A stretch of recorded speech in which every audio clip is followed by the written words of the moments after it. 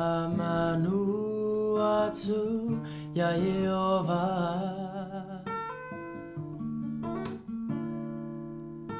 O mea o mafoi o I totonu ia te au ia whamanu atu.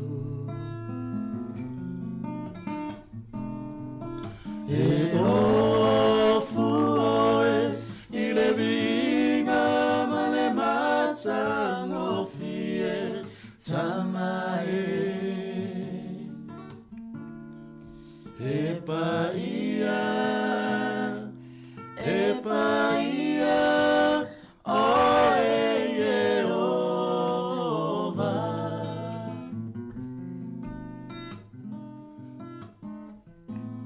Lo'uanana fa'amanu atu ya Yehova.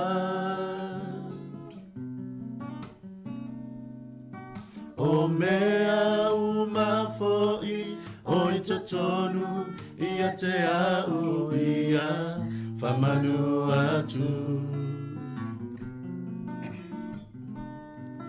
E ofu oe I le vinga ma le mata ngofie tamae. E paia oe Yehova. Ia fai pesenga I lo sua fai sili lea.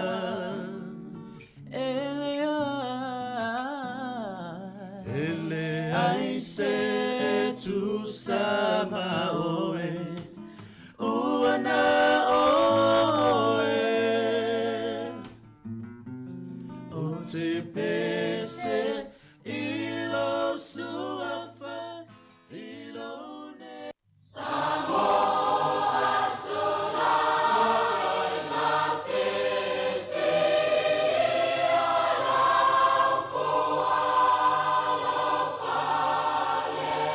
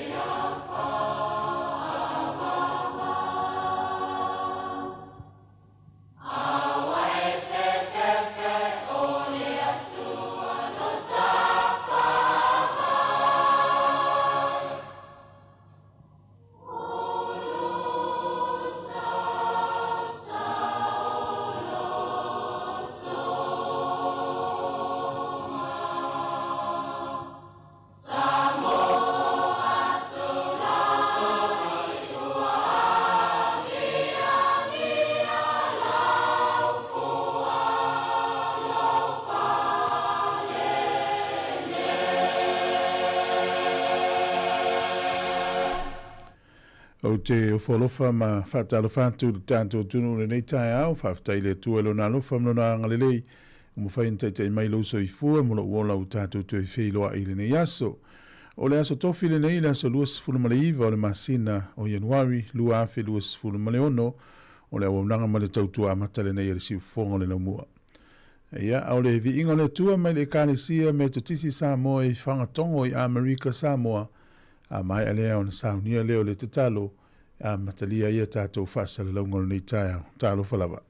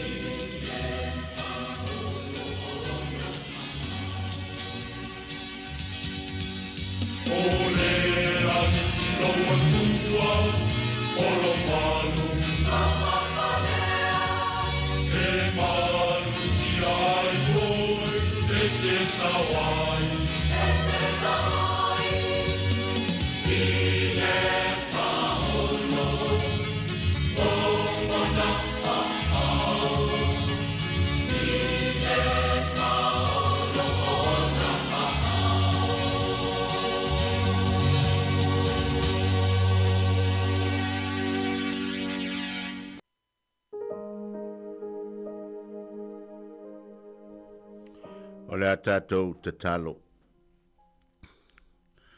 Le atua lo mātou te māsi tiri ese. Yesu Keriso lo mātou wari whaola. O lo lava nganga pa ia o leo lo tautua lua ina pea lo mātou wola. Mātou whaaftai le nei tūlā le tai au. I le ala whai mai o lo watunu i whaangunga le lei. Wa e mo moli mai lo mātou wola i le ola fou ma le marosi fou wha fou wina li nei tai au. Se aso fou i e whao popo i aso la mātou whainga malanga tau a mata li nei tau sang. Lea mātou te rangona e le wha mawalalo mātou loto i o luma li nei tai au. Mātou te watu ai le vi ingo le wha manu o le wha aftai ma le wha neetanga. Wa lawa fio lava o le atua pule au e whaalia lava lau pule i so se mea le langi ma le laro langi. O mātou whaaftai, o no mātou au lia mai le nei tai au, i le manuia ma le fia e tali tonu foi, o tof sia uma foi lo watunuu, i au whamanianga, i le nei tai au i le ala whai mai e sauni atu i whiau mga luenga masani. O mātou tamam tina mātutua i tonu mauta malawa o lo lato whaia pēr le whaiva te talo ma le tāpuai. A wale alo whaiva o lo watunu. Whaaftai fōi ona o mātou whanau. Lo lato iei pēr le neiva i tau o whainga malo o longa ma tāpena pena tuai lo lato o lao a oina. Ia wā fōi le savalinga fōu le nei tau sanga. Mātou whaaftai le nganga pa ia e tau tō luina pēr le ulufafo ma le ulufale. E le ngata i leo lo wolo fatu noa e tuli loa i nai pēro mātou wola i so se taimi. E wila wafoi na mātou wala whai mai nisio i mātou i whanoa noanga o nana mananga mariu maleoti. E mātou te tali tonu lava le atua o taimi ia mātou te langona i le lotolotoi mai o lawa fio i lo mātou wola e ala i lau wha mawhanwhananga.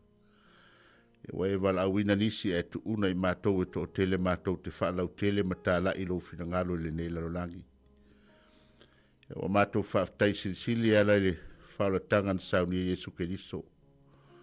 O lo lava alo pele wa e fo ina mai na ia le whano se tasi e whaatua ia te ia. Ai maua e mātou uma le ola e whaavavau i e saunia i tala atu le oti. Le mātou te whaaftai ai oe e tu maulevi inga o le whamanu ma le whane e tanga i lau fio i aso uma o le mātou ola. Awa mātou te talo le li ia le nei aso i whiau mga aluenga ma le whingasoloa i alo watunu. Ia e whamanuia ia i lato uma ia moa au muri au lau fio i so se mea mātou te iai. Le tautua whai pēa le nei li tio le li ia wāre whaalau te leina le li ia o mea tutupu, mo mea o le a tutupu, mo mea foi wa tutupu. Ia e me se foi o nisio whaairoanga wā lava le tautua whai pēa i whaafonga alo watunu. Ia e whamanuia le sunga le li pule ma le hawhai ngā ruenga. Ma wa pēa le malosi e mai se le to mai lau fio. E mwhai e o na whaatino ina le ngā ruenga a wāle whaafonga tāpua e o tangata. Ao nei mea uma mātou te whaia le li ie. Mātou te whaia ina ia mawalunga i pēa le vi inga o oelo mātou atua. Tātou ma lau fio le nei aso i fuafuanga uma. Ia amata mea uma i le fia whai u le manuia. Ai whaatele i pēlo vi inga i leo noa. Ia o lea le mātou te talo, E la tu lava ia Yesu Keriso o mātuari mai whaola o ole mwala awa tuai nei. Amene.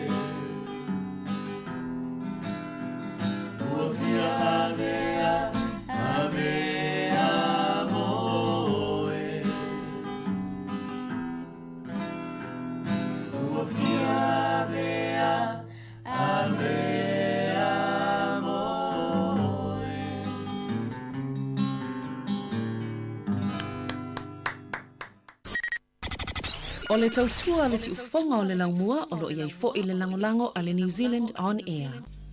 Ia la o pesa tu loi vivi o vai fanua ngā tai fale ma le vao matua a toa matulanga whaalupu peina o lo tumalo.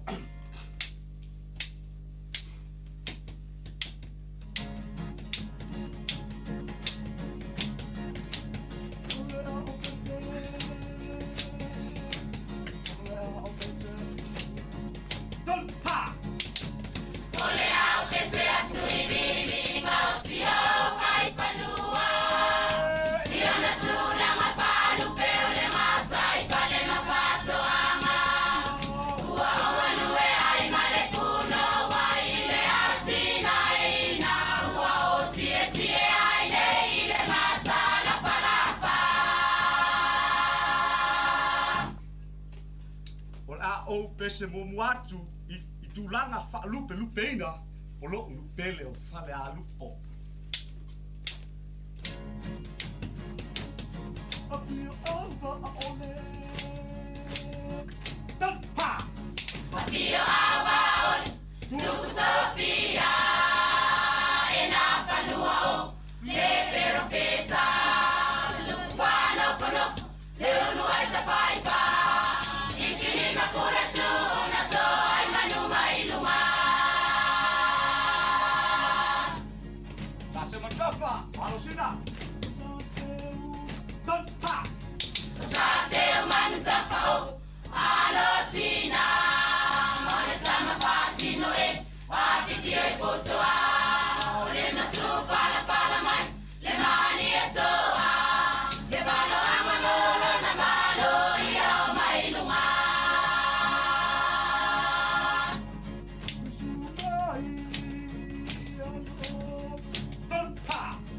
Sumayalo, anituanai, wai au mapoma, wale tamoai, wale olole, matataua, le matatanule, suai ole mafa. Mapuna fanua. Don pa. Fiore maupuo, na fanua, le mafasoliama, le foa I mea, otui maoe, whapea pesita, o tapusita e awhiwhia ai tamana. Le matua ia la mustele.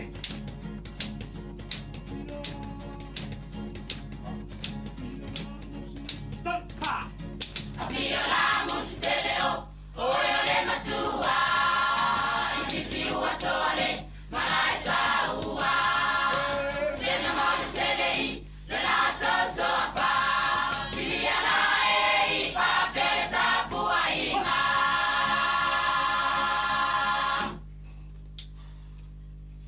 Ia ole au a mata mai I yo fatu anga.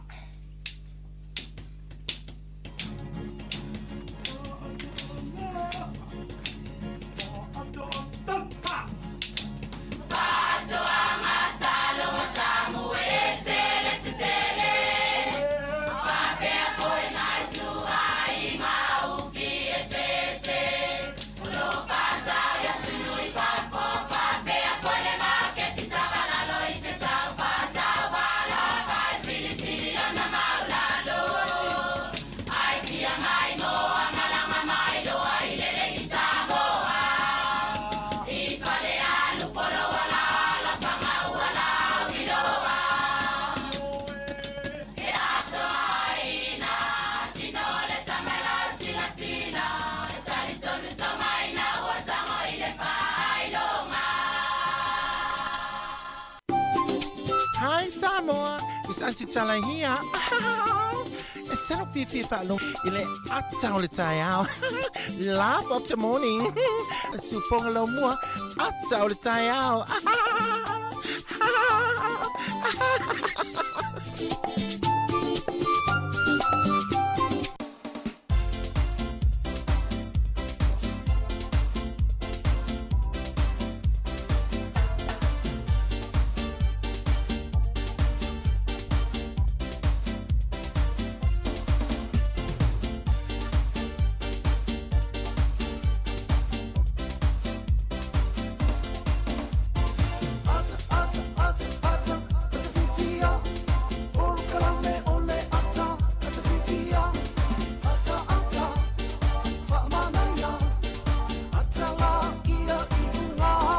Ole tata por kala mel ata le taia o le nei tata tu fe lo i lungo pe ule e pe ona manolo fa sa longa na fila o uli o taia o le nei o la stofila se lus fulum le iva o masina o Januari lua filus fulum le no manatu ya o le na ua e al fa mai le nei taia o tata o New Zealand nei e manatu pe lua le tolu i tu la le va ve tata o le taimi Australia ya le taimi tu sa tata o Sāmoa ya malola vol fo la umluia ya manatu le o se e lava lo tatou sa toi lava na ya so le toi na mai ale o le masino Januari e ona tapena le o tatou le sa nei le masino Februari e folo fatuel por kola mem faftai toi le tunu le o mai e tatou fa se le longa mai le son foi o le sforili e o le nei tai au ya malo lava fo lau faftai lava le nganga i le tua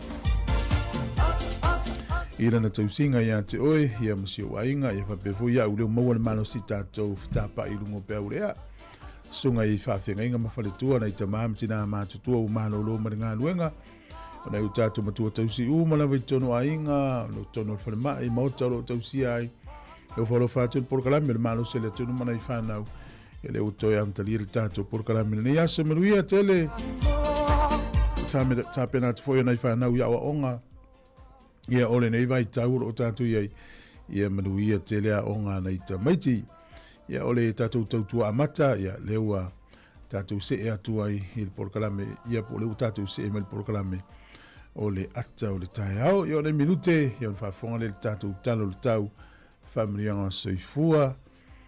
Ole swing ole tupe mo lātou e la fua lātou se leni. Ia e le ngatai lea.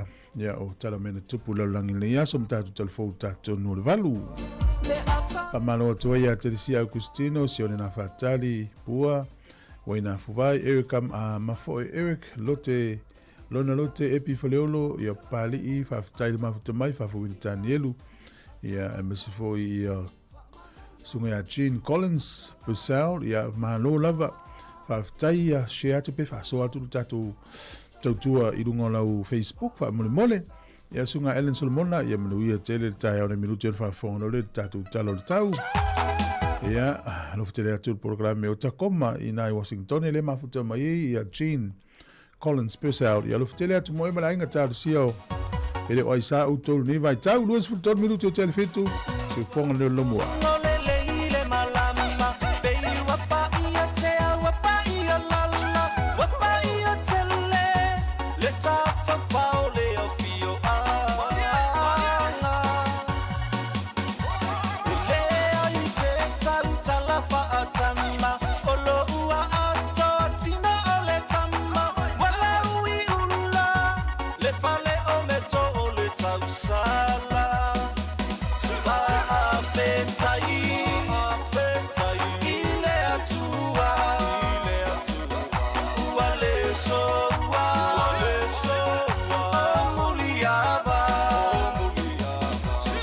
Santa Toa ese a ole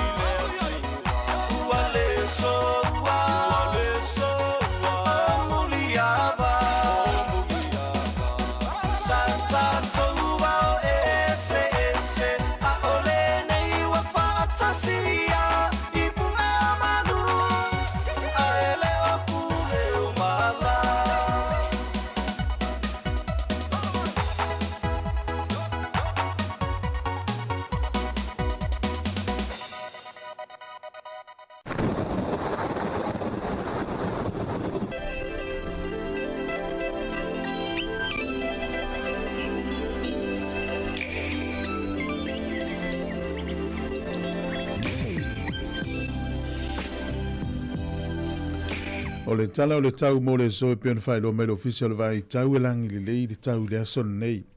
E langi le lei le tau le aso atai au. E o atu le aso sa o le aso ngafua le vai aso fau. E e nai timu. Ka piti manu tu whanganui Taranaki.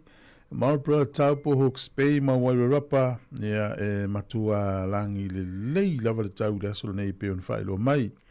O le malulu le eo lo whamawina inu nei a mata mai sifuru tasi anga i lunga lus fulu a le lunga lus lunga sifuru lima ma sifuru ono. E a mawhanwhana lo iai i le lus fulu mani lua anga i te lunga lus fulu valu. Lu fulu valu le iai i a Hawke's Bay, lus ufitu le i Marlborough. Ia ona wawaile i au kilani le soe langi le lei tau peon whaelo mai. Langi le lei tau le moto i saute. E fisuisu ia i wingo le tau Dunedin ma Invercargill le nisi o taimi e timu wa ia le mata le lai nisi o taimi. O le wawaile fua le malulu le moto i saute fitu anga i lunga sifuru wha e a mawhanwhana sifuru malvalu. Wha solo atu i lunga lua sifuru male lima. O le au te lengo le tunu ne yaso e matele ina langi le lei le te le vaenga le tunu. Iau te ilo lava matele na umata whaonga le wato i fo i ngā luenga ma onga o le nei tau sanga. O le wawaia pia i le nei aso e whai titilia e lua sifuru lima le fua le e mawhanwhana e lufuru iwa le e vevela. O le angoto i fo le lai le so Wellington e le toi sifuru tolu minute le iwa nane le fiafi e oso e le la tae ao lua sifuru tasi minute te ai leono i le tae ao a tae ao. O le fua le e maruru whamawina i Wellington e manutua oi fitu anga i lunga se fulu ma le lua e a mawhanwhana se fulu ma le ono anga i lunga lua sifuru ma le tasi. O le tala o le tai le so, ia, mo la toi whangota Wellington e pe le tai nei le valu du tai au sua le tai, te au le lua i le au auli o na toi pe le o le tai lua sifuru wha minute te le valu nane le fiafi i Wellington e.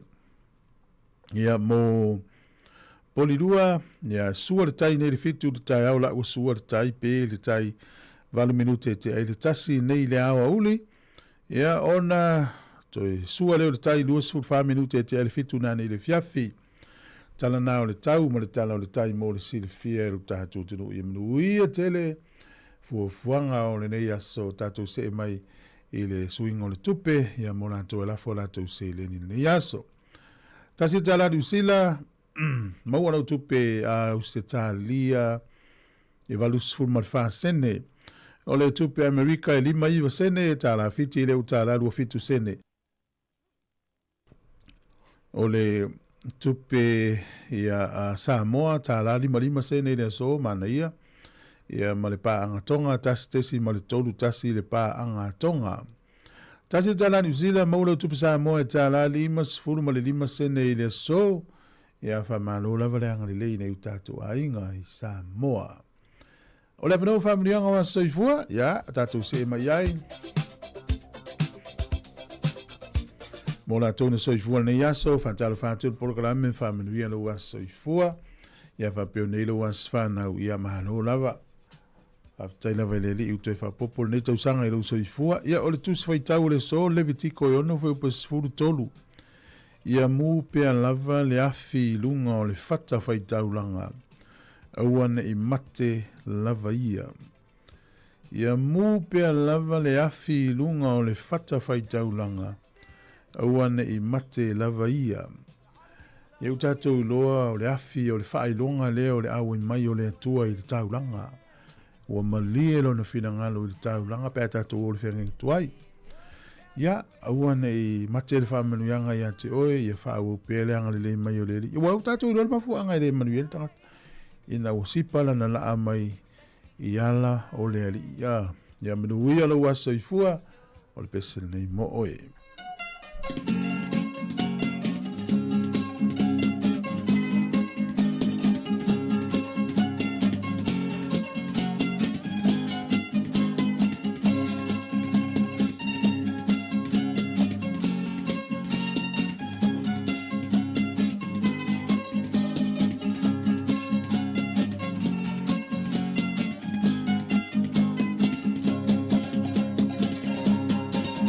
In my time.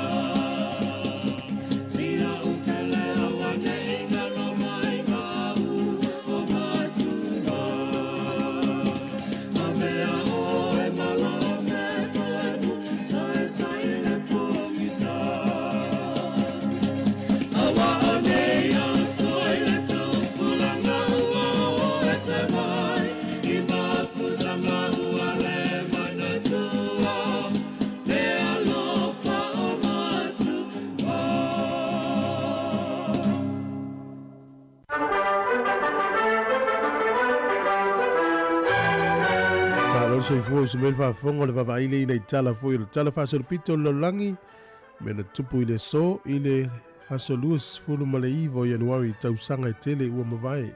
Ole asole nei le tausanga tasi valu fas fulurua, tasi valu fas fulurua.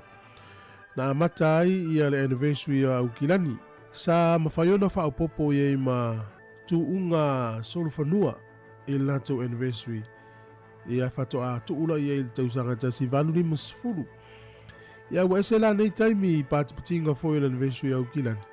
Tele lava ina le to ye ni fa amla tunga tele fa pe faia. Ia pe wa mahalo lo mai tangata ma o ta fa wai. O le asol nei le tausanga e tasi valu limas fuluono. Fa ilonga tau aloa maulungo le Victoria Cross na fa tūlanga i le asol nei. Ia e tau au atu i la tau e mawaina. O le kompania le Coca-Cola i le sol tausanga tasi valu ivas fulumalelua na aloa ia i loa na avea ma company i le tausanga na tasi valu ivalua i te tonu Atlanta, Georgia i Amerika. O le asole nei tausanga tasi iwa o le American League, ta alonga baseball. Ia na tatala maamtadia le so e valu au na au fia i na tatala i tonu nule o Philadelphia. Tasi nei ta alonga ta alo i tangata milionea i Amerika. Leva tele la, tasi iwa i le so, ia na whaatu langa i le fo i ta amirisanga. O le sol tausanga e tasi iwa tolu sifunu male tolu, na tofi ai el Palestine si amani temin na o lona suafa o Paul von Hindenburg. Na ia tofi ai ia tangata le Adolf Hitler e faima pale mia o le malo si amani. Tausanga tasiva tolu ia tato iloa la tala ango hiti la ia na matua mata utia i tausanga mulimuriane. O le tausanga tasiva fas furu tolu le sona feto ai ele va ani usila e tau le kiwi. Ma le vaa sapani po le vaa maulu o sapani. O le sol tausanga tasi iva lua na whaeloa i le Palestine a Lucia le nā taimi o Boris Yeltsin. Fuafuanga ia moana mea tau wha niukilia o le a wha titia lona fausia ma lona wha taitaina. Ia o mai lo tausanga tasi iva ono whaeloa lo le Palestine sa ia i taimi na o Jacques Chirac. O le a le toi whaatita ia whalanini mea tau whaniukilia. O le luafe maletasi, i le so, whaita uafe tamaitia aonga le nuulo Indonesia, na watu ilumo le pālemene ma tau mawhai ave sea lo lato Palestine na iai, o na whainga pio sa a fia ilo na ingoa.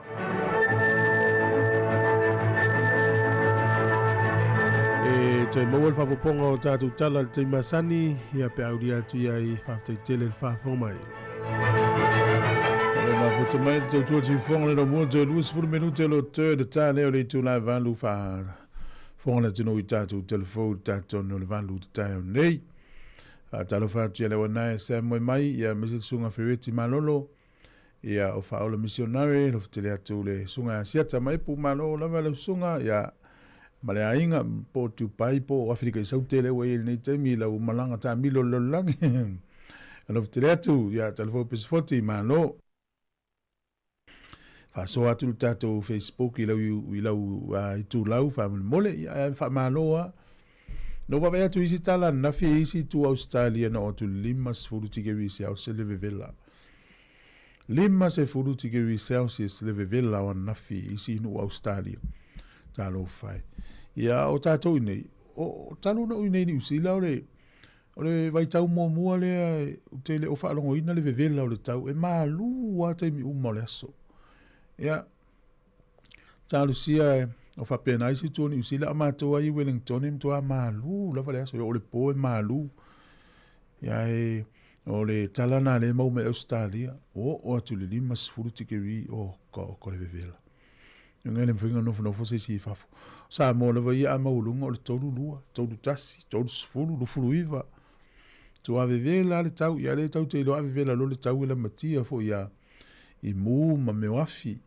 ia o tatou ia le ma vai atu lo longa so longa ele ia o lo mafti ai per tatou tu New Zealand nei ia tonu le vai Wellington ma polidua ma vai ngolo il tatou ofisa ia lo le me uma fa tai lava le mafuta mai fa tai fa so tatou Facebook ma YouTube Ia manuia foi ia onga le whanau ni aso e file mua la tele fa tuele pisi.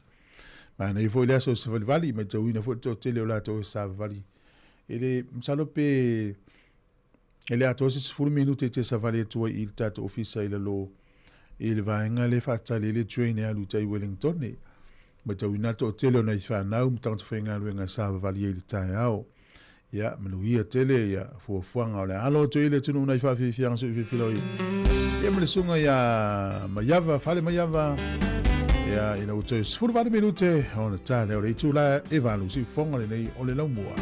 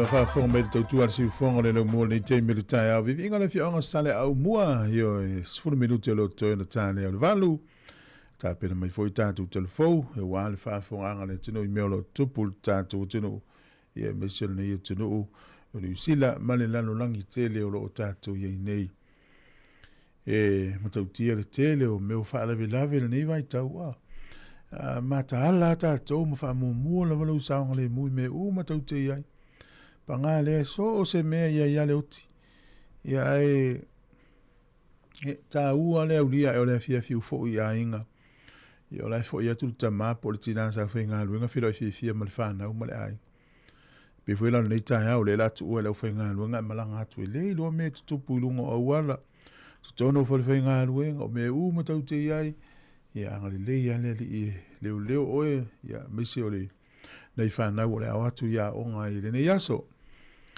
na o fai tau I se tala I le nei vai aso nafi no fai tau tala nafi pe o le mata I tu le tau lia le whamanianga lea le tātou o tunu o Sāmoa o leo mai o tātou tangata mai Sāmoa ma le Pasifika e whainga luenga I New Zealand leo o tātou mautino o lo malanga foi tātou tangata e whainga luenga I Amerika Sāmoa o le wheseli o le mea o le ini tangata I Amerika Sāmoa e whainga luenga ia o le tari o te leilo Po le mele fi whai ngā lue ngai tangata. Ia a ua maua ila mano wha auro. Tātou tangata mai Sāmoa tūtou tasi o mai ngā lue i whalei ai tutu ila. O le me whailane e tupu ine New Zealand ma Australia. E tele ngā lue ngatau wha atoanga. Ia ai e fiu e tau anau tangata o whai ngā lue nga. Ia ne le o mawhai ona maua e le o mawhai ona wha amalia i nai le vaenga le o wha atoanga. I tangata o atu e ngā lue e mise le vale teimi e tau wai fua o wha ele leanga o wha atoanga. Al mele o mai tau ina. Pe fōringa mai e ua nā lorua te ua le intangata mai Pasifika. O le vaenga le mai tai tuina o le taunga tā o le teimi nei le vainga o tangata i o mai. O matansi ise i lunga le vainga o la tau. Ia tarusia ua ne i ia whaina ia le whaamanuianga mausi o tātou tunu. Mai tauina lava ia o le tele o nei ainga i Sāmoa wātia e ia ona la tau ia malanga mai ngarunga whawai taimi. Le ngatau whale whasimanu ia o whātoanga ia manisi au nanga ta tele uiloa ai pi o le vaenga le na. Ai malanga nei lei Sāmoa o le tele o tangata su ewa noi o mai ei. Ia maua lolo ava noi te saunga nunga whawai taimi tama le lei, teine le lei. Wha maoni lai whaatali mai e tina amta mai ti Sāmoa ia po le tamafo i muta mai ti. Ia po lai whaatali mai si au tau tonga i Sāmoa e. O mātula u taimi i nei e luatu whailu whai pai po. Ia mo ele te malanga mai lava ele i eisi a inga le te lai te awa noa. Ia. Nā ua i lol me taun whai. Mai awa o alua i me lua. Sa ua i nesu e maritofi i nei ia oi e tau fia na me mana ia. Whai sa poi ponga la poa. Na au wha la poa au tong tātou i fuanga. Mai alfa fianga nei mai le fionga o iwa i sawa i ia o na tātou watu lo rei tātou telefou le rei tai au. Whatara whātu sunga ia whale tangwa i. Ali o ainga ia manuia tele nei aso whaafutele mafuta mai le tunu. Ia o le tautua le nei si fonga le no mua.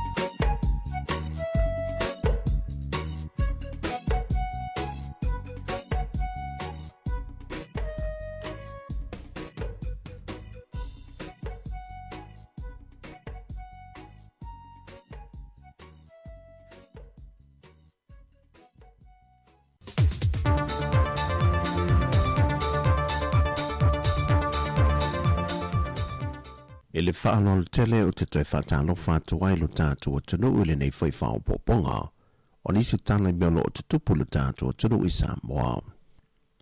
A o iei pe lava le mtanga luenga o leo male malo, e le polkalame le whaataa weino le se furmale lua masena, o le te atu i whala au whaasaina po le whaao fi mai lo tātua o tunu.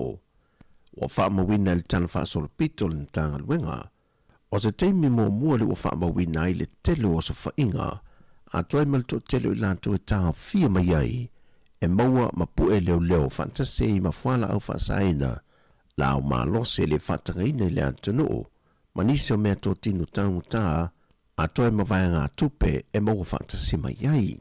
I le vai o sa nego whaalau i loa e le fionga i le suikom seno mtanga renga o leo, le i antau sa amuelu a whamasanga, e tō tōlu se fuma le fitu le isi wha o poponga le ua pue leo. Mai isi ano sa whainga e walu. Morsi le fia o le update ia mako o sa whainga leo e ala i whalau whasainga. Mai le asa sulu i ang wali, kau sangar ngai se pa ia, le asa rusu fiko i ang wali lua afe, lua ongol kau sangar ngai. E walu ia o sa whainga sa whakingo ai. Mai le vale le asa sulu i ang wali kau sangar ngai, angai le asa rusu fiko i ang wali kau sangar ngai. E ko su fiku la ko nga moli ai ko fiku la ko nga moli mai es fa inga ye ban e ko su kasi ali ya e ongo ka mai ka ko su kasi ali ya e ongo ka mai ka o le su fiku sanga le la kiki le var su fiku sanga lima su fiku sanga makua o la ko sa moli ai ma o me sa ma wale ko si sila yai o se vai ngo fala o fasai nga yai maluang le aisa ya pai pai u le maluang ya me se fo ia le penga pe ko si sila yai ya ma se le isa si se mer ke mo ros fa inga leo ngo fanga sa fa kingo yo fa inga ia e val sa fa kingo yo fi ngo si usenga e o fale la ngiu lo ko pa e o karfa kai pia se le ufi piu fale ali lim sapunga e am solo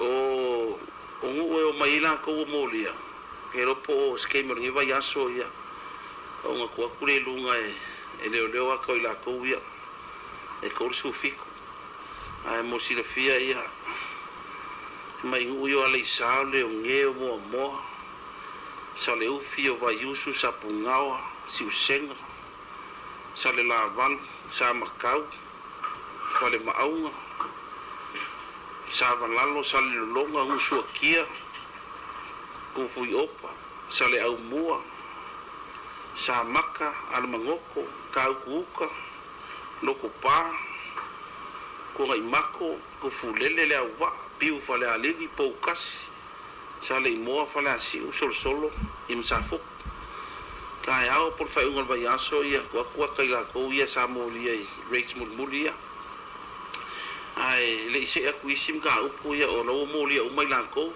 O le asoiva ma le aso se fulmale o no le masino February, o le avala a wemata au po i lantou nei luma le whaamsinonga, i mōdianga le visota inga i whala au whaasai no le aisa, mai o se vaenga fo ina whae loa le antawa, e mo mōdi e pe lavalo na nganga fia whaafitai te le atu, i mamalo le atu nuu ma fio anga, po le ngā li ma whai puli, i lo lato fesoa swani le ngā luenga sa ilian tanga luenga leo, o lo mawhai ona whaafai ngō fia le reportina mai te tonu, o no whanga mai lantou, o lo whaatawina le aisa i te tono le atanoo.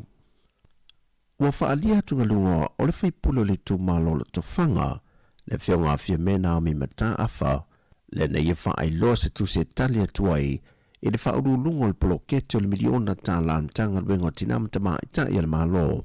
Lea e manatu o ia, o lo hatangia le whiwhili ina o ofisa silio whonu whaavae, le te tusa umoi tumalo, mai o se tūlanga e manatu o ie whaai long lanu, e pei o se tasi o vaenga na ia ua le tusi, e le taito o lua o taitei whonu e nisi o tumalo, o le taitei a ma le taitei pi, ma o tumalo i au le vaenga whaupawhai le JPP ma le SUP, a o tumalo ma le vaenga whaupawhai a le whaatuatua le tua Sāmoa o tasi, e na o le taito tasi ala tu teitei fono.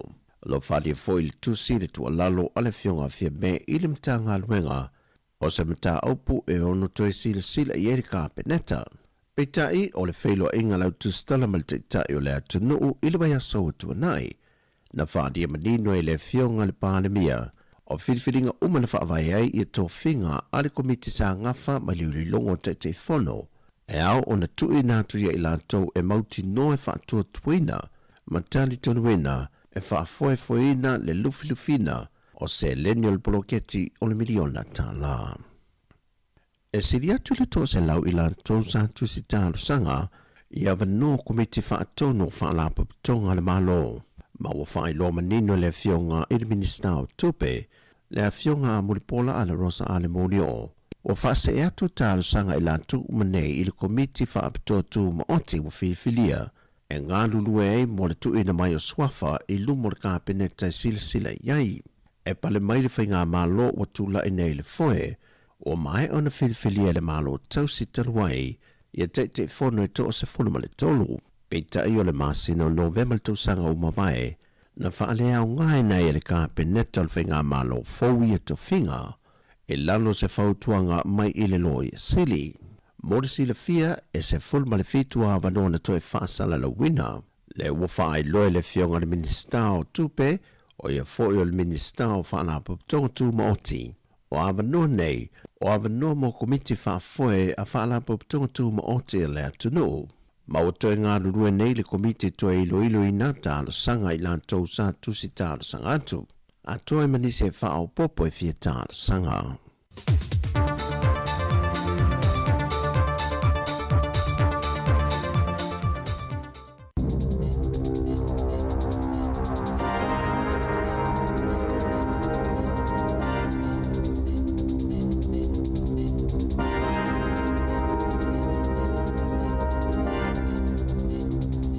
Toi whaatalo whātua le whaapopongo talafou mai le si uafongo le lau moi Wellington e mo le nei tai ao, aso lua se fuluivo Januari lua fe lua ono.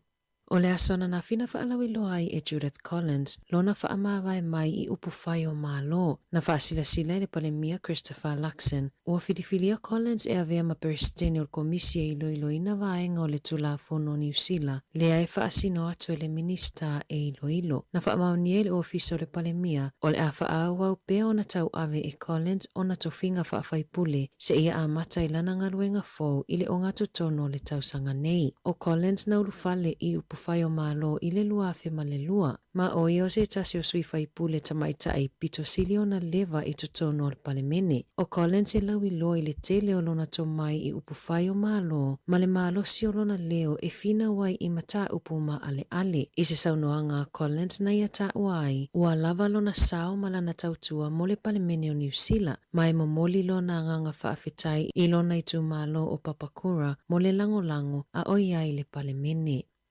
Ua whaalea o ngā ina whaalilo e New Zealand fuafuanga na fuafua e tatalai awala fōu mo tangata whaingaluenga mai le Pasifika, i lalo o ngā luenga i whalewhasi manu ma whaleia e peona whaalia i pepa o whaamatalanga a le Radio New Zealand Pasifika, i lalo le tula fono whaamaumau ngā loa i a New Zealand. E lua i tu ai ngā visa mo tangata whaingaluenga mai le Pasifika na amata tu ina atu i a te se malua a whelua 5 o le Peak Seasonal Visa ma le Global Workforce Seasonal Visa. O ia visa fauna whaatanga i tangata whaingaluenga mai le Pasifika e ngā lulue i whale whasi manu ma whaleia mo masina e fitu. Na whautua ina le matangaluenga o le vai whafo ma whi whaatawa inga le kapeneta i a iulai. O le asuia e le Peak Seasonal Visa fuafuanga a le whainga māloa le Labour le nei ei poro kalame mo le Pasifika na folafola i le lua whelua lua. I se pepa whamatalanga mai le ofisa whai pepa malanga New Zealand na whaali ai na iai se malilienga ma le whainga māloa le Labour e whaupopo ai le isi ono se lau mo ngā luenga whaavai taimi i whaleia ma le toru se lau lua se fulu mo ngā luenga i whale whasimanu peitai. O le awhelima se lau wha se fulu tāla mo le PSV visa ma le iwa se lau lua se fulu tāla mo le inisiua o le papui lea mo tangata Pasifika e mawalu ngātu na ilo le tau le visa masani mo tangata malanga mai inga luenga whaavai taimi lea e tolu se lau 5 se fulu tāla. E tolu aso ia Februari ua fuafua le au whaingaruenga ale e New Zealand le ngā lulu e lungo le pi fitu ma le pi fitu walu fitu e le whaingaruenga ai o se vaenga o la lato te tee o le aso se fulu tasi, se fulu lua ma le se fulu tolu o Februari ua fuafua ai le te tee. Whaalia e le asosio tangata whaingaruenga e lungo wa alele New Zealand ua whaupopo le tele o ngaruenga ale au whaingaruenga e lungo wa alele e le mamao e tolus fulu walu afe futu ile ea o le vaaya le leilea o tangata malanga. Ele o lava le tutongi o lo o tutongi ina atuai ele ea New Zealand i tangata whaingaruenga i lungo wa alele i malanga whaavao mahalo. Ua le wauna fina wina ele au whaingaruenga o la tau tutongi ma ole a whaau wau ona te tee e tusa ai mali poti. Ua matau na poloka a wala i loa hat, ona o ngā luenga toi whaau wau ona whau, le ngā luenga tasi te sima le 5 piliona tā la. O whetaula i ngā ala i te waitaka mori o te awa kairangi, le asai ai le poloketi o le River Link, whaalelea fo i manisi o ngā luenga tau le eletise a wala, whapea ngā luenga i a wala a le pule ngā nuu. O le ngā luenga tasi te sima le 5 piliona tā la ua wha ngā solo, e pui mai ai le a ai i lolonga ma tā whenga, whaalelei whetaula i ngā ala mō pasi manu fo afi, whaapea awala wila ma awala savali. Ua wha ngā solo fo i ngā luenga mo le whaalelei o whetaula i ngā ala, mono fo afi i Melling, e wheso o ta ai le taulanga, ma le awala numera lua. E tolu aso o tau sa ilia le tau lea lea whase furufitu tau sanga lea na ta whea malana ta avale, ina ua i kolosi i le vai o loo pā i Mahurangi River. Na lipo tia na whai malanga te kani maheu aropati malona tei, e anga ilinga nuenga i se nofuanga la tāne, ai mawai i tā whenga. Na tu lei aropati whafolo na tei, lea nā laiona sao, ai ta whea ia i le ta avale. E pea ma le luaselau mita i tutono le vai na mawai e lona uso, pe ona iai i li poti. O le kuata pe la loifo le numero o tangata New Zealand, ua le toi whaatua ina le au nanga leo. Pe i ona whaalia i se su e ngala tamaya le Radio New Zealand, e su e ina i fina ngalo tangata. O le telo manatu whaalia, e le i whaawai mai i le mata upu lea na a fia e Javon McSkimming. E lua se fulu te sima le 5% na tali mai, o lo lato whaatua ina pe le au nanga leo. A o le isi to a tele, ua le aiso lato tali tonunga i le matanga luenga leo. O le whai ungo le masina foe a matafa a mamalui nai tu la fono fo mo tangata sitiseni i Peritania. O le amo o mia le iai o le tusfolau Peritania mo tangata sitiseni. E whai malangai i Peritania pe au fuafue asi le atunuu. Pe ona iai se folosanga ale komisina mawalunga o Peritania i New Zealand ia Iona Thomas i le asona nafi. E to atele tamaiti matupulanga talavou o le afa a whainga tau na whai malanga i Peritania pe a whai na whananau i New Zealand mai i mātua i umia sitiseni Peritania. Sāmoa Thomas o le ale mawhai o na whaonga se ETA pe ale ai se tusifolau Peritania. Ua toi whaia ni ilo ilonga i le toi whaia lea o ni ngā luenga whaalelea mo le polokalame lea e whaonga mo le laina telefoni mo whaalawelawe whaafua se i le tasi. O le polokalame o lo whaonga aina o se polokalame tuwai na whaawai mai i le awhe iwa se lau 5. Ua whaatau sanga o wala au le matanga luenga o leo ma le fence ina ia whaia ni suinga i le laina tasi. Whaalia le au whaitofa, ua tuputele le whaafitauli i laina o le tasi, tanu mai lea whao Gabriel, lea ua whaaluaina i solonga ele i mauao, o lea porkalame na whaamatalaina i le au whaitofa ua tuwai, ma ua tele ina motusia wala au e wha o atu i taimi o whaalawelawe whaalena tura. Ua whaadile le fia o tangata no nofo lata i whanua tanu i o tahuhu i Aukilani o no le tele o la pisi e la foa ai i whanua tanu. O le aso luo le vai aso neina mawai e se tangata e nofo lata i le whanua tanu ni mea whale tuwai o lo o la foa ai i le whanua tanu. Na whaaliere pule ngānu o Aukilani e whaase lauta la e whaasalai tangata pe a maua o la foa i la pisi i nofoanga whai tele. E to alua tangata maliliu i le helikopa leana la vea i pai kakariki i le tae awa na nafi o le pai late malana pāsese na maua ua maliliu i se taimi muliane. O le vaenga leana la vea i le helikopa e la taipuke Ropei na la vea i fo i le isi helikopa i le Anzac Day i le lua fese fulu. Tala fōwia mai le si ufofonga le lau mua mo le nei vaenga o le tae ao.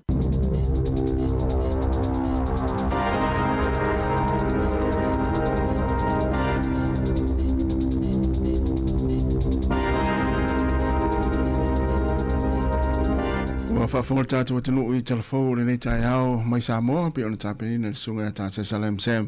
Ia telefo si fonga lau mua tino mai ana whaasolo. 15 minuta te nei le tula valu. Ia te whaamalo atu tātou atanu nei tai au fau malo se fomuria. Ia pui. Ia malo ale on sai fo ngā luenga amata nei tai au. Tai lava ia tātou I whilo I whulni aso. Tātou sio I leo ti ngā whonga o le tino e whaafonga mai bawa I mai a tā ua. O manuia mai. Ia, manuia whaftai. Malo Wa le wai atu tau o so ele lana ni tai au. Ia. O wala wanga naro fisio le vai tau e lane so o tu le sa. Ana ia. Ia le song fua le valo ia ina I timu. Ia. O te lo fo I le suinga I le si lua sulfai tu la uluma. Moi.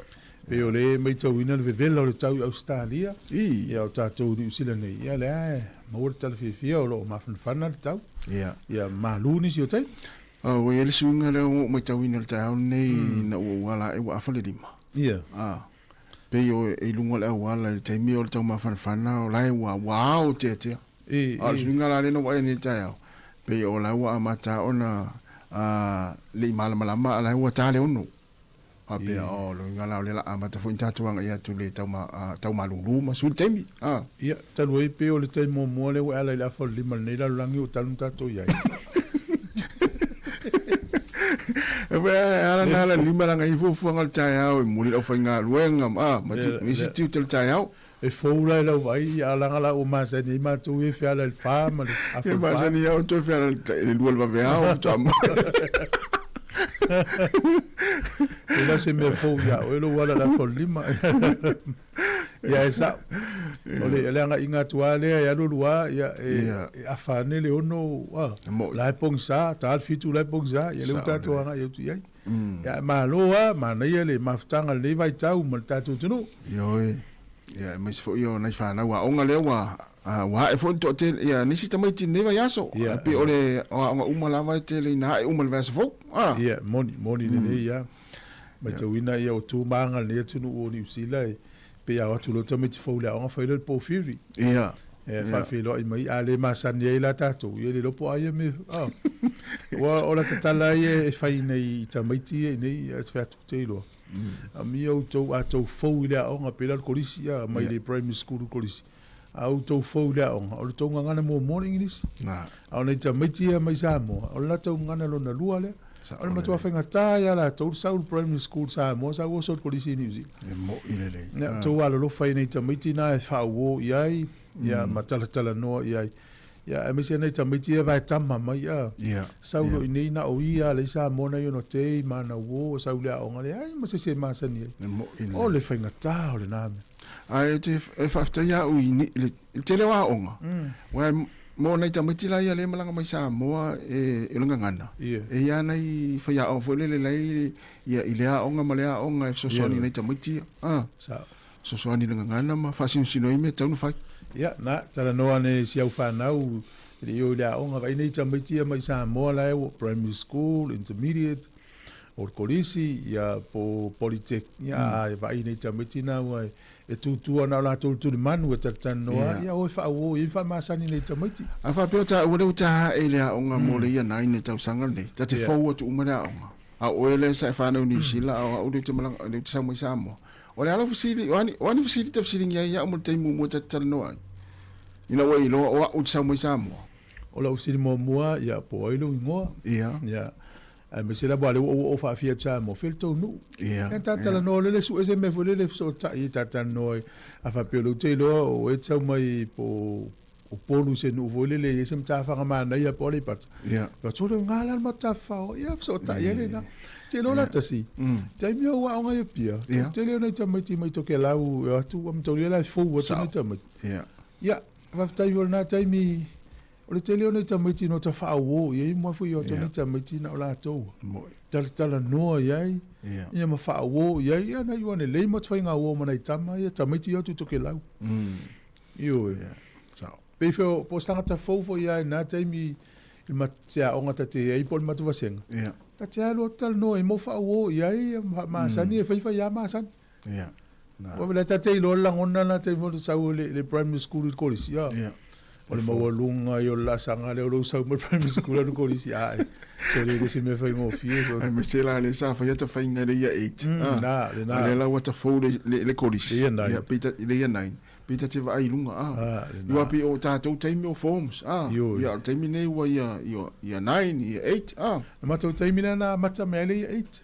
O matou la form 2, form 1. Ia. Pengalanga sui me lia 8. O na vai il malo taimi na me yo forms. O fai si ma tu o tanga te ala 8.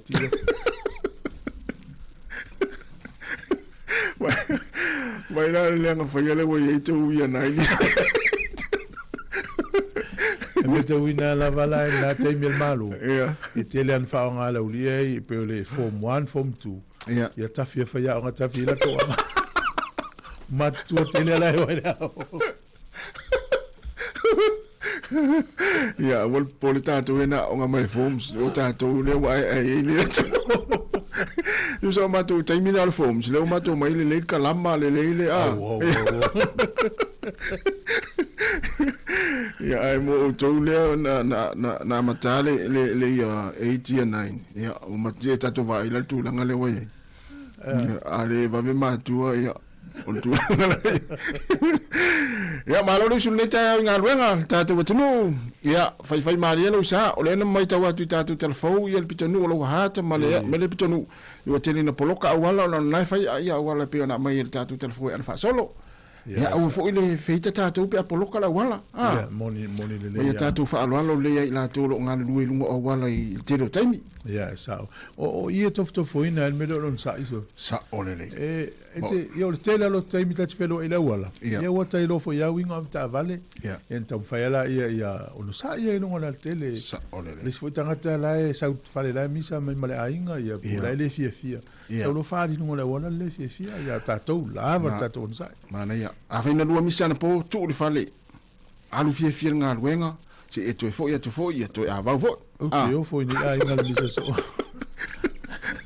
Ya la tatou se ya tu fa fia nga mali so tau tu fa la ulo. Mana ya. E uni ngalo fa mo le tatou litiona nei le fiafi. Ya uma lo tatou pese manai o nanga fa la ulo. E tatou fa la tele atili le tatou noi. Mana ya. 2 minuta te nei le tu la valu.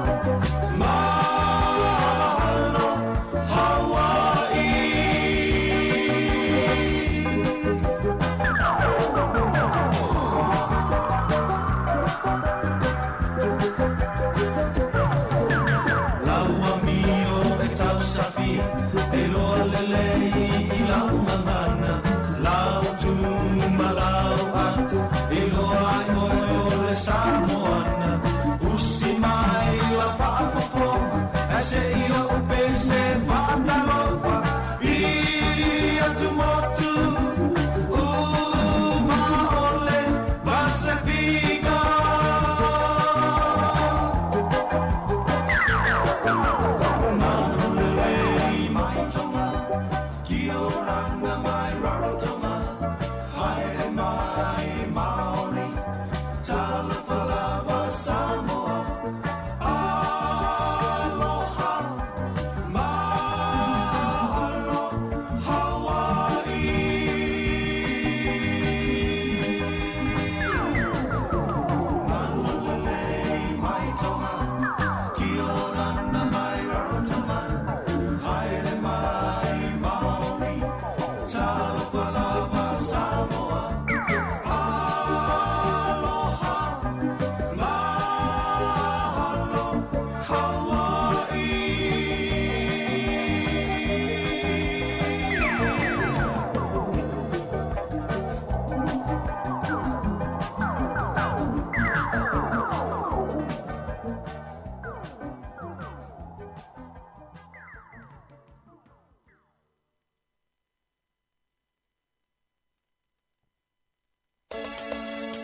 O mawhai nei ona whaatau top up al DigiSal li lunga le website le ClickX Pacific. Mawhai fo ona la fo ilau se eleni le mai cash al DigiSal li Sāmoa tonga whiti mavanuatu i le fi e na o le 5 tala. E le leile rate i aso taitasi mai whaingo fie fo ona le sitala ai oe. Asi asi le website www.clickx.com. E lafo ai sau top up al DigiSal. E lafo ai fo i sau tupe le mai cash al DigiSal li Sāmoa tonga whiti mavanuatu. O li si whaamtalanga whaafsata i le o lua tasi, 5 tolu whawha. O lua tasi, 5 tolu whawha. Sekia, DigiSal.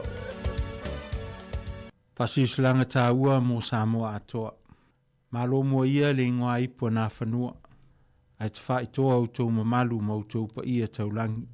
Tā lele ia au tau tūpu sā, tupua tausi ma tupua tū mau. Wa o lea watoa i ulula le sā o le sanga lala. Ina uali i le matangi. Ona mātou whaatulou lea i lau whaafunga anga Sāmoa. Ai fia tautino le solo o le tamāloa. I le anganga māulunga o le fia sa ili māloa mo Sāmoa mo ona tangata. O lea ua tatala mai e le fionga le fonga fitalai o le Palemene o New Zealand. Le fionga i a Honourable Jerry Brownlee. Se hava noa wha auro. E momoli aloa i atuai le Palemene o New Zealand le tārsanga sainia po le petition mai le fastful 5 afe o tangata na saini lea tārsanga.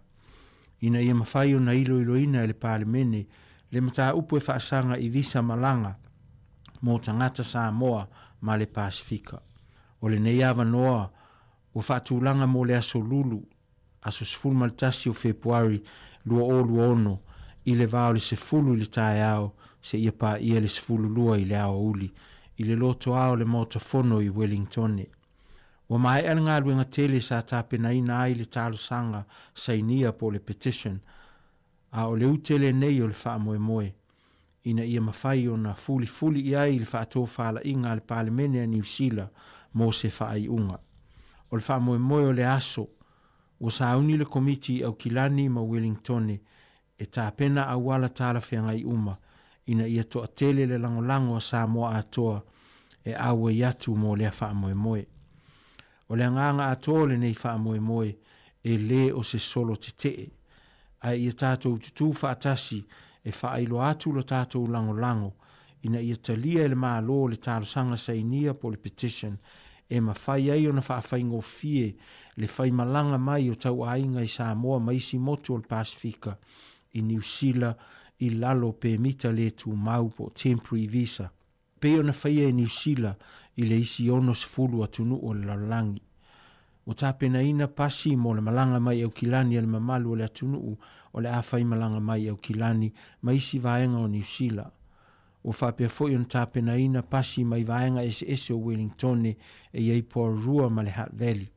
Ina i whaafai ngofie fe malanga inga i le aso mo le mamalu o le atunu e lango ina le wha moe.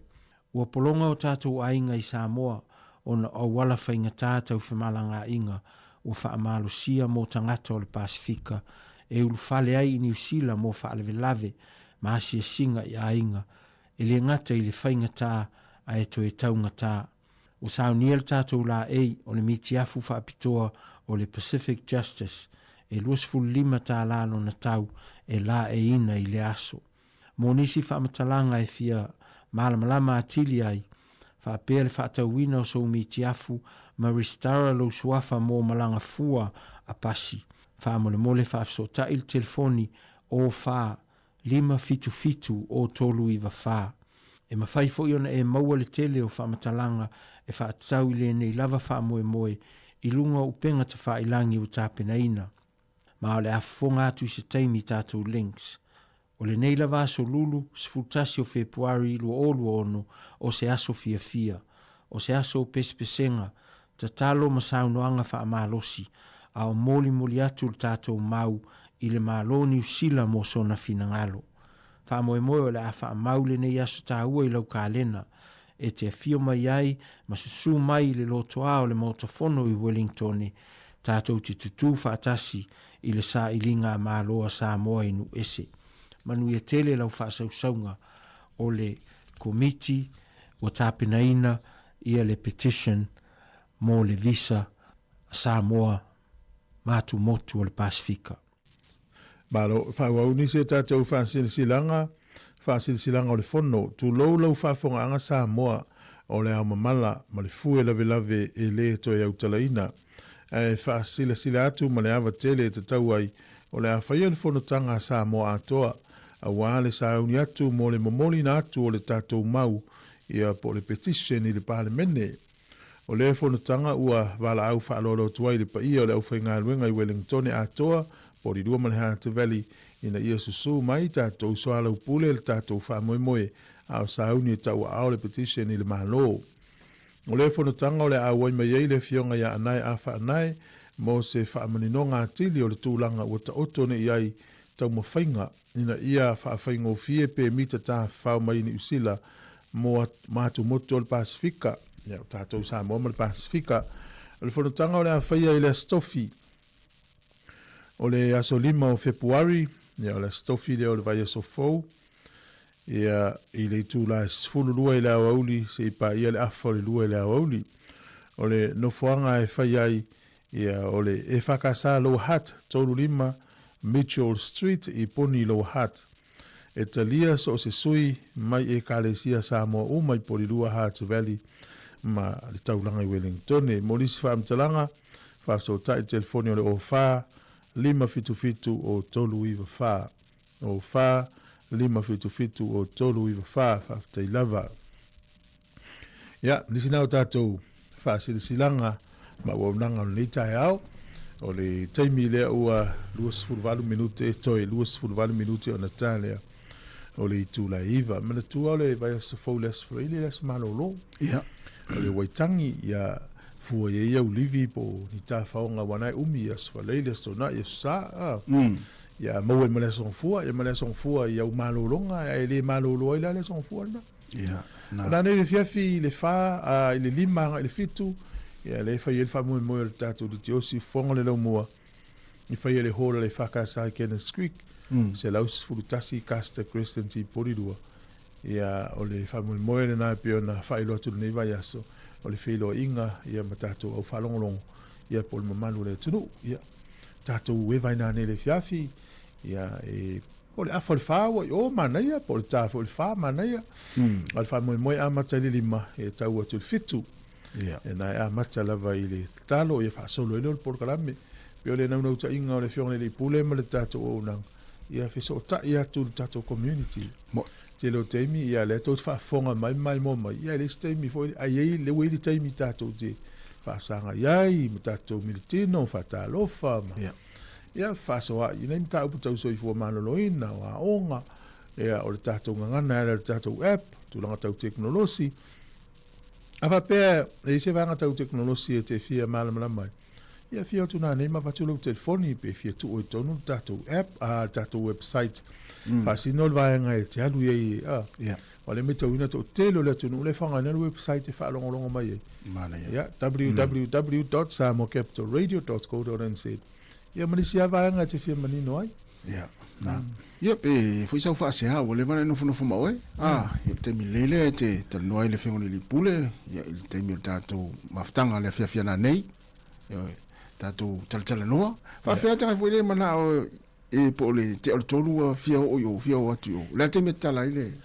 ole tato fale be mane ya le fat o va ver tu le tolu ya na la tu le o ya ai la ava no ia le fale i wa tele pa wana o lona te e va ver tu ya ala e ole winga la tala fo le wa e nei ainga fo le amata le tolu ile fia fana ai le la si mo lia ia nei matua yo na la va be oi ia taulana va mori o lango te amata le tolu ma tu si le fiafi ia pauana e la mana ia ko pauana na te o tu o ia o le fa mo amata le mate o la tu le isi o e to tasil tanga ia la fu e pisi ia pauana al fa mo ta to ele mo tanga matu mo tanga malava e nei kivo weisna ia na Chromebooks ia telefoni ia o na vouchers fo ie o te tavale fa taua ia se me ai fo loa supermarket ia sua tule na nei le fiafi tato ma futa mai a fe lo ai fo ia tasi o la no leile tato uma te ma wai leile Vai na mana ia. Ia nai mo na giveaways na mo wana nei. Ia, lena. E o le wha moi lava ia tātou tal noa, wha soa mai, e mese lewa pokala me soi fua mana loin. Ia. No wea tu isi wha sa launga i Sāmoa. Tele loa, wai, o le tele au taimi, tātou masania, tātou leo langa tātou la i Sāmoa, tele au mele o le. Oi vai fo mai, oi vai fo mai, oi vai fo mai. Ia. Au wea tu nei wha sa launga nei isi fo mai. O lau futu mai sa o altala. Tau whai a vese le suka, vese le maasima, vese le ngā oi mea ai. Ia. O li poti e maua mai nei tātou uso sa sae, a meso tātou Sāmoa. Te leo tangata mamai. O tau sami. O tau sami. A whapela o mea ai a ngā oa sua malie to e o ona. Ai nā le tau mawhai le ai mase ngā ioi. Te le alal whale tonu atas. Me nā maa nei ia le tau mawhai e whai mara exercise. Ia. Ia, so sani tau whaalalo e tamana. Ia te loa, foi lele a fia tau sami, ai tō anga foi e whai whamarostino. Te loa, matua pāreni al vaenga na. Ai foi lele, ia. Al me foi lele na olota ai tu lou a, ia e fiuta mai te tosota ita foi lele sa vavali, ma le tai au ma le fia. Ia, o le tasila na whala vilafe. Ia, o le mana ia. O le alo ese mai ai mea ai ngā oa, sua mai e, mau ona. O le tele o meo processed food le ei nei. O ai vai no le tele o le masima ma le suka i o tonu. Ia. Ia, pea le utato i loa e, o le manino ia o, ai vai nei e le whaala ina na whai e, i utata no fo i mei o a. Le tama le o tani elu, ma li stangata na whai lato whaala ina. Ia. Na o fuala u aina, fuala u tau mawhamata na lato whangai. E te lola le taunu unga taunu whameo lele, ulele i toi mana na ia tino tangata na lato whangai na, meo fuala u aina ma. O i tau te loa ai, o le fuanga le, o fuala u aina, fuala u tau mawhamata, ma fuala u whaisua. Mōtangata. Al matua ia o ngā le tino tau, ia oi. Lau o la au, fua o la au, maa o la au, o la au lewe i ta amu, o talo, manioka, ia tu atulo ia i ma lau o la au i ka pisi, ma isi lau la au, lettuce, ia atu loi fua o la au, ia le ele moli, o le pea, whaipula, o matua, titi la le mit. Ia, nā. Whai maria. Ma le si vaenga. A whai mei lore fua mai, foi lele il vaenga, il tau mawhai, wa tau na tuu. Tuuro. Ia wai e te leo tātou e vai lore mea, ai foi lele fia tau sami. Te lau mo ini e foi, e rea e whasime. Ta ngā mo ini. O le whawhita o le o langa lau tātou ia, ai le whapela o le la vei foi amata ita ia. Sa o lele. Tu sa le wea tātou uma wha amata langa. Ia. Ai paole me tau te le whai, tau te le whai le te lo te. Ia, o le staimi lau ai atua o nau ai fi ai ei, whakpe, ia, ai tasi ei ei. Ia dan ai tasi ai lua ai stele ei rola ei ei. Ia mana ia ne vai tau le wa mata tau sanga me tau na ia ngase foi ngai le pipisi. Ia. Mai suka to mawalunga ia o lo me tau na le tup tele si o tatou tunu. Ia ma fua mai la vona tau mafa. Sa ole. A tatou tala no nei tangata afia so i fua. O le lai tu o lalang. Ia fa mo monga ina mai i. Le foi la tata no ai le wo ta fa so a. Mane. O le tau ale le valu si mai Ukraine la fa tau sanga fai. Ua lata i le 2 miliona tangata o mali oi. Fita. Ola. I tū mai lua. Sole. Ia vai e le tele o tangata ia. O le tau matenga na nisi o whaala tonga ia. Lau te mata i tū inga ia le. Ia tangata mali uri tau alea. Tasi tesi ma le valu miliona tangata o mali uri tau. Au ale la ala tele whaatau sanga o whai. Ai lei mas tato i loa au. Ia. Nana sa whaala tua. Whelelei mai pomu. Whelelei atu ro keti. E pena ole te mua fa to amata le taua. Ia po le fa ya so talu na amata le taua po tau sanga to fo inta to mai tau ina le telo tanga tamani liu. Ia fa pe ala ta ita na umma to tau sanga mua le mo ia la fele le so lo ke ti ele nisi o mali liu. Ale ala o sa fa mo la lo no winga e afia so i fu ya so umma o tanga tamani liu tanga le lo ele lo po fe iai ma tanga tamani liu. Eu foi le tanga civili tanga la utele. Fies furu afia tangata la utele. Ia, o le tau matenga le iei. O Ukraine. Taluna matel tau ale la whatau sanga. E le vale lima se la uafe le ono se la uafe tangata mali liu. A o Februari luafe lua ia te se ma luafe lua lima. Februari luafe lua te se ma luafe lua lima. E le vale se la uafe se la ufas uafe tangata mali liu. Fita. Awa le tele o tangata.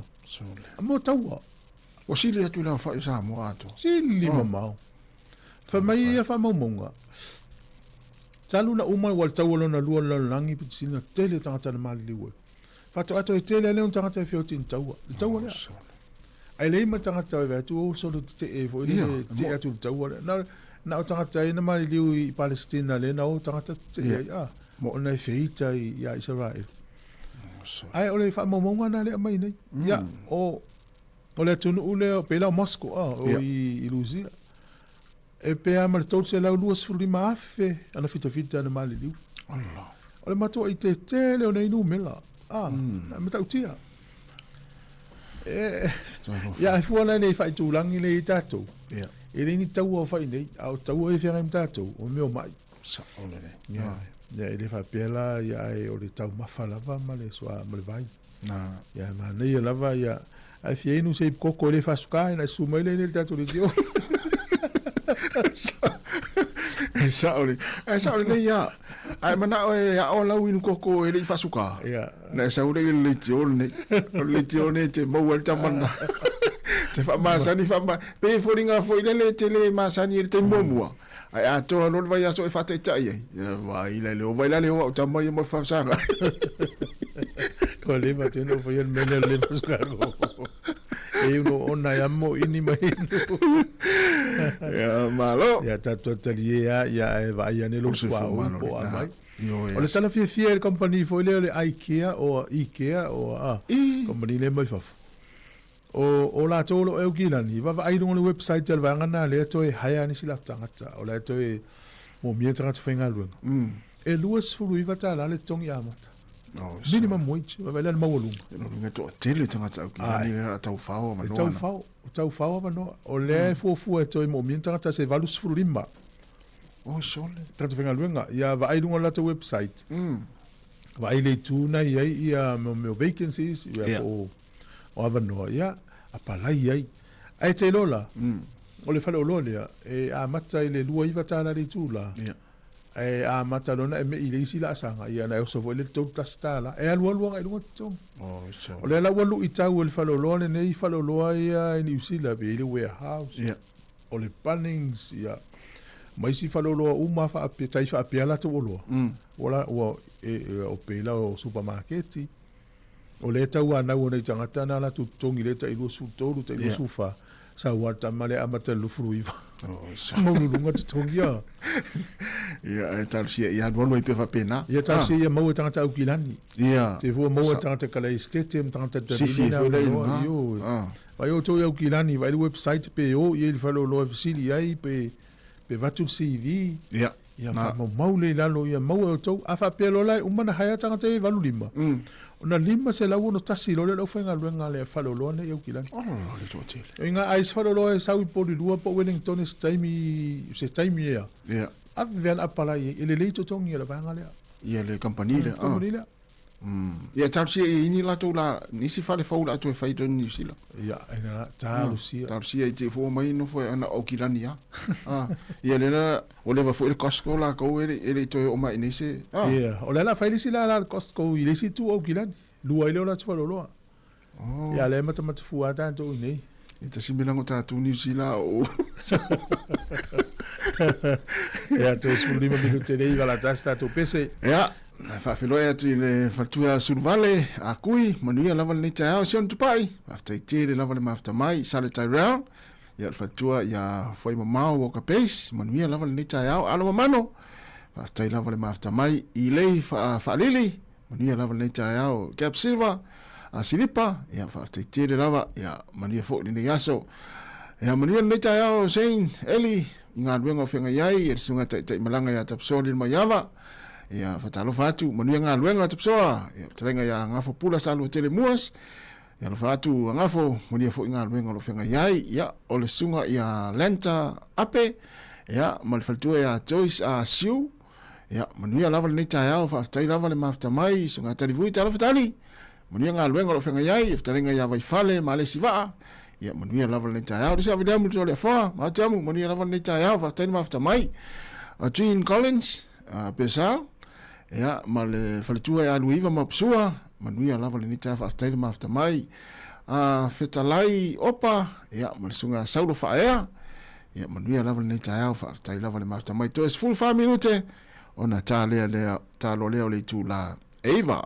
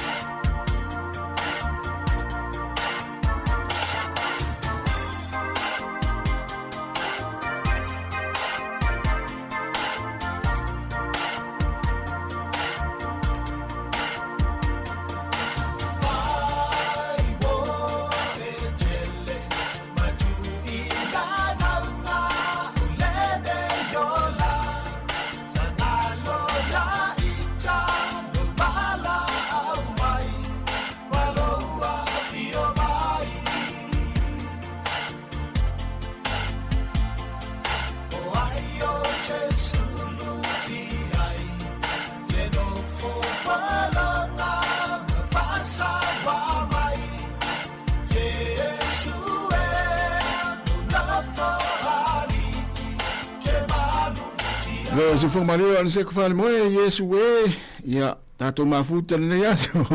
Matalo fatu lo fianga le tele. Malo la vale so formalio le tai au.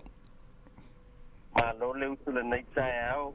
E lo sa se dua ya fatalo fatu fo I pa angale. Tato pokala mele lau mua e se mana yo la amatanga le lua. Wa vai atu ya ole taula talata ya to ina pa fa no atu wa tau tele ko le venga wa aven me amatanga me tasa. Ya fatal fatu lo fianga le tele ya ole tulanga na ya ilanga tawan fa imtato pipi il to ina ya tau ngalo ya tani pese fo ile le tawilingo Yesu. Ya wa mai ya para longo mai sito ina voa te fatua uma nei atua ki si masi na fa fo we ale fo te tu mai malo le su la fianga le tele mnatu na fu a mata fu le pisi ya le ngata o le fu o to ya onga nei fa na ya me se fo I tiu te fo I fa mai masani ai ya o le nei fu tau sangu a mata ya ele fa ngo fiele tu langa le o le la I te tamik ya ya la va mo li ila onga ya a fo ye tau sango tamik ya masaro polisi 5 tau sango fa ya ninga luenga ya ai ene mafaiona tu uma fo tu langa fo le ya lo mafai fo na o le pasi te mi ma o le train ya ata te ma fo ya a fa yo le ava no ta ya pa ne ya fo lo ta de mo ya se semana ta la por na do ta la lo fo le pas sa ole le ya sa no ngalo fianga le piptele ya mo ya ye pasi fewa e o ina fa na ya ata tu vai fo sisi tu ya tawa ona tato mauti noa o le tau nuu manuia nei whanau pe au ya onga. Ia, e mane fu ila le fuafuanga na. Ia awa noa e o le teime a mata inga luenga e mana ia le mamori o nei whanau. Ia i le a onga i ona o mai noa a mata fuafuanga o le aso ma le aso. Sa o le lea, o le mena le tupu. A mato atu mo lau whana. A atu lau whana o la sa vali atu ista mai te la iti atu nei lo lato. O le mai lai, la vai te.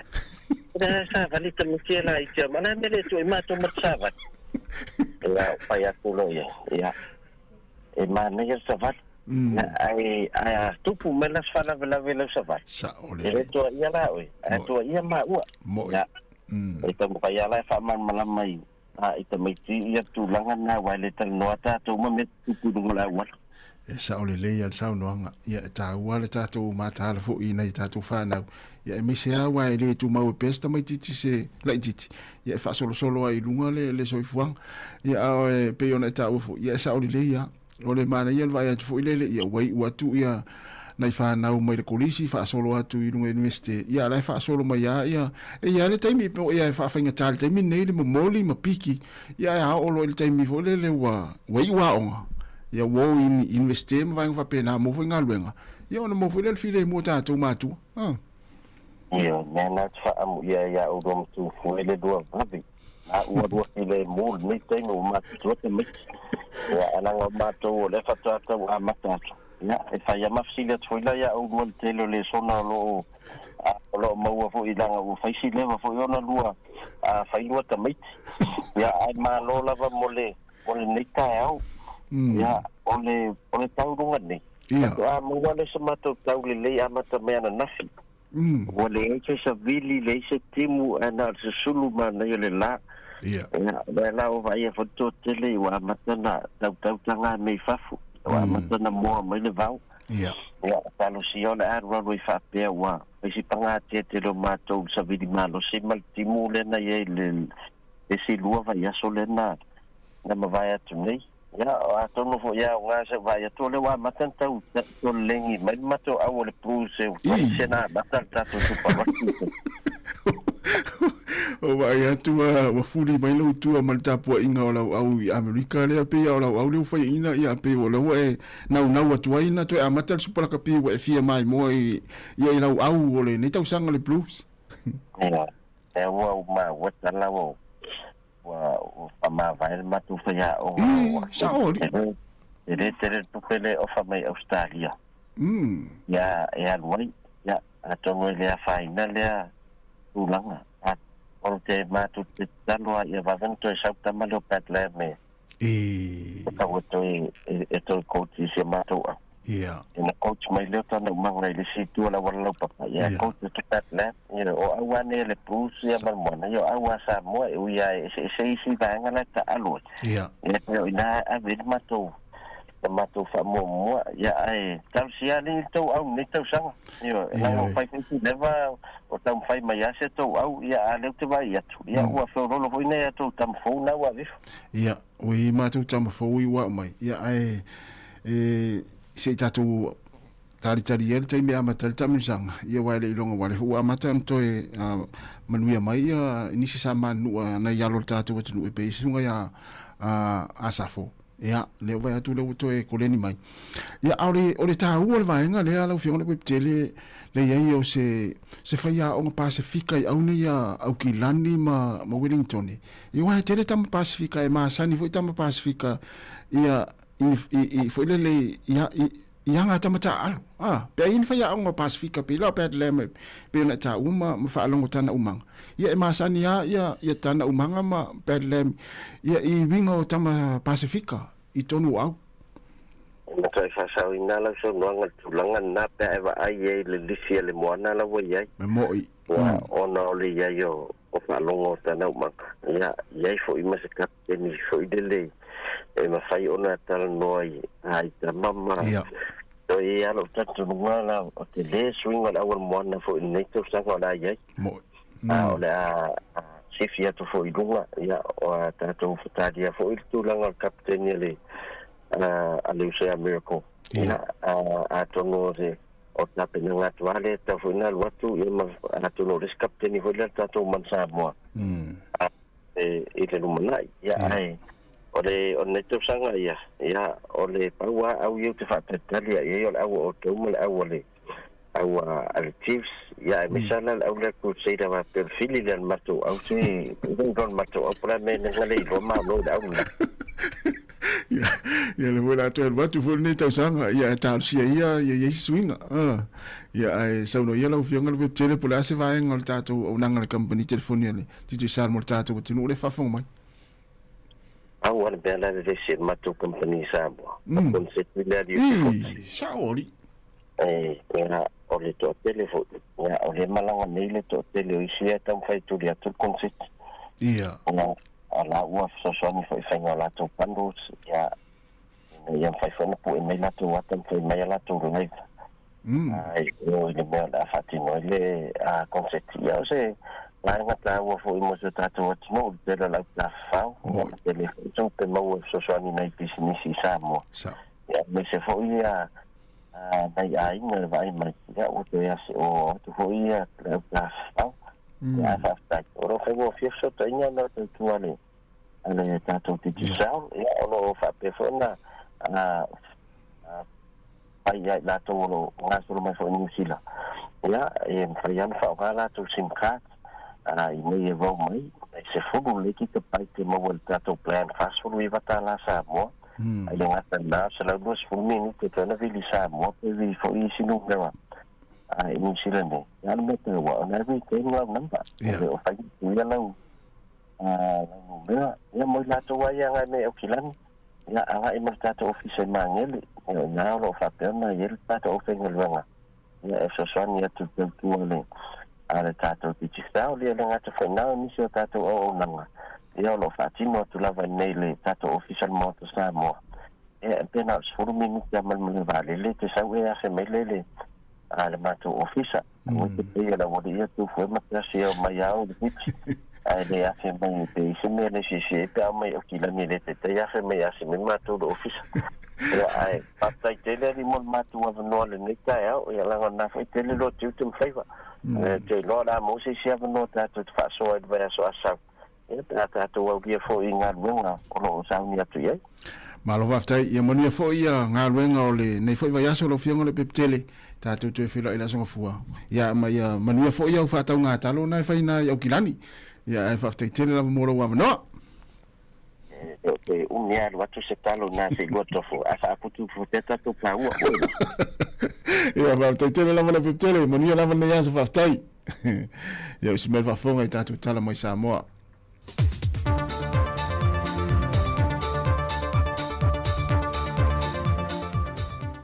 e le whaano tele o te toi whatalo whātu ai lo tātu o tunu ule nei whai whao poponga, o nisi tāna i meolo o te tupu lo tātu o tunu i Sāmoa. A o iei pēr lava le mtanga luenga o leo male malo, e le polkalame le whaata wei no le se fulmale lua masena, o le te atu i whala au whaasaina po le whaao fi mai lo tātu o tunu. O whaamawina le tana whaasolo le mtanga luenga, o se teimi mua le o whaamawina i le telu o sa whainga, a toi malto telu i lanto e taha fia mai ai, e maua mapue leo fantase i mawhala au whaasaina, la o malose le whatangaina i le antanu, manisi o mea tō tinu taungu tā, a toi mawai ngā tupe e maua fantase mai ai. I le vai o sa nego whaalau i loa e le fionga i le sui komseno mtanga renga o leo, le i antau sa amuelu a whamasanga, e tō tōlu se fuma le fitu le isi wha o poponga lea ua pue leo, mai isi ano sa whainga e walu. Morsi le fia o le update ia mako o sa whainga leo e ala i whalau whasaina. Mai le asa sulu i anguali, kau sangar ngai se pa ia, le asa rusu fiko i anguali lua afe, lua ongol kau sangar ngai. E walu ia o sa whainga sa whakingo ai. Mai le vale le asa sulu i anguali kau sangar ngai, angai le asa rusu fiko i anguali kau sangar ngai. E ko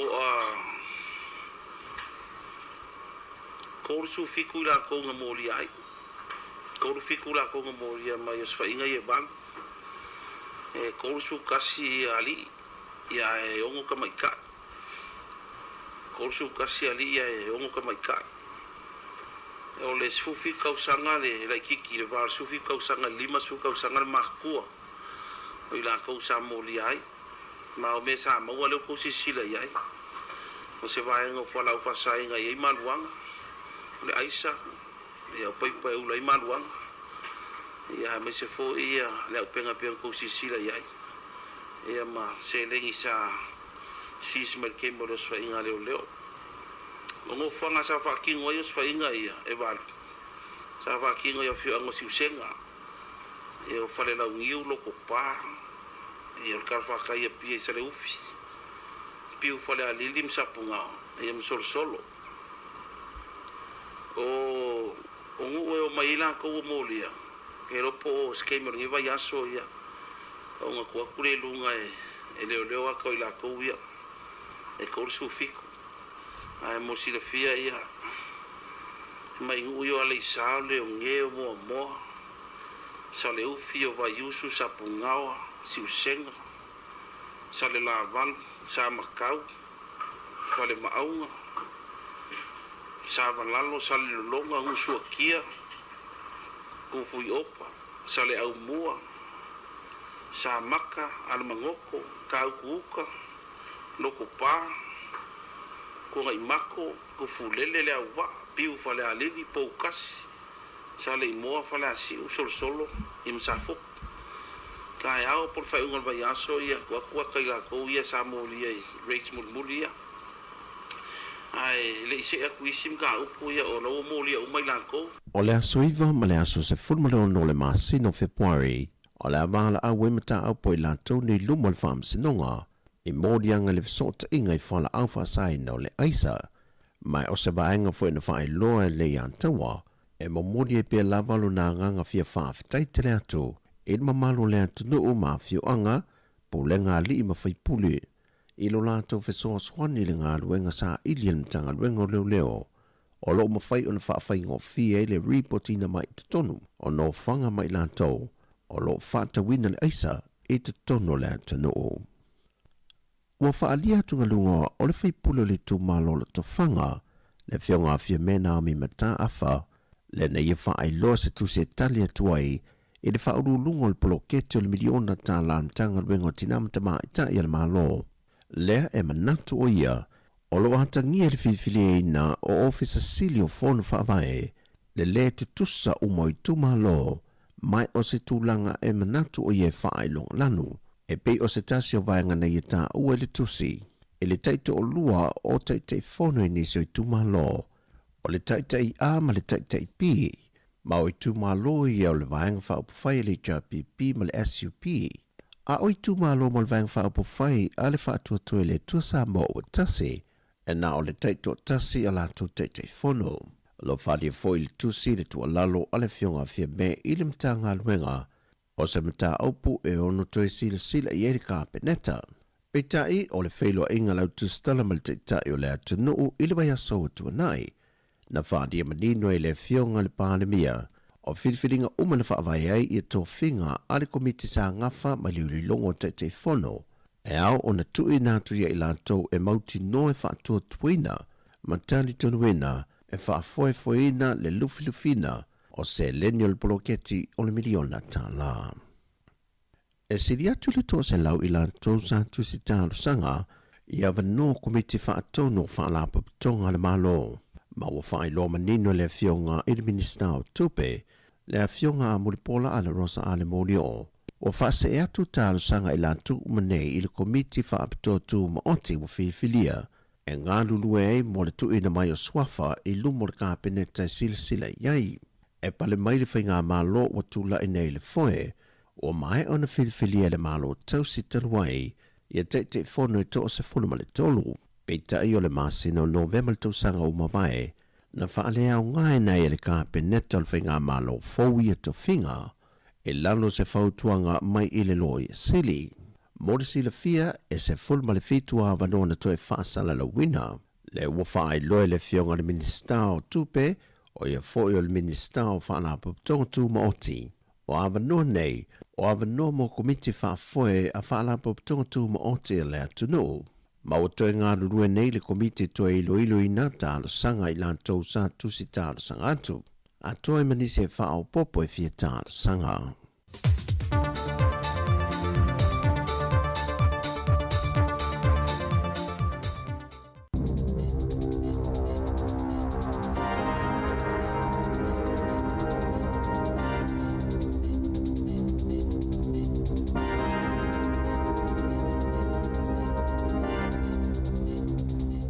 Toi whaatalo whātua le whaapopongo talafou mai le si ufofongo le lau moi Wellington e mo le nei tai ao, aso lua se fulu iwo Januari lua a whelua ono. O le asona na fina whaalawi loa ai e Judith Collins, lona whaamawai mai i upu whai o mālo, na whaasila le palemia Christopher Luxon, ua whiriwhilia Collins e avea ma Peristennial Comisia i loiloina vaenga o le tulafono New Zealand, lea e whaasino atu e le minista e iloilo, na whaamaunia le ofiso le palemia, o le a whaawau pea o na tau ave e Collins o na tofinga whaafaipule, se ia a mata i lana ngaluenga fōu i le o ngatu tono le tausanga nei. O Collins na ulufale i upu whai o mālo i le lua awhi ma le lua, ma o i o se tasi o sui whai pule tamaita ai pito sili o na leva i tutono al palemene. O Collins e lau i loa i le tele o lona to mai i upu whai o mālo, ma le mālo si o lona leo e fina wai i mata upu ma ale ale. I se saunoanga Collins na ia ta uai, ua lava lona sao malana tautua mo le palemene o New Zealand, ma e momoli lona nganga whaafetai i lona i tu mālo o Papakura mo le lango a oia i le palemene. Ua whaalea o ngā ina whaalilo lilo e New Zealand fuafuanga na fuafua e tatalai awala fōu mo tangata whaingaluenga mai le Pasifika, i lalo o ngā luenga i whale whasimanu ma whaleia e peona whaalea i pepa o whaamatalanga a le Radio New Zealand Pasifika, i lalo le tula fono whaamaumau ngā loa i a New Zealand. E lua i tu ai ngā visa mo tangata whaingaluenga mai le Pasifika na amata tu ina atu i a te se malua a whelua 5 o le Peak Seasonal Visa ma le Global Workforce Seasonal Visa. O ia visa fauna whaatanga i tangata whaingaluenga mai le Pasifika e ngā lulue i whale whasimanu ma whaleia mo masina e fitu. Na whautua ina le matangaluenga o le vai whafo ma whaatawa inga le kapeneta i a iulai. O le asuia e le Peak Seasonal Visa fuafuanga a le whainga māloa le Labour le nei ei polo kalame mo le Pasifika na fola i le lua whelua lua. I se pepa whamatalanga mai le ofisa whai pepa malanga New Zealand na whaali ai na iai se malilienga ma le whainga māloa le Labour e whaupopo ai le isi ono se lau mo ngā luenga whaavai taimi i whaleia ma le toru se lau lua se fulu mo ngā luenga i whale whasimanu peitai. O le awhi 5 se lau wha se fulu tāla mo le PSV visa ma le iwa se lau lua se fulu tāla mo le inisiua o le papuipui lea mo tangata Pasifika e mawalu ngā atu nei lo le tau le visa maasani mo tangata malanga mai i ngā luenga whaavai taimi lea e tolu se lau 5 se fulu tāla. E tolu aso ia Februari ua fuafua le au whaingaruenga ale a New Zealand le ngā lulu e lungo le pi fitu ma le pi fitu e le whaingaruenga ai o se vaenga o la lato te tee o le aso se fulutasi, se fululua ma le se fulutolu o Februari ua fuafua ai le te tee. Whaalia le asosio tangata whaingaruenga e lungo wa alele New Zealand ua whaupopo le tele o ngaruenga ale au whaingaruenga e lungo wa alele e le mamao e tolus fuluwalu a futu i le ea o le vaaya le leilea o tangata malanga. Ele o lava le tutongi o lo o tutongi ina atuai ele ea New Zealand i tangata whaingaruenga i lungo wa alele i malanga whaavao malo. Ua le wauna fina wina ele au whaingaruenga o la tau tutongi ma ole a whaau wau ona te tee e tusa ai mali poti.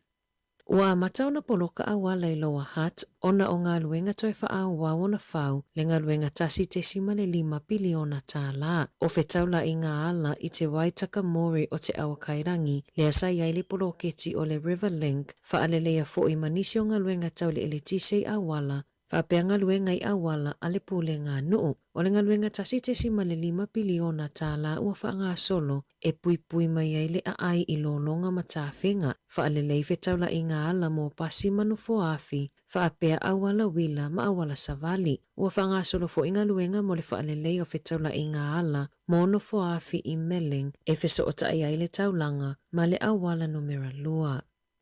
E tolu aso o tau sailia le tau lea lea whase furufitu tau sanga lea na ta whea malana ta avale, ina ua i o kolosi i le vai o lo opa i Mahurangi River. Na lipotia na whai malanga te kani maheu aropati malona tei, e anga i renga luenga i sinofuanga la tāne, ai mawai i tā whenga. Na tu lei aropati whafolo na tei, lea nā lai o na sao, ai ta whea ia i le ta avale. E pea ma le lua se lau mita i tutono le vai na mawai i lona uso, pe ona iai i li poti. O le kuata pe la loifo le numero o tangata New Zealand, ua le toi whaatuatua ina le au na ngā leo. Pe ona whaalia i se suesuenga la tamaya le Radio New Zealand, e suesue ina i fina ngā lo tangata. O le telo manatu whaalia, e le i whaawai mai i le mata upu lea na a fia e Javon McSkimming. E lua se fulu te sima le 5% na tali mai, o lo lato whaatuatua ina pea le au na ngā leo. A o le isi to a tele, ua le aiso lato tali tonunga i le matanga luenga leo. O le whai ungo le masina fō e a matafa a mamalui nai tu la fono fō mo tangata sitiseni i Beretania. O le amo o mia le iai o le tusfolau Beretania mo tangata sitiseni e whai malanga ai i Beretania pe au fuafue asi le atunuu. Pe ona iai se folasanga ale komisina mawalunga o Beretania i New Zealand ia Iona Thomas i le asona nafi. E to atele tamai tima tupulanga talavou o le awha a whainga tau na whai malanga i Beretania pe a whaina whananau i New Zealand mai i mātua i umia sitiseni Beretania. Sāmoa Thomas o le ale mawhai o na whaonga se ETA pe ale ai se tusi folau Beretania. Ua toi whaia ni ilo i longa i le toi whaia lea o ni ngā luenga whaalelea mo le polokalame lea e whaonga mo le laina telefoni mo whaalavelave whaafua se i le tasi. O le polokalame o lo whaonga aina o se polokalame tuai na whaawai mai i le awheiva se lau 5. Ua whaatau sanga o wala au le matanga luenga o leo ma le fence ina ia whaia ni suinga i le laina tasi. Whaalia le au whaitofa, ua tupu tele le whaafitau li i laina o le tasi, tanu mai lea whao Gabriel, lea ua whaaluaina i solonga ele i mauao. O lea porkalame na whaamatalaina i le au whaitofa ua tuwai, ma ua tele ina motusia wala au e wha o atu i taimi o whaalavelave whaale nātura. Ua whaadile le fia tangata no nofo la talata i whanua tanu i o tahuhu i Aukilani o na ole tele o la pisi e la foa ai i whanua tanu. O le aso luole vai aso neina mawai e se tangata e nofo la talata i le whanua tanu ni mea whale tuwai o lo o la foa ai i le whanua tanu. Na whaaliere pule ngānu o Aukilani e whaase lauta la e whaasalai tangata pe a maua o la foa i la pisi i nofoanga whai tele. E to alua tangata maliliu i le helikopa leana la vea i pai kakariki i le tae awa na nafi o le pai late manana pāsese na maua ua maliliu i se taimi muliane. O le vaenga leana la vea i le helikopa e la taipuke Ropei na la vea i fo i le isi helikopa i le Anzac Day i le lua fese fulu. Tala fōwia mai le si ufofonga le lau mua mo le nei vaenga o le tae ao.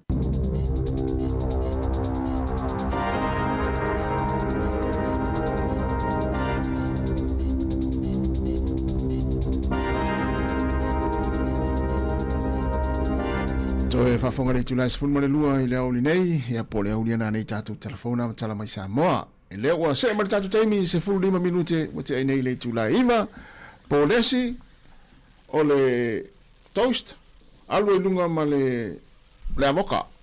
Ta mana o te inga asopi e wha amanu manu me wha. Tu sa le tau tua me mato, e le whai oi. Ta mana na alu e ni ya, ni tai au tau e. E mana ia. Mana ia. Mele, o le mena le tau mate le tata ofisa, po le an mele tupu ia o e. E fiu e tau, ta se alau tale le hai, pe whai ale puti le hai. Pe po le me, e ini pauta o e palua le. Pate a ele le fiai. Manero tu fa mai. E ta uare tu sina tu lo wa sina me ai fuli le tai au. Pe o mun fai lotu. Tu lo sina me ai mama, yo sina mai wa pena sina toast, sa we la il ta fanga luenga. E na sa ro vai pe o pulu afila wat. E ta nes mutas. We fiu te fatano. Vete fatano na pula mai mo tu ari fia. Se lo fa vesi o tai au ya o do ia nga lunga matal ya so le tunu ya fatalo fat foi sunga ya lota viva me fatu ya tise la tu ma le wona ina ile lo hat o salmon taste ya na a fela ina yo a fela ma tai au yo le uli ma se la tu tewi na ai lo fatau so se lo te mo ai na funga lo wow la fole tu si wow. E la sa ile tu si na high street e valoni Sāmoa taste ai nai au tafa le wala na tene silfi uma tātou le pitonu le lo hat ma pahat ia na uma na sa le ia pe fo ninga mai le ua failo mai Judith Collins o ile to tauwa o tangata ne o tangata ne o parliament e le fa pio ninga lunga tu maunga lunga ne por kiki e o mai le si vaanga i to tonu e o le si vaanga o malolo pe na o mo le si ona to finga fo le lo longo tu la fono na vai pa pena e o le tangata to no parliament ia la ufa maulo na CV ia o te lo ele fa ngata ai se pe amakale le jang sa ole le e nala na se mal parliament o no ufa ma vai ia pe o mo no taimi wa malolo fia malolo a fa pena tuli ia o le angalo na ingoa i na CV sa ole le ai to nga mela le ia fa ngofi o istangata parliament o ma le ave fa fofa hai kom sinai e na maua ia fo le ngoa fiol golf ne foi na uma foi ia lu foi como sina pertania o tengia e tato ta lu ena tala fa ia tono to o lo ia le ale o le tama ainga o le nei taimi la langi atoa ia pe ni usila nei company foi e fau fali o le ripoti e fa mo o le va le so luas fulu januari le so fulu fito januari ta usanga nei taimi le wa nga luenga e luas fululua ia company wa talo sanga atu ia o le la me i me funga le ta o le liquidation ia po o le anga i o le mafolenga fatia tongi o ngaluenga tongi o ai talafu ma fa ngalue in ia matan fa tau to na seta me fa pena le ngo si ai tu o le atapuni business sa o le luas ful ma le lua company faufale ia la o tauri maina le vaanga le e va ia me tau ngā luenga i New Zealand. Ia, ua tātu sanga atu ngā wana tō company, fawhai. Ai, nā, lisi furu aso, luafe luono. Ia nuari la se lua sifuru. Ia nuari la se lua fitu, inga nā fitu aso. Inga ngā tatala o ngā luenga, maulu atu loa applications i lua sifuru ma le lua. Ia lo faa. Ia lo faa, so. Ia, lea fo ina talano atu e fo i ana Marian Nafi le tulanga le falemeli. Ia, nā, e sao. Tele fo inga luenga la fia ia inga luenga. Ia moni. Suinga o le langa o Suinga o le langa sole. Ia le mfaita tu alo ese ai. Ia moni le. Tu wa fa mai ala tatu fa nga masini. Ia tatu wo masini. Ole mai nga fo le ia ta ia ia ele fa tonu ta wala tonu ona la nga ma fa loto ila tu yo ta io. O atunu ta io fa la tonga ta io ainga o e kalisia fa la tonga. Te va ai nei tangata ia i lalo au tō tai inga po a mai. fua nei taimi le awhaina o tangata i ngā luenga o le whaasoa. Tau mo tār soi fuanga. E se toi sila ne i po a mai la tau.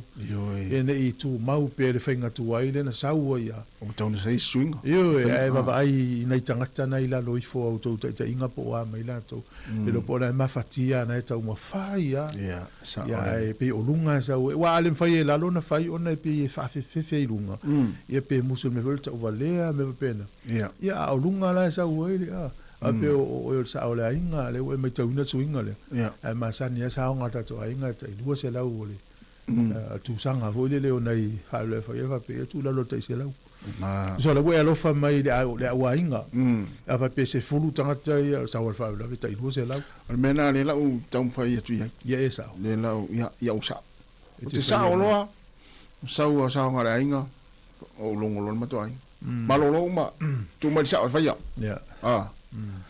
Na ai fa o ngato fa na. Ai le ia sa o. E wale e lisi a inga na o whanongonongo i fofuanga lato ai. Wale vana whai la inga melea. E le tata la i tualo lato meo whainga whaala ve lavi. Na o lato a inga lea o le whatata inga. O le auso e toa wha, ma le toa wha fine toa wha. A i lani me tupu i le toa lua o le toa fine po le toa lua o le tuangani. Ma la tau whanau. Pauanga le meo o ele a inga lea. Tu fatasi le sa to soni na avele on no po maliu to lu to ngane o to lu to fine e po se si o fa na pa wana al maro si o ile a me foi ni sfavela e alua le tamale mo to mo fa na we fa yalla to fa la vela a vai le fa me fi yo le ainga na la la te lo le ta o le la to fa so na o la to wale pu ainga e vanga na fa pela le tu pu la ve pe o ta o le uso na we so la ve tu pu lo wai e te alwa la e fai te o man fa fai le la to ine fa fai ngo fi so fu nga le te ma na yo e lo fa na se fa mana tu ai la to te ia ainga ma to si ke sila na le te mi swinga le wo ye fa nga ta so fu nga nei tangata fu ele tu langolo e sa o le ya o le mera le ole sao mai ia lu se lau te lu se lau mai ngari ale ia o ta wai ole se me pa ia ese mai ole se ainga ta sans fenga lu ole se ainga tolu trans fenga lu ole se ainga le me se fenga lu o me ai afa pe tanga tu sa ela mo to apa ole lu sa mana le ainga le ta trans fenga lu pe de ai trans fenga lu ya fa pa le ni le ya li mauro pe tas ya le la ufa ya tu sta to fa mo le ya so ma ro to na fa to ya nga to fa na te tas yo to fa ngalo a te lo la vo a fa pe lo wa me lo fa te inga ya ta o le uso a tu pus fa la ya o te lo o fa ya e ma na ya fo lo fa so a fa pe vo le ya te wa yo ta o le uso yo te lo tu a ya va so so an wa vo ile wa o ya na o le fa me si a inga le na o na fa so mai si uso le te ia fa to foi le fa te tingo ta a pe o ta o le auso ia wa o tu po fa la ve te lo u e fa ma na ia te foi na foi le so so ia e wa te lo e le ma fa ina no fo e wa le te lo mai o ia e te sa wa mo mo te tu si foi le ka to foi tu sta la tu le si metto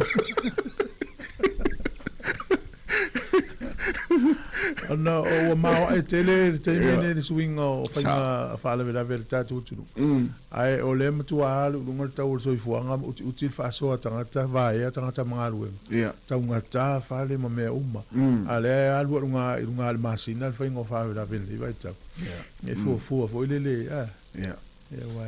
ma no dai fa mana tu no yo ni ngalo fa mo na le fi o ni ngalo fi lo ina le fi pe aulia pe tar fa por la fa matal por la lima lima ta fitu matal te milna su tu la fa mana se lo sfruttasi casa Kristen ina e fa casa ken squeak por ilua na foi fa fa ile lo mo sound tu fa longo ai dai fa fiang ma tatu tata no fa so tu long ta wa onga so i fu maloloina o tatu ngana e to fa ilo atil tatu app fa mena foi tu le app ngana sa mo le telefoni la fa sino te el fa nga ve ai mana le ngata ile o Ai foi ni vaenga foi te manatu e fia fai so sao tatu tautua. Yeah. Tata nona ne le fiafi. Mana O ia. sau fasia, ia tano le fionga le dipule. Ia.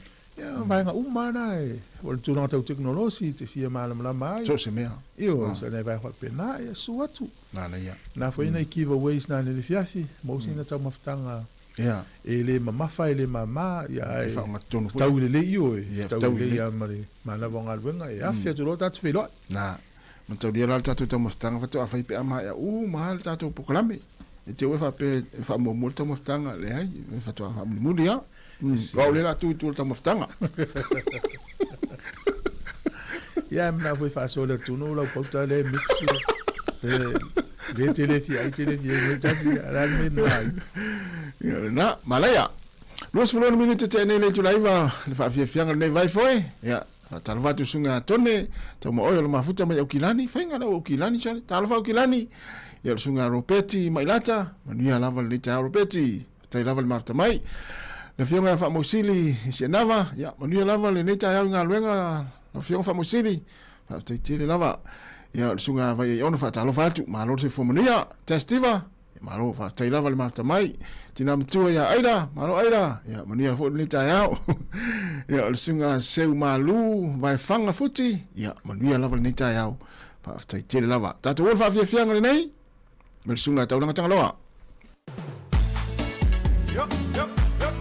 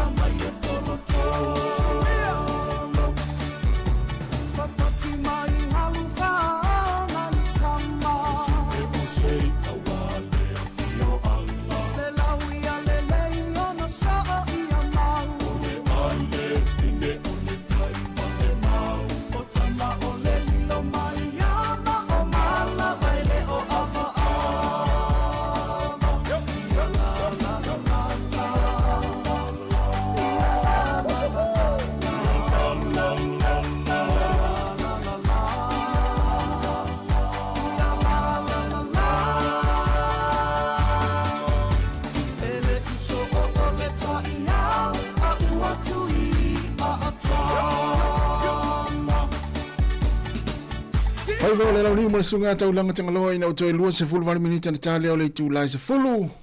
E masani ona evili ina numero lea o le tas. Ini si taimi.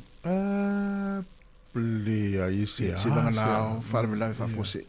Ya. E pe o pukalame le ua mai tauna toi ilo le tauna toi fale leia. Ya tas. Ona o le umai tauina. Pe o tasi iwa le na whaavai le pokalame le. Ua leva tere la. Ya pe la o le mori mawina wa tuai. E tauna toi fale leia ma toi whaafou. Ona wa fianga ia le tūlang vole le o vili atu tangata i whaalawe whaafose. Ia o isteime vili atu e motu sia le leina. Ia le lau a mai le ave ai tauna toi fale leia ma toi whaafou. Toi sis pokalame fou vole le whaonga. Ia. Ia o tu sole. E le tauna suiel no mela o masani. Ia tauna fale leia le o pokalame. Lunga pe ni si tu ni usi le manino. Mana tua le mele tupi Australia le na fieso i fo istangata. E vili no mela le emergency line Australia. Ia wa faina le provider po le o nanga le mauai le no mela fa tainga o tatou nei. Le tate mana tua o le Spark o le One New Zealand le sa Vodafone. Ia mana 2 degree le tate ilo. O fiala o nanga ni tonu le te iai. A faina fiu e vili tas. Ia. E ringa tele mauale ambulance pol fui mu. Ia mena ma ne fo ia fa pio le ainga tolu to fa. Ia ma ne to fuale le fal telefoni ma le numela wa faina le si ala mpe. Moris. Mena le na tupu ia Australia tau sanga te. Ia. Fiu e vili la tonu mela na pio tas e New Zealand. Ia wa faina le tau tua le lau te au mai le o nanga i ainga ia. Ia. Ena mali liu tanga ta ona wole o tu le ambulance. Ia sa o le ia. Ma de tua la ia le ua famanino atili o le tala le fa le fiafile ta fa ile fa ile to o ngai o ia e fie suo to le temi na fa longo mai vai. Ia matane le fa mo ia o uma tele o tatu tala o tatu no ai. Ma le tunu. Ia matal fa mo lima ia tawana uma pol fitu. Ia luai ia ori ta tele fi fo ngoto lau tali va. Na. Ia vela tele o le fie fitu te va. Ia. Na mana ia. Na ne le fia une ngalo ia taimina tatu pol fa o suatu pol fa fa. Ia. Ole nganga la vol fe lo ai tatu o fa fonga ma tatu tunu. Tele la to mai mo man fa longo mai le fi lo ia otas. Le fe si ingale la si o na ne. To atu o ila lo temila tal fitu. Ia mai suatu ale tele tala tatu o no ma tatu ma futu mai lungo penga tafailang Facebook ma YouTube. Ia tele nya vai o foi le fa ali mai fina ngalo fa so mai fa foi le na comment. Ia ta tele vai ai. Ia na lai afa pela o sua ia seu malu vai fanga tu lo fo sua fa ia na te nu atu ana ne ia o seu malu. Ia vai va pena. Ia ta to lo le. Tangata la le masa ni ta to no no Facebook. Ia wale to te vai te lo ia ta to o i lunga Facebook ma le YouTube. Am tu ala iti o tangata. Ia pe o tu o ia. Wala itia. Ole o nanga e New Zealand. Ia ole la alu te va na to ia o flight attendants. Ia e alu la to te va ia February. Ia so sfutasi ia so sfutolu. Ia la fainga malanga ia la faina ai. Ia vai lau email te ola foto email ia oe winga ila fainga malanga. Ia o termina sfutasi sulua sfutolu. Te wa faina pe tu mai luma pe tu itua ia pe wale tau no po le alfenga ve ai to siaki la wi mil pe si faita mai ti sore ola malanga le alu ya so ia le New Zealand siaki pe le afia na fa mnata wana e uma mau se no se si le alu ia na me se tanga te wale van tongi ba se mana ia fa mnata mo la to ia o to na la sa foi malanga ia so le lenta no mai ia le pepe le fa fianga le pifori to tele tato te no le va tu le malanga sa wa Australia sole eu zamo ia sole pe o valus furu pasen ne o tickets na utaulia inga afa pela lima fe ticket inga na utaulia le fa fe matu postal va te afa furu afe e inga na utaulia le iva fe muito eu te lo atu alfa mo el po la story nei ia po la story wana po ina nei tonga le pifori ia e o mana tua so yo e si mato fa ya onga na ia e la tol fa ya onga no folo lo mai ia e mo ini la fa yaonga mo in mai ya vai to me e to so fa benana tau tala matu sen mai sala matu va senga le o so tu tai o le matu ai felesi fo le fu tai o le malo lo si muta mai ti era to fa ngo no fo na lo fa mai já la fa pe mo in fa mai vai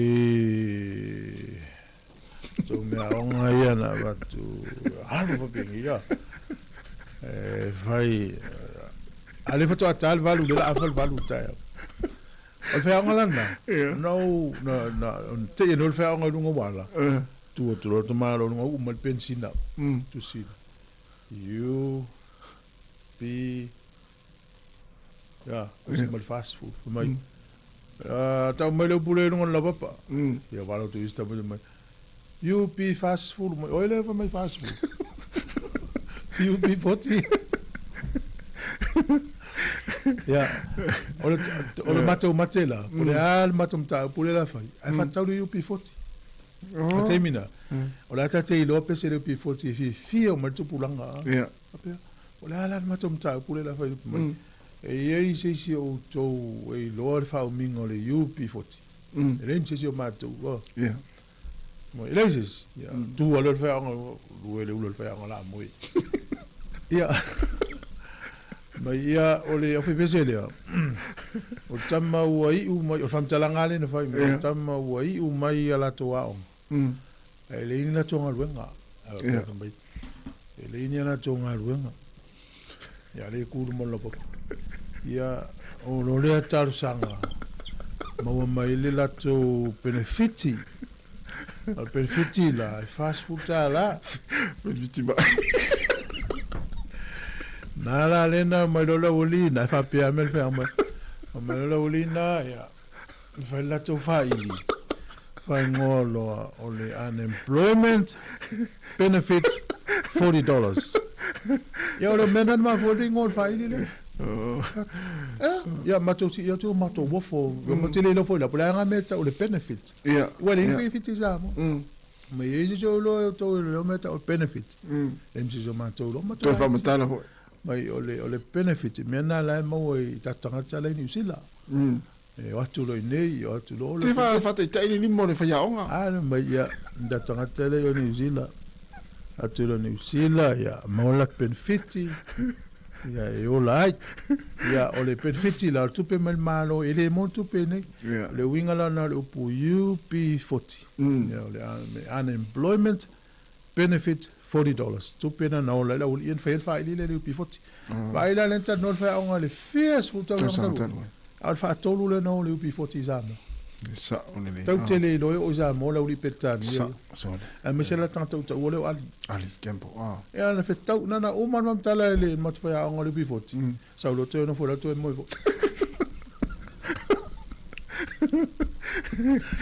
ya Sua tuana nei a fai te fia malama le fai a fai te fia malama na nei le winga le UP40 ia le la famtala na nei o le fatita inga le fai a ongo famtala ina ila no sema ia ona o le la tatai sa mo le fai inga le vaso nei ia ma nei a tu fia a fa fonga ina nei ia fai antu lunga ia le tato famtala le tato fai a onga le ia tu famtala le winga na si o fonga no la bua to spul va minuto na tale o le tele spulu Patalo matu ya Fareli popoli ya mafuta mai okilani manuia lava nei taiao Fareli ya sunga Henry Tui ya o mangele ya fai sole fai okilani sunga risati alisa tari risati ya manuia lava nei taiao fatalo fatu sunga ya tino ro manuvae o lo mafuta mai fo i papatoe toe ya le sunga le fafengainga ya Anora Lutelu manuia lava nei taiao faaftaitele lava le mafuta mai roi mapsoa ya manuia lava le taiao faaftaitele lava le mafuta mai ya male sunga ya oili silea seu malu vai fanga futi ya faaftaitele lava tatu wol faafefianga le to es 4 minute ona talo le o le tu la se fulu meislino manuia lava le taiao tamale mai amik Sāmoa.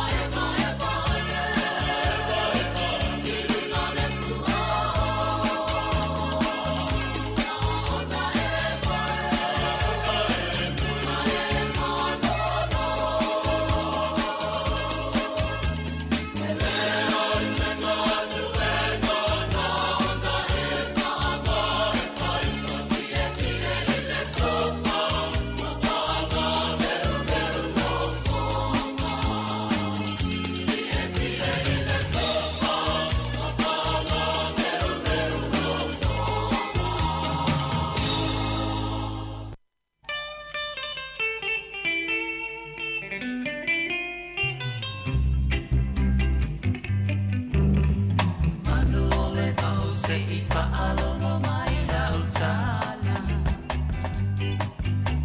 Le mafua anga le malingi sa olo i mata.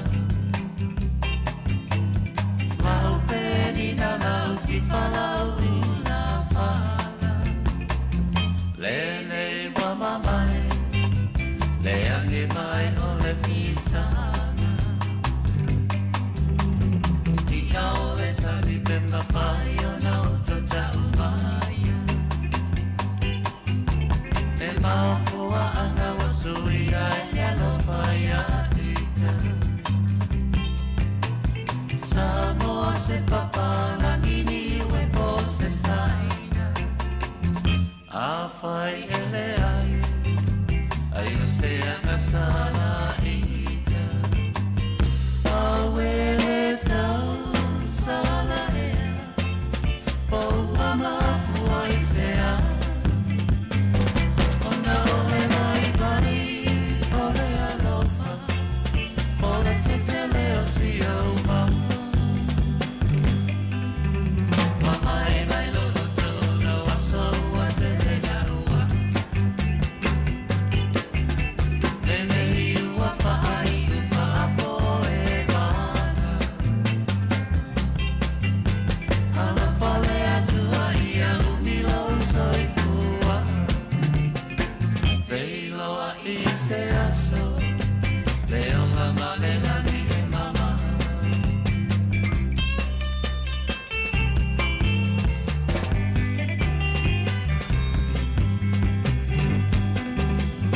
Amuia di se olo fia fia i le olana. E mawani wo whaatau na ule mafutanga. E leilo a masalo salo pise vale i le ala. Talo ai o le alofa, ia o e la upaana. Amuia ni se olo fia fia i le olana. E mawani wo whaatau na ule mafutanga. E leilo a masalo salo pise vale i le ala. Talo ai o le alofa, ia o e la upaana.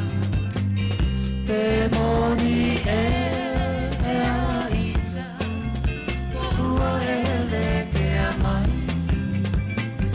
A whai rua mō koni lea, sau se tau tala mai. E lea o ngaro i tama e somago. E tinga ai lo ula tama se a udu.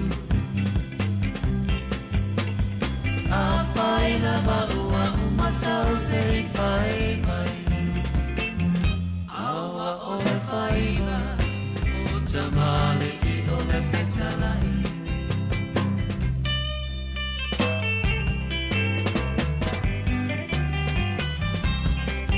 Te whangmari e, wala wai pese ala pēni no tia whau, ia malatou ki tarana, ia matuata tangi le ia e waua. Ia. Pea e te whanongo pēni no te whauna ne le whiawhi lau mo sang. Nā tonua. Pea wa pē te sua tatou mafu. Tatou ewa. Ia. Tatou tala noa, le mawhana whana le tau. Nā ne le whiawhi tatou tala noa. Tu sol tatou mawhtanga whaale a inga. Ia. Tala noa, whaasoa mai, whaasoa atu, tatou ewa mwhewhiloa ai. Ia le ua watu tua tatou li teo tua le manu le atenu tatou whilo iai. Watou tele o tua le mwhaino mai ne lo fisa tatou whilo. Ia le umata watu tua tatou whilo e tatou hona se laus furutasi Casta Crescent. Tal fa we na tatou au whenga luenga ia a matalo ia le proklame lima a fie sua tua le fa mana ia. Piki mai sa uo, vai sa uo ele o i santa avale le piki mai tatou ewa nane le fiafi. Iwa le tele ni mana vai ngā luenga. Ma lava foi la ngalwenga fa sa o tino o ele ini o fu walo ia foi un pelo men fu siua e te watu o e o la i fenga ngalwenga na to ma nava pa one te o uni pal palale hola se kalesia ia na eu se vai fenga ngalwenga me pa pena yo Sāmoa le tunu o io mal to fa mal fa tanga E helikopter si fefe wa iso lo ngo tatou tele wa fie. Ya le va tule na helikopter len pa u wana na tatou. Ale la ua maua tino na i tangata ia na ia. To fia le pe to lua. Inga ol pailate ma pose. So a pailate ma le ya wa le tau te lo tele o tangata fie wa i helikopter si Jamie. Ale o amini usila ya po ni tangata mo la to pe fa ta wenya la to helikopter. Tele tupe. Ya lo peti o South Time la ta mai po wai. Wa le me te watu le vai ngale na pa ui pa kakariki. Ya tatu. E ma unga fo le lunga. E o pe wa tu ai le suinga le kia i lunga. O mo e wa le na na va pena. Ya talo fai. Ma te tau sanga i nei fa le vela. E mo me o fataua inga o loa taumatai lunga o le Facebook por social media. E lapta ia e la tunu o le mai ai Sāmoa fesosani nei tangata i Sāmoa. E ma whaina saut fasa launga mai Sāmoa tu mai le atalu ta vale me tau ta vale me telefon. Ia on whaari lole o le valvale alofa o le ainga le inei si la tu tama por tina le Sāmoa. La folo tupe. La tu ere sta vale. O le tupu so o i o le mena. E tupu foi New Zealand. E le New Zealand lunga le Radio New Zealand. E i le tangata sa whaataulan ta vale online lunga o mea i upenga whapea. No foloma transfer pe avel tolu li mafia ta la le account le au mai. Au mai ele sta vale me wanga o ta vale. Ele toi mau le tupe. O te whawhitaia u i le au whalongolongo ti ufonga le laumua. O io ti ngao la tau fonga i whalongo mta au whapene. E ona whaia ilo le whiriwhiringa. Whiriwhiri pe e, lena sau nei le tio me. So se o loa te whaatau online. Au ala vai te vave transfer pe avel tupe le account al tangata. E le ialo o e vai, ma ui uma iala uma, awane e vai whaies. Whafsanga i whatoa me le tupe. Ngai, na. Tele me whape tupe. E whai mailo le tupe pol deposit, ia, te ua ia ua. A whape o lo hate le tavale. Io le alma mauro hata le tuai. A whape au kilani le tavale. Whai sisi o lo ainga. E whai tō atu le dress le o sawa ye. Ma alma avele insinia. Pe a mwhaina anu na insinia siaki tavale. Le na.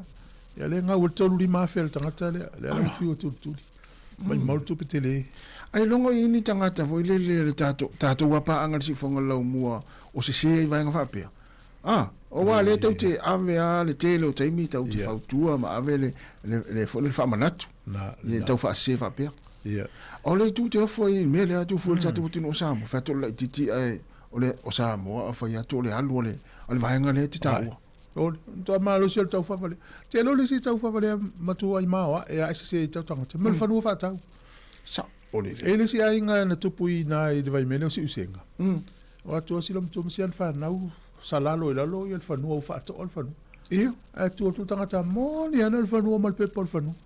O i sole. Na vide tu anta mai. Pe al tau whanua le ainga le la whelta tonga whai. Ia. Al meu tupu. Walu tangata le whatau whanua le ainga le. Tai tonu ele ainga ave male tupe. E umala le tau whanua pe awhai. Aile no, ese al tangata ala whanua o le va o whanua la isa mo tangata na mo i al whanua. O sole. O se se o tangata i me i so. Ma tala le leita tau i me nei wha Sa o le. O poto tangata ngā ui te mi nei wha mai nungo penga te whailang. Se matautia tasi e waso ia ngā ui e malepe se mea ngā ui e le al te mi nei. Ia. E ngā ui o lumala whapea o tangata mo i le anu mea ele. O le tāu o le mele o lo i loa o whamatalanga. E pe le tau te vai so o ai le whasea le si lo matua nan whatal pasi. I marketi funga lei. Na whatal na pasi. A le e tola skuli mea le si fo lo matua. Mtoli o e po la skuli mea. A o e le si lo matua o le si lo matua. A la e to wapea me. Sala si yo a lo matua le si lo matua. Ma e to la suri ma si yo e pele. E ta lo matua le famiglia tau fa li to lo matua. La amalo ye. Ma sa un lo matua le to la suri le pola vai. Ora ta u o le lo i lo. A ona vai fai se fa se a o se fai tionga po se. Se i lo mo po le al mele tu. Al mtua ita me tau fal me fa pea e u tele mo sto pe fa tau sia studi. E la amo le fa sala ve o lo mtua la pola no vai. Al mtua si Le nei la singa, o te va mate de tele la. Si e mo fam te langa o se mean fai lo fa se. O fai asi maro lo si o me le.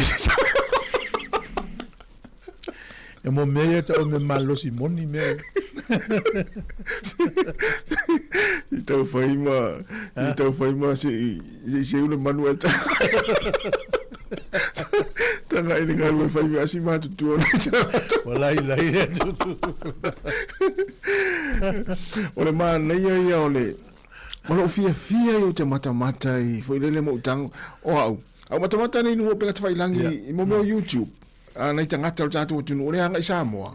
Au fia le YouTube foi lele ma nei el mata tango o se so ni subscribe. Ai YouTube foi lele ma nei e tatele ia ole ma nei o le si vaenga na stasi fo yo o alo tatu tu no mata va son teni fa to a over ai tonu ala le vai le ta o lanu to le vai tu loto so le fa ia to le tele fa pe o momo mai ma u pe fa pe lata e sawa ai te u fa le tasi le mata anga o ko se ma o te loa e sa ola fautas a fai ole anga a fai ole la matana I lo tasi le vai anga to sine tanga te o Sāmoa e lo tatu nunga le anga I lo fisa to li si te u fale le au ala ma fai ni fale ina I fale fo I malo lo ma fale ma mau o tanga te e kutola wapi ma te u le au ta fai sa so pa fo la na o de sina na vai anga Sāmoa te le I o fo ita Lake Lanto Ole ma nei ole o yo nei tama ia na o asi ma e asa ma nei ole ma nei a te no lai ele ma o lanu to o malesi fo I vai fa pena ai te re atu lanu to o le si vai nei o ta ele ma o te re a nei tama na ma nei yo mata ile o nga fo le asa le vao ma le au wala ia nga ile ma o ale le meso ana o le po ai ana le la to polo ke ti le na fa nga le milion na ole launa tasi ole vai nga le vai sa ola a le a ta vai nei le out wa e la poto le ia sa fa pe so le ma fai ana fai ni fale au tafa vai le lake taupo ia na no foi tangata taumata I ole na e wi na vai ngole tunua e fa pena foi la na alu so le langa ai fa te tainga fa pela ole tato no ule tu ai la ele o tato no ule tu ai ele vai tu lo to le a mai dal pro che ti miliona a tato fai le si awala fai man nai fale camp i tangata man no fa te fale le ia se le tato tu malo mar tato wow sa ole ai tu pel pro che ti fa pe talo si ia to tele tangata muli ta ina tama ia mala to ata fo le haonga fa pe so o le va te no la ti me ta o le va ia ale fa to vai ton wale ia ina o ta no ina tama ina o yas wa o lungon mongo vai le ai tele o lungon mongo fo ma na ia pe alu te tu mai lunga mata mai e ai o lungon mongo vai e te ofo ile talia tangata Sāmoa on mana onga tangata le Robert Louis Stevenson ma le avenga I lunga avenga ia lunga wa le termine la un fenga sa vali lunga la avenga I lunga e le fenga fi ta te lo tangata sa vali I lunga la wole le ida wala termine wa na il fio triple matua onga na o I lunga na ia e tau su ela wala te alu I lunga le ma se e to e fainga ta ia la uma ne termine sa e perfect e matua e ofo le talia e tangata o le avenga o le tangata parang skoti la ni lunga o tan mo ma matau tu mo le malo rosi o tangata Sāmoa le avenga I lunga so ata la vo asi ali termina maliwa ya malo malato le wa ba tu tatu teni ya o le nganga yo po kala me o le fa fia ma fa manatu ma ye nei va ni va nga ti fa so ai tatu tau ina ne fiafi wa tatu tau nei uma le tolu ya tal fa ili o ma ta penai fa tali mai lu to o atu tatu tal no ya le lava tu fa fia nga pese vai fo nei taimi ya tatu ma futa tu la fo ya la tau si fonga la mo Wellington fa talo fatu le fa tu Katerina Mosa ya manuia lava ni tau Katerina te lava sunga mes mai Amerika Sāmoa ma lo mes after lava sunga poi fatu talo poe manuia lava ni tau after nga le vao talo vao to le ya manuia lava ni tau after lava le mafta mai ya ole watasi minute te le tu las fu si fonga nei la mo Wellington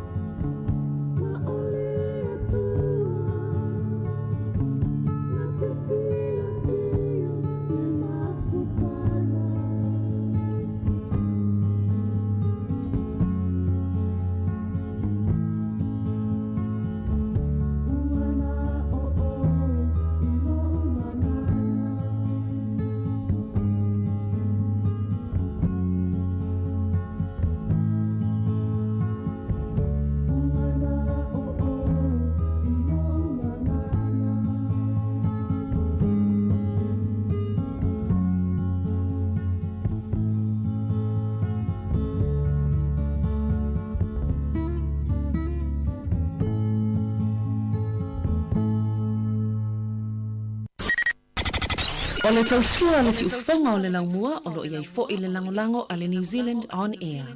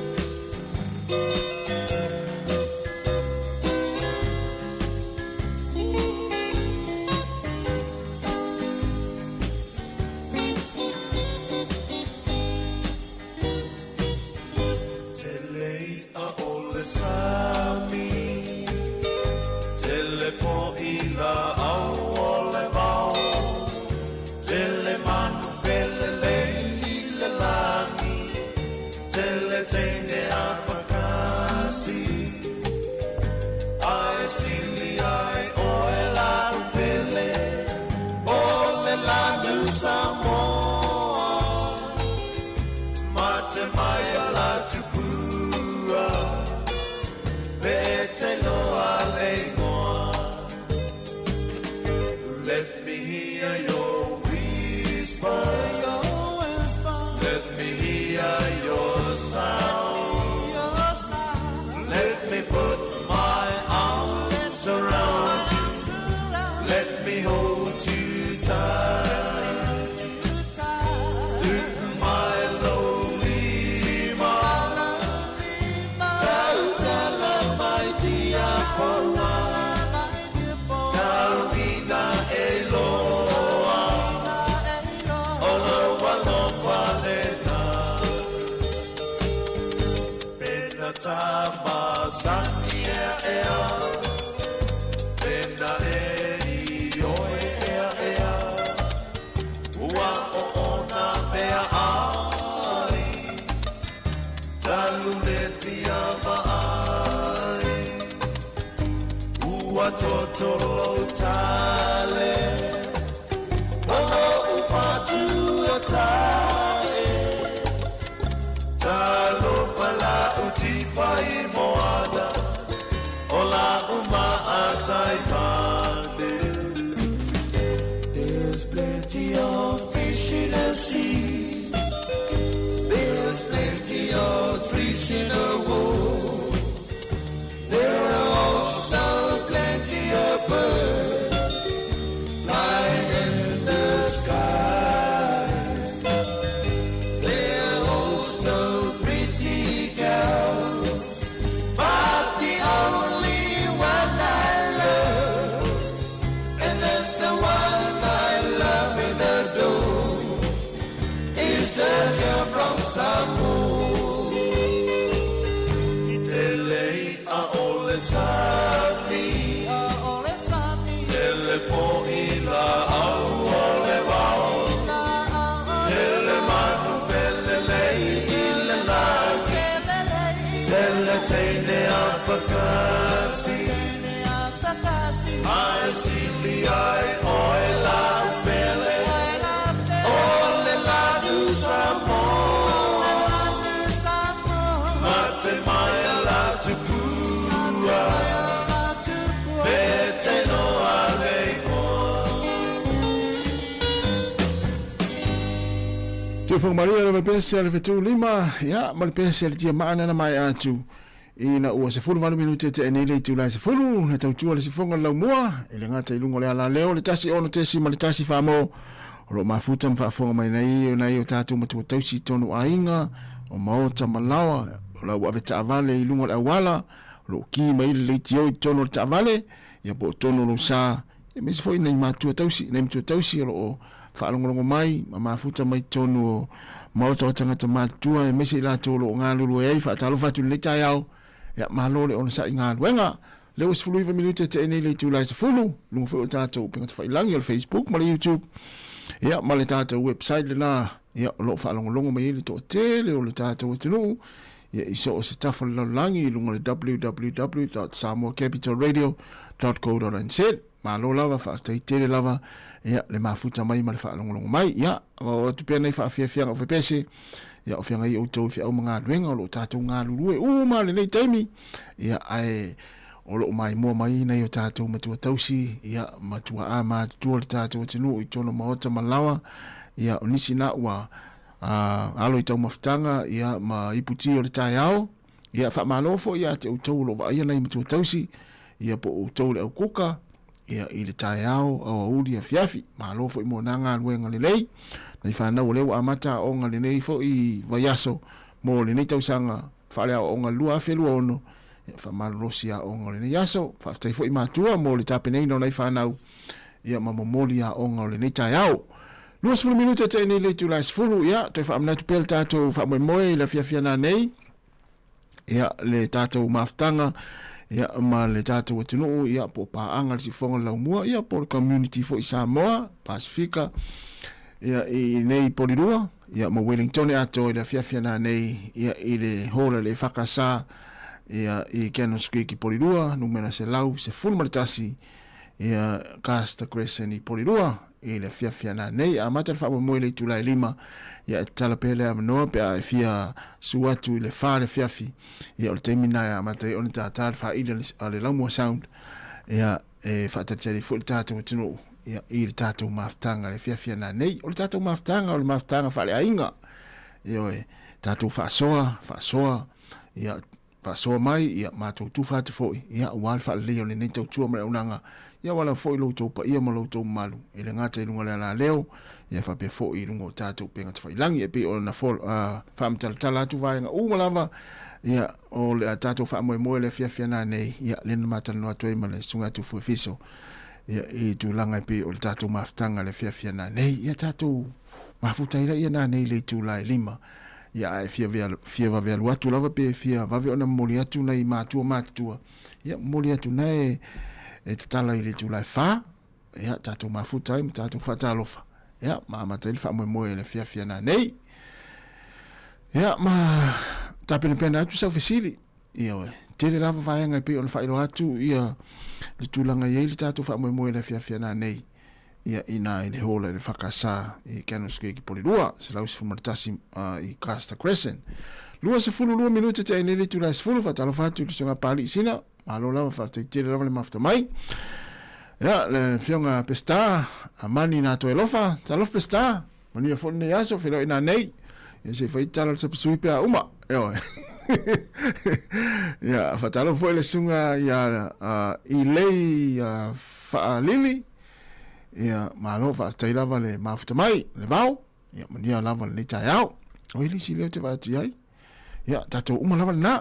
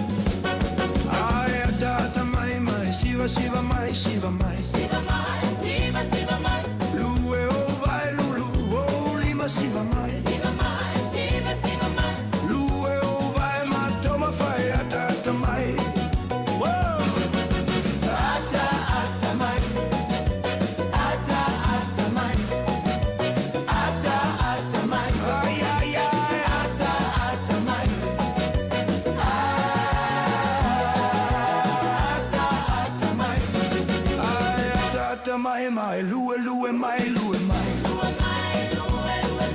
lue o vai lulu o lima siva mai siva mai fusi lau panga mai toma vai ata mai ata mai ata mai ata mai ata mai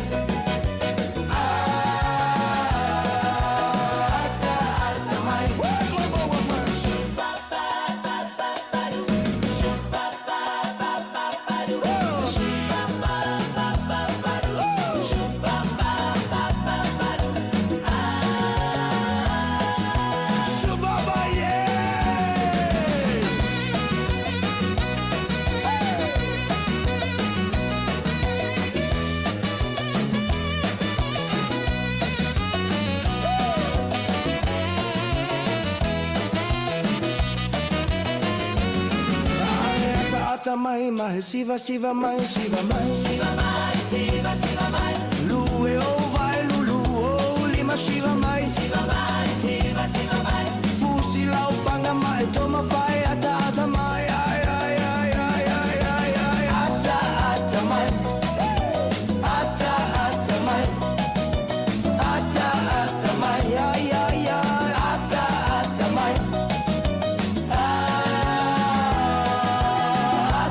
ata mai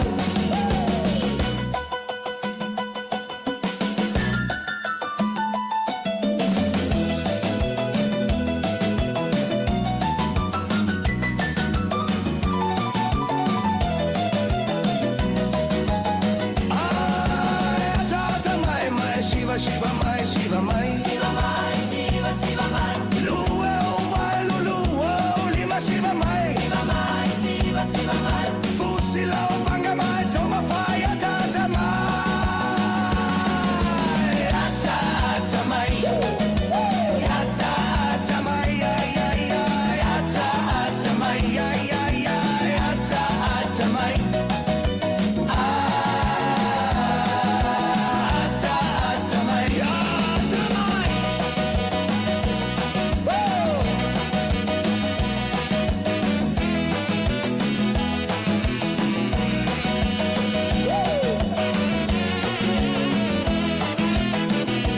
ia tāua le ata e tāua lo fia ia I lea taimi ma lea aso io e tau foi ana isi taimi o le aso e tau ona e fia ai tu sa pete le fia ata ia po na e te whanua noa tau ana e tau fai e te fia ia I taimi umalava po o aso umalava io e pe te whanua noa le tai ao e tau ona e fia le auri po le fiafi ia a e fia I le fiafi ia e tau ona istem fo le aso ia te whanua noa ai ia le ai pe ia o tātou tala noa le telo taimi e tāua lo fia tāua le fia lo toi taimi uma ia ia ele ngata I lo au lele iai pe o au ne tai wa vai lo au lele tai ona o te fia te ata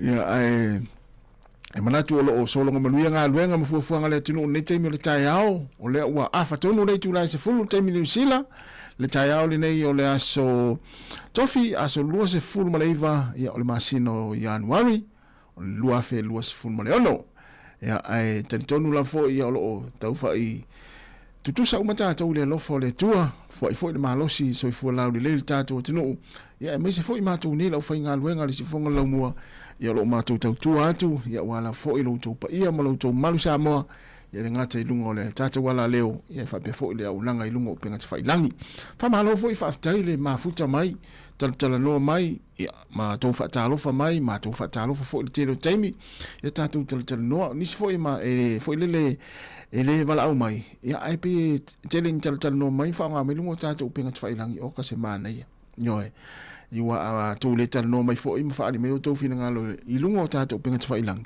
ia ma tu te le lo fo I el tu langa na te te langona ina ma esi le fiena ia fa malo fo I ma fa te tu tato pa I tato pa anga o malava si fonga la mua o ka se ma nei o ma to fo I mai tau atu I lo to fa nga ina ngana fa alo I te mi tato te no ai me se lava ia te mi to te whaonga mai lungo le Facebook ma le YouTube ia ia utou la fonga ma utou talatanoa mai ma lo lava le whaatamali ia se e iloa ia lo tamali ilana tūmalanga ngangana ia e whaalia ia pe a tātou talanoa ia me le mo le toi le whaataitere lava le tātou tenu ia ona o le ngangana whaalo le tātou te talanoa ai ia ma whaari fu o tātou manatu ma fina ngalo malangona ia ilungo le tautua le sifonga la mo iana por kalame whanga solo o le aso ma le aso talo fatu le faltua amilia famoana ia malo lava whaataitere lava le maftamai sunga le whawhengainga ia tapua i no toa Pao no fo inga, ya manuia lava le nita yao lau sunga le whawhengainga tapua i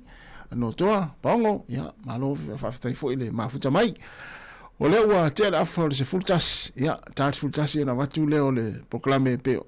O ta pena mai ai, ya matatou mafuta atu ila fo i, ia se ipa ia le tulai tolu ile fiafia na ne ilungo tatou pengat whailangi. Nono winga, nona tau le tolu, mai atu le tatou au nanga nei ma le tautua le se fonga lau mua, ia le tulai wha. Ya anga I le tula fai talai ia le tatou amatai le tatou fa moe tatai fa I le lamu sound ia ina le hola le e fakasa ia ikeno ski polirua numero se laus formaltas talo le lima ia ona amataro le tatou proclame ia pe tula pe lue tula fa moe pe mai al fitu pole te fo el fitu anga ia te valu ia ole tatou maftanga ile fiafiana nei ia pe ona ta lawilo atu ia ile neva ya so atoa ia nai tata fa ile la mo saune tulai fa ia ma fa solo tu la full tatou proclame pe atale lima ile fiafiana nei o mai tatou mafuta yo ale se va nga te fio ia pe te su ia ile fiafiana nei ia mai tatou mafuta lui tu la oka ma tu lava ma tu na maftanga ia mfaadi foi so fil ngalo so langona atone nga foi uma nato le afaadia ile fiafia na nei ia wa fo ile tam faingo le tato tu nei mo si fonga la mua ia pe afaadia so fil ngalo atono na tele ni manatu oni langona oni aikia ia ete fa so ina nei le tato maftanga le ma le tato watinu ia ile fiafia na nei ia ine podua ia le uto duas furono minuto na tale le tula se fumaltasi ia o e pe fa fiafia fa pese ia atono lo nga ia musika pesenga ma fa fiafia su filoi ia fa faino foi nga luenga ia me se inu nga ti o le nei tai ao te msalo isi ainga na inu ti mai lava le tula iva ia le la tax fultasi ia lo fai pe le inu nga ti ia mafuta mai le tatu tu o le nei tai ao ia se tu le lei ma nei le tal no ma fa alu le piti tai ao ia ma futa mai tatou proclame ia mai so fa fianga so filoi no se mai le coordinari tolu manuiti tamai a sola e pa o lo le pesele oka na lo ta tiro I lungo niu le lungo mato fal fa o solo io tamafu fongo inate Salvato lo uso sati però inane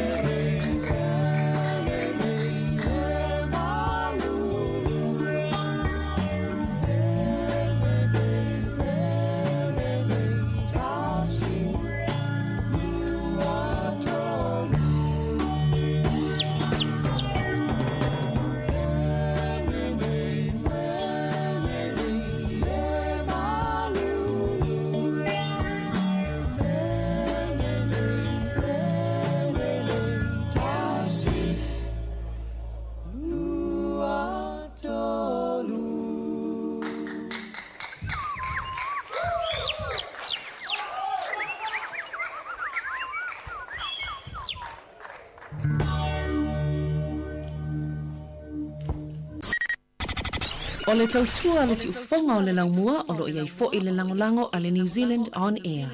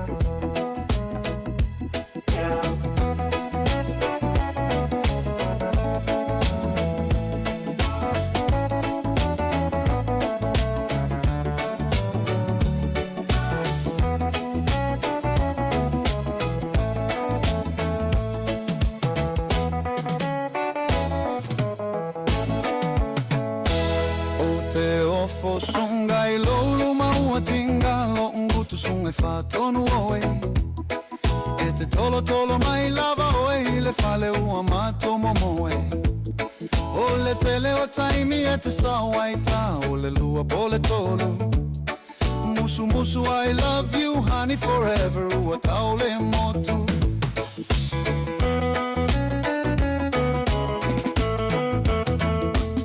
E te fiu e fai mai o pe pelo pe o le au mana o iloa E leo se fa fine lua o e ta fa fau sunga le tamaloa Sanga pe pelo ya I feo le manatu ya o e tau aso o umata Pasia e ta vale ulu tula le tangata e to e fai ava O te o fo sunga I lo luma ua tinga lo ungutu sunga fa tonu oe E te tolo tolo mai lava oe le fale ua mato momoe O le tele o taimi e te sawaita o le lua pole tolu Musu musu I love you honey forever Ua tau le motu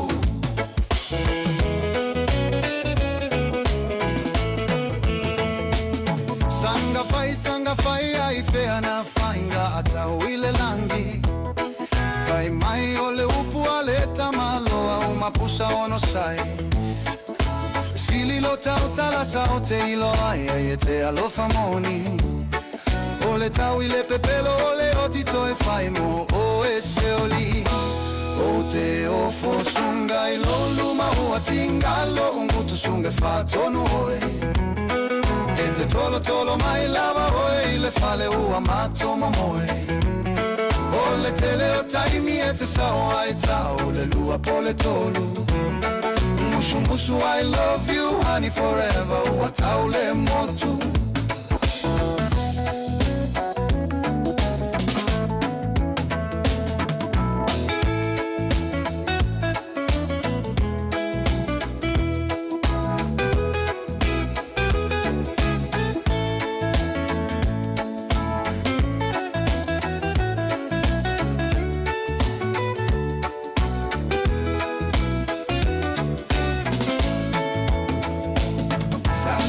Sanga fai ai fea na fainga tau ile langi Fai mai o le upu ale tamaloa uma pusa ono sai E sili lo tau tala sa o te ilo ai e te alofa moni O le tau ile pepelo o le otito e fai mu o e se oli O te ofo sunga I lo luma ua tinga lo ungutu sunga fa tonu oe E te tolo tolo mai lava oe le fale ua mato momoe O le tele o taimi e te sawaita o le lua pole tolu Musu musu I love you honey forever ua tau le motu O te ofo sunga I lo luma ua tinga lo ungutu sunga fa tonu oe E te tolo tolo mai lava oe le fale ua mato momoe O le tele o taimi e te sawaita o le lua pole tolu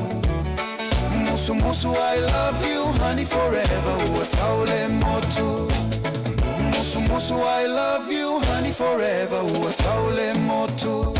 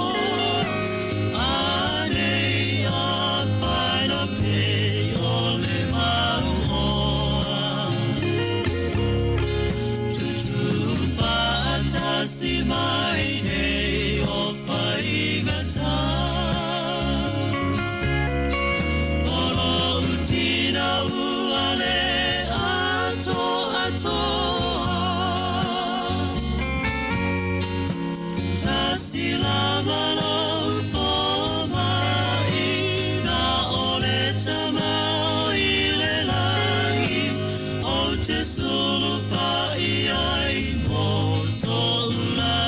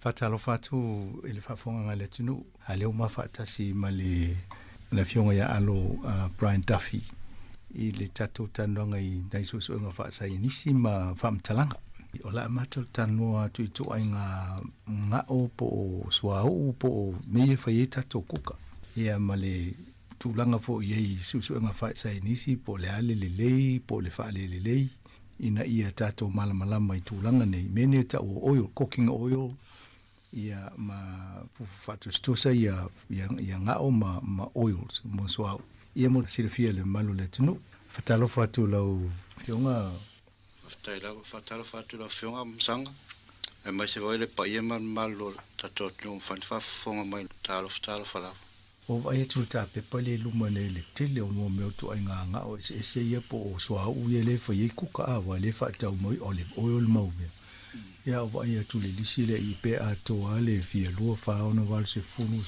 e mo ale to se funu e to ai nga fango se ye fa ngai ia le ve mene o le pata o le peanut o le sunflower o pumpkin o mo me ne va pe te le vo ninga o na me ale vo le ve le disine ai ma ne il tava ai fa solo mai po le ale e to ai nga mele tono le mo winga i so u ne male fofanga fo ia le vai fa sai nisi ia faftai fonsanga male fafsidi ole tulanga ye meio o nga se tulo mo meio swau e toiti ale ise la au ele mo wai tu so fatu maula e mo wai e swau e vola tu na swau na fa ngoina ole i swau ye te pe ole o la au pe ole me ole fu ole moso oi o toinga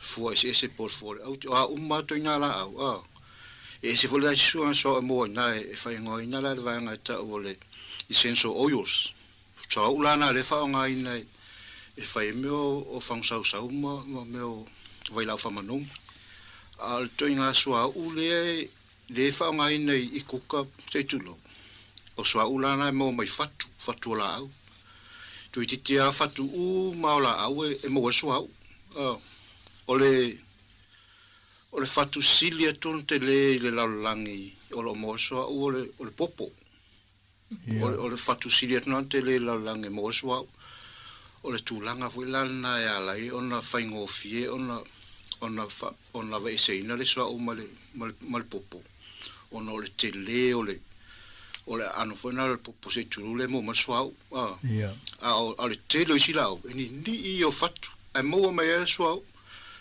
ole pe on ta o fa ngo fie ona vai se swau le popo ona le te le ole vai ngol popo le te tulule mo maswau e le fa nga ina ni vai la tu solta mal na ta usa o isi fatu la au ma yo vangala na fai si fai te ta online o vangala na ile fai te tau wala titi e fa ngala le me o swa ue e mi miti e se ile swa una mo mai me na fai ngo solvent extraction ia o tu langa ton wala na ya lai ona fai te ta ia te le swa ue mo ona fa nga ina vai la ala swa o silia tona se fele mo la langi te mine o le popo wa foi le fa nga se vai la tamana te tau sa o sa uswa o so se fera na la langri terminei pena foi male olive male fu olive o feololo asitire fu olive na mo le swau e pe a le tulanga i olive foi lato e fa ngai na foi vai la o e miti me pe le la vale le ia fatu fa ngai al pe al popo ile te le pese vai ngai ono fa ngai se vai la ono le te le ora ano popo per tulanga tu sala per farsi fam sanga so se la au amalato fatu e mo mai le meu suau ole meu fatu o bo le fo vai le ole disi le na bandel ta fa pe ta ita ye ni o ni suau e fa mai si mo me ye le fa ngai fa ku kama ya le to va to telia ya le sa o meta to le sa o le coconut oil e to no le disi le tata no inicio so o ima sa ni fa ngai tato ku kama vai po la tu langa la ia ele awai e se vo le si lo te vai le fa per fa punga le taito oil to avoid completely. Loinga to inga oil level mai peva ai fo le auson fa nga tele walanga ele tulanga fa le ton. Ai aton wale tele fa nga tanga te kuka. Ya ta fa solo mai la le to inga le ele I tono a fo kuka inga pe mo wale le soya bean oil. E pe al oil le fa sapsui. Tamale le tele fa sapsui. Ia a tono na a fumsanga ole tulanga I meio pe ona tau mo ia la au ola au uma le ila to fature mo masuau ola au uma na fa nga ina le vai la au e va ese soa ono ole la ititi ole fatu ia ole tulanga foi la na e fa ngata foi ngale ona le taimi wo uma nei mo ole soa e fa ngata to va ese le vai la au na wa foi soa na te apoina so seme I pe tulanga la na o le tele o vai la una I te la o tangata fa le o fie fa nga ona e fa nga ia a mai nei la I so au nei lunga market I container ele ia masita o mai pope va fenga extract pe va fe ona ve ese a wota tonu malangi na le popo ale le fatu e silia tu ona fa ingofie ona ve ese so ona le tele ole ole ano le fatu tu sa le fatu io e fa ingofie ele isi me la fa ngai fo se vai la au ve ese ai ole tulanga I mei ole fasenga o vai la au ia so au nei e fa ingoina fa palangi e me ka o lipids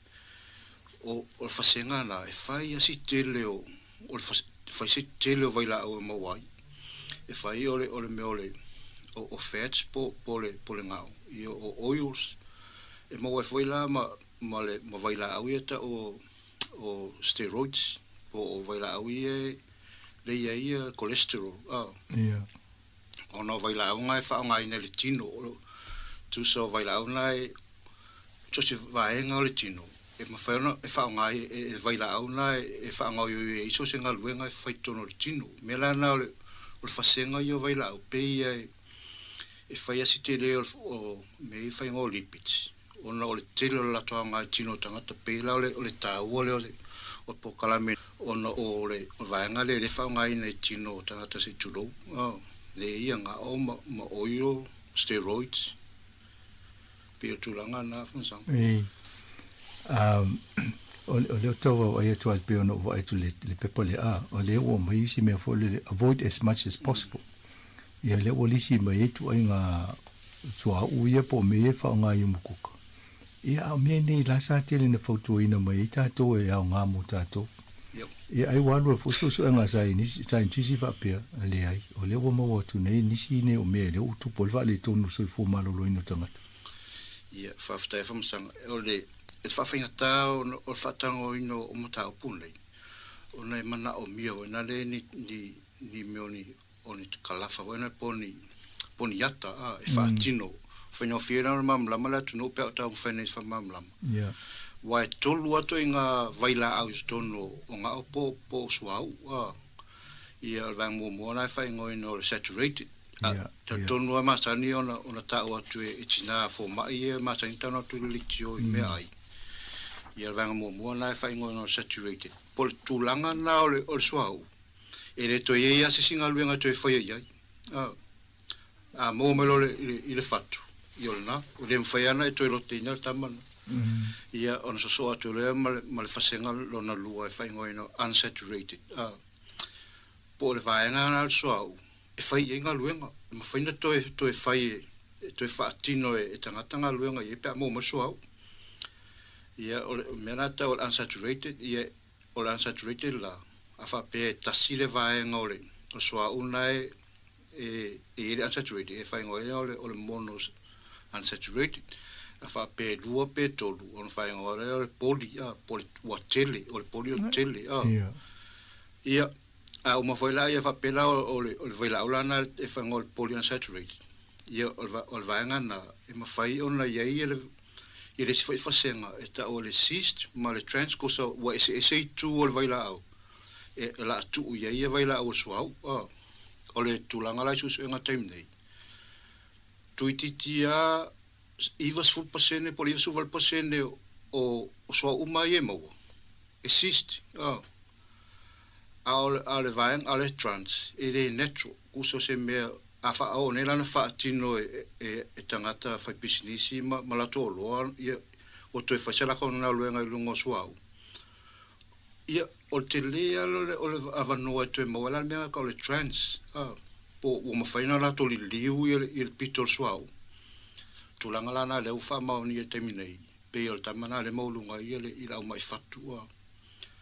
O le na amata wha peso so nga scientist ia sola. Pe o le saturated. Pe o tulanga na mo mai fatua. Ia.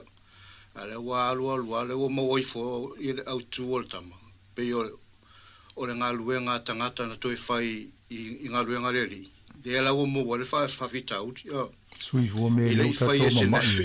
E le whai e mai na natura, I se trans. A ona o la tonga luenga e whai mana o ia maua e toi ngā sua ule mana o. Maua lo ma trans unsaturated. O le tamalana le la o wha mauni e le tele o la tu wa afia I mai fatu. Ona tūlanga na. A le tūlanga I e pe ona I tūlanga o tau o meo o suau. Pe isa palengi o le afo. O suau le o le popo. E siri atona palengi. Tutusa na whaile leia e tato lia I e tūlanga vasenga I e tolu. E whetau I le leia le mo lunga o le saturated. Tu so atua whelolo tuere ma le meo le unsaturated whapena. A tūlanga I whaanga ina nei vaitami nei. Ua tau mawhai atata I e whai ina I e fōringa mai le sua o le tūlanga mana o mia. Ia o le whataita inga. O le sua o le te ilo ta atere nei le whaanga I tato tunu. O le mele o kanola oio. O le kanola oio. O le la au na tau mawhai I e scientisi e sue. Pe mawhai ona whai titia I se la au. I le meo saturated. I taimina la amatanga mai o susuanga I. Tau ana mawhai ona tato li liu le la au lea. Ina I le whai titia saturated. Po le pito o soau. E le toi whai singa luenga. Ai whate le le pito e whai ranga luenga. I le whai tato ona wheli wai. Sui ele mo branch ma mea. Ia, o whaanga le vanga TM po le genetically modified. O toi nofo tangata ma toi sui le nātura la au. O la aula na le na mo me kanola oio. Le whaanga e taimine. Ma le talitonunga a tangata na latu amatalia le toi na poloketi. A wha pētau mawhaina e tātou. E le mawhai e le tino ona toi pai ai. A wha pē la whaile se kuka. E la tu sa o a e le afi. E le se pasta po tamai la tu sa o alu sa o. Pe o le teto nunga na. Pēta i anei. So se vaila au e o a sinta mai vaila au e whaongaina le tātou. E o e ia le liuina le tino. So se tamai vaila au. Ia matau lia la o le kanora o le vaila utile. Ia po ai tātou nunga mawhaina le liu le tino. Ia e pa i le tino. O le tfui la tūlanga na o mamma i e tangata. O na u whaongaina le tino me i o genetically modified. Ia mo oio. Tūlanga. Ia e whaiasi whanau no o wa ai au. Mana ia to i ngā pata. O le mo i supermarketi le whaai ungo ino le. O spread up all pata. Le vai. Pe whai ngō fie nai tau le tua le aisa. A le ana o sia ki e tuna nei fwoi. E 5% le kanola o yo nai tonu o le pata le al countryside. E mo. A sa fwoi le pata le ale enka. E tonu 50% le kanola. Tu se ala ina wha o ngā ia me i tonu pata. Ina ia whai no fia na spread pe whai no fia o na wha pata e whalau. E le malo. A wha o ngā la vanga soa. Si wha o ngā fwoi la o yo a tu o le kanola o yo which is o le genetically modified. I o pe o te le la fianga. Tu salana le whau tuanga taimi nei. Ina nei whete e nai ma vanga i e whae le tu lato lako tik whaenga le po le Heart Foundation. I mei o Matarin, o mea kanola oio, me umana e a fietata mai fatu. E ese a i e so enga ma information le mo tātou le media. A le tulanga sao ala nai, wa le o so enga i na whai. Na wha apea i le valu lima. e tatau o pe ole o saturated na la ina mo lunga ia tangata tasi va valulipa tausanga na ina fai ele susu na tama fai e pois se al me wa mo lunga te tata mal liu mai fatu i America me Europa mo lo marvanga tu fa pe ole ai la we no saturated pol pitole suau i den foi anto e lo tenia se taula na va ese wa den foi tato no to fisu ya na la ina mo te mina le canola oyo ala te mina o fa se fulu ina pe o ovat le mo lunga ma sa i la to maliu in mai fatu le ala o to va e tu va eu se ni tu se tal to nunga na yel te to nunga va pe la saul prop e o fo e o wa ti mo tu mo lunga le o tu langa la na le ona o me ia na sauni o tatu faolo e le tau ana to ta alo yesis po real me fai e tangata i mele e umai foa o mali li wa ngase e tangata pe ala tulanga tatu wala tu nula tu tatu fa ngaina tu nga tulanga na le saule media e paula na le me mo tatu na ngase ma ona o mo lunga le me tulanga wala le so tupeo la fa pisinisi e o loko mal media toni e la to mal media pe o sa le fa ta o tangata ele iso e ili le vanga pola tonu ale se le leio nei me i tino mo soi fo tangata se tulo tele na to inga swinga le wai o tanto nunga na sa ia fa male kanolo o ma tau le fo sa tele mo me fa sa longo lungo tv ya sola e fa tau to inga ya le fo la ya o to wa se no scientist o mai ese al fo nga le to la langa to lote me na o mai fo na to ta mo se asa sa o na te o le pese pattern le o le van sa la lang ya e sa lo sinte tasi se so nga se tasi fai ai tu le media e so la lang ya na sa te man tu am sanga pole tolis futa sang talwai na sa wai fo fa pia o faia si te lo tata mo mai fatu mai si to nga mai ona o le waina mumu le se futa sang ta lo to sta so nga o tua li liu ai e o nga mo le fatu e o nga i le tino ona vai ma mai tot tu sai sta mai so nga fai a le mide va vetele o le la ta se ia o le mauna ko mai o nga le fatu la ia wale o tulanga na le ye nei sta mai me e alu ia i le mila o suia to e vaenga le mana tuna tu o tangata lau tire le fata o lo per tulanga le meole i mera io o sua e le ia forma i tautino i America o ma fai la to suenga e lo tato nunga na peira uri e le vaenga le kanola o yo mai sito ina o yo le e fai suenga o suenga la e sanga o mana na saule la ilunga le internet ele peer review to sa ele fa amao ni ele la langi po scientist o se ngala uriana fa ya la to ye tu lungole por internet o tel tono na peira urina kanola o yo po si company wai o me e o solo fa no tele ona la e mo le kalafa po so ngale o Australia mo sila tanto Australia mo sila le mo lungal mai fatu le ile isu engale ai e breakdown mai po pe tu mai po ai ton wala le to inga vai ngare la via ale sa we policia le ve Sāmoa sa we lo le mal connect mal le so mai lo uri mal mafuanga fe mai vanga tu sa tulanga ton wala le mo lungal mai fatu ona o vanga ia e tau mafa me ko na oyo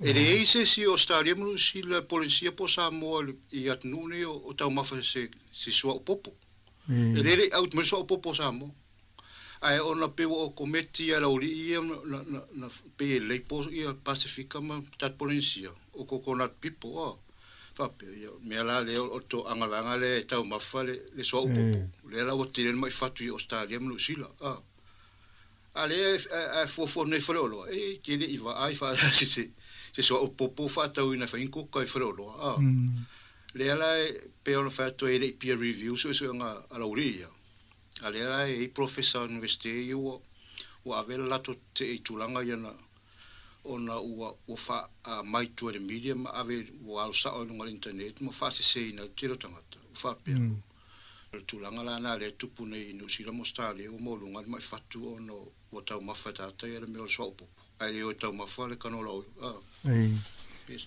le la wele swinga la wa ia tu te mine o le o tu tu le kanola o le tu mai lunga le coconut o loinga wing su su ka fa sa ini su fa mauni ai wa o su suenga i me o sopo o leva ai wa fia te futa sanga ai e tua pe mo media ma media pe era foi business pe mo ala uri nga mo mai tua yeso so nga ta si so nga ai pe se lau so nga scientist na foi ta si so nga negative so se mo ana ya ele lo ele la langi por tu se ele o tau ya la to yeso so nga ye positive ta si so nga negative ya lo Peo tūlanga nā le langi taimi nei. Pe mua i ra foi business ma le media. Peo ina mua i ra foi business. Ina i mawhai ona whaatau ala tolo. Ale tūlanga sa o ia wa fia se fulu, wa fia se lau so enga wha scientist. Wha maunia ia so enga. Peo soa upopo ale soa usilia tūle na se whela langi atoa. Mua peo na amatu ina po kala mehon sanga taua. Paule ole fatu. E le fa ngai se vai la au extract le swau. E tau le lau pe si fia malo tot no u po kala me tat pacifica na fa e mo mai ia companhia e luo Sāmoa. Le fa ngai na le na vili et tau le sopopo. O tulanga sa wana ma fa inga foi na fa ia e swau e se fe foi na le pe le afia e soifua.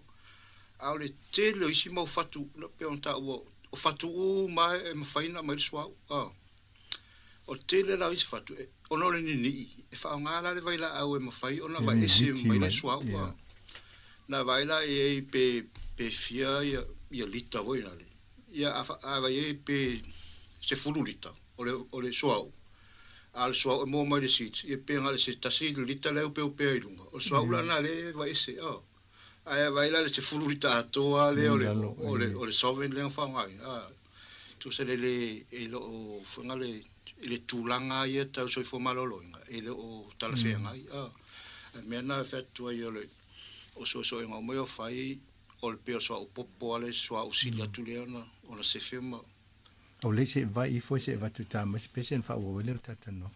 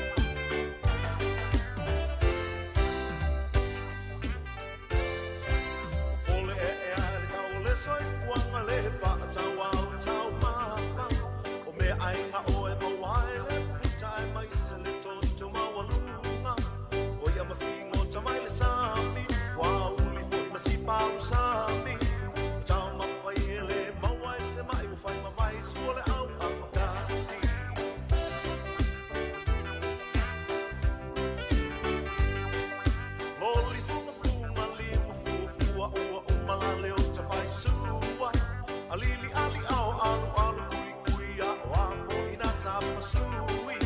O nai kumange o funga o male whangu sea, me sae na whainga mea.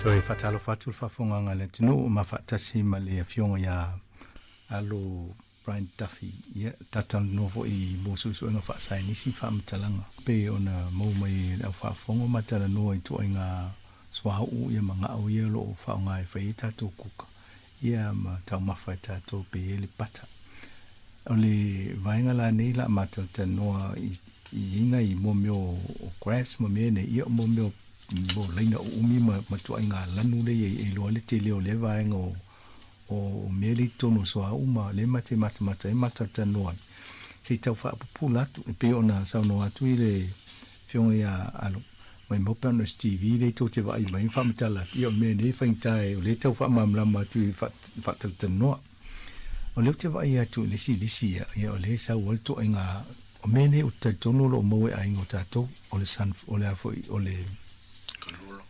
le safflower oil, or the canola, sunflower, corn oil, peanut oil, olive oil, soya bean oil, cotton seed, ole me vo il vavai o fo le vavai fo na cotton seed oil. Yo vavai sa mo te li lopen ai ni si ye fatu le vavai sa mo. Ye mo le chicken fat, ye le tua uton o le lard, o le beef fat, yo le to nga mo me nga o ye. Ye o le palm oil, ye o le la au, o le butter, o le coconut oil. O leo te vai atu le pepa le luma I. A o mai le coconut oil, o le umi o le laina le ta o le saturated fat. A tu se fitu su 5% o vaenga o le sua ulia. O le tumu le saturated fat. Na pito mai le o le pata. Ia palm oil, o isi mea, o la le ufamtalanga o le vaenga na wa leo te vai te le na ia no o mai le si vaenga le o le polyunsaturated tama I laina le iai. Ia ma le monosaturated fat, ia ma le other fat. Ai pe umi ia le vaenga na lo. Ia, whaftai sanga pe antang whai e wha ilo atu ia tu o me ia soau. E tolu ia vaenga. I to tonu a saulato e tolu ia vaenga e mawai e le whapea o sau popona le tasia tu le vaenga e tolu tu nga vaenga. Le vaenga na e le mawhai ona e liliunga le vaenga o le suau. Ona e le o le vaenga. E mawhai ona toi whai e le si a whapea wa maua mai le suau I le whainga mua. Ona mawhai le tangata. Ona e toi di liu. Ona toi whai e le si ana fuafuanga. E whaingoina wha scientist turanga la ta o le hydrogenation po wa o mawhai ona toi di liwa tangata I tūlanga na I tūlanga mana o mia ia ilona ia iloa malona e sila fia tu sa la tam whai e toi whai e sisi anga ia ngaluenga I le soa ule wa ia maua ia o le tūlanga na I le e whaingofila le whamamamana masanga et on talona inala le tūlanga le whaingoina e tātou o le virgin coconut oil, o le virgin olive oil. Tu sa whaingoia vanga le virgin coconut oil po le olive oil. Vanga na e te tau sao a. Le ai a masisi anga luenga toi whaia iai. O saurola le pālengi na, wa ia pasenge o. Pasenge la I o le tunya soa una o le saturated, o le monosaturated ma polysaturated. Tu sa fitau I le pasenge na I le whateta inga o le so popo. Ia. E le ato e lote lola le vanga ia e so popo. Ia wale virgin coconut oil loa. Ia wa hydrogenated oil. Wala to suia. Ia to inga so o tau ai le virgin. Nai mo molengo. Po le pure. Ia. Ato no upu e vatu ia o e whape o meye I suia a. Ia, e sao amsang. A whaingo mai lor vanga whape o le piua. Tu na e le I whaunga ina e vanga se vai la au whainga le sui se vanga kai pera o popo. O le popo le e la vea o mai vanga e rua. O le popo me whainga vea tēn koe piua. Koe natural. E le ai a masisia me toi whai e wa taipei e whatai tainga amsanga o le pata. O le pata tu sa ole kurimi le mo ma le susu. Ia mana olola e fa le pata. Ia na tua le masima ia liu pata. Le kurimi le mo le susu. Ole kurimi le natural. Ringe fi olola le masima to no pata. Ia fo ia le fa e lo le masima le lo atu le sa o liu masima. Tu se ole masima le lo tato e fa ole sodium chloride. Tu se la tu le sodium pipi ile ngao. Ona liu lola ia wa solid. Yeah. Tai peila e fa ngole o fasimoli. E va tu le ngao tu lo le tu la ile masima tu le caustic. Ona mo lo fasimoli. Ona tu le caustic ile ngao ia mo lo fasimoli. E fa yana no fo ma fa lo fasimoli. Fa pena vola le pata. Ia mai al kui me pata to ni masimo ia mo pata. Tu sala o vanga na le pe o ma sere apat ole tulanga na pe ole so popo pe e ma fai nga veteran ko pure ko natural le ai am se sia me to e o lola na tamo fatanga ta e hydrogenate pe sui ia ole to veteran cornal oil se tava ai Sāmoa sola le fai ngol tato e valu mai le popo mai le pe na mai lole ave fala pe ol fala na ma liu to ya le folinga yo le lolo fai le lolo o le soa ula nai mo le lolo na e telen fa nga tato na fofo al soa una e fai na fa nga ku kai me ai termina pe dia ia fa sta msanga e se foi la le vanga na so la nga le fai fo ona e tu ye ole fatu ole to mai to in Sāmoa na fai e tulanga na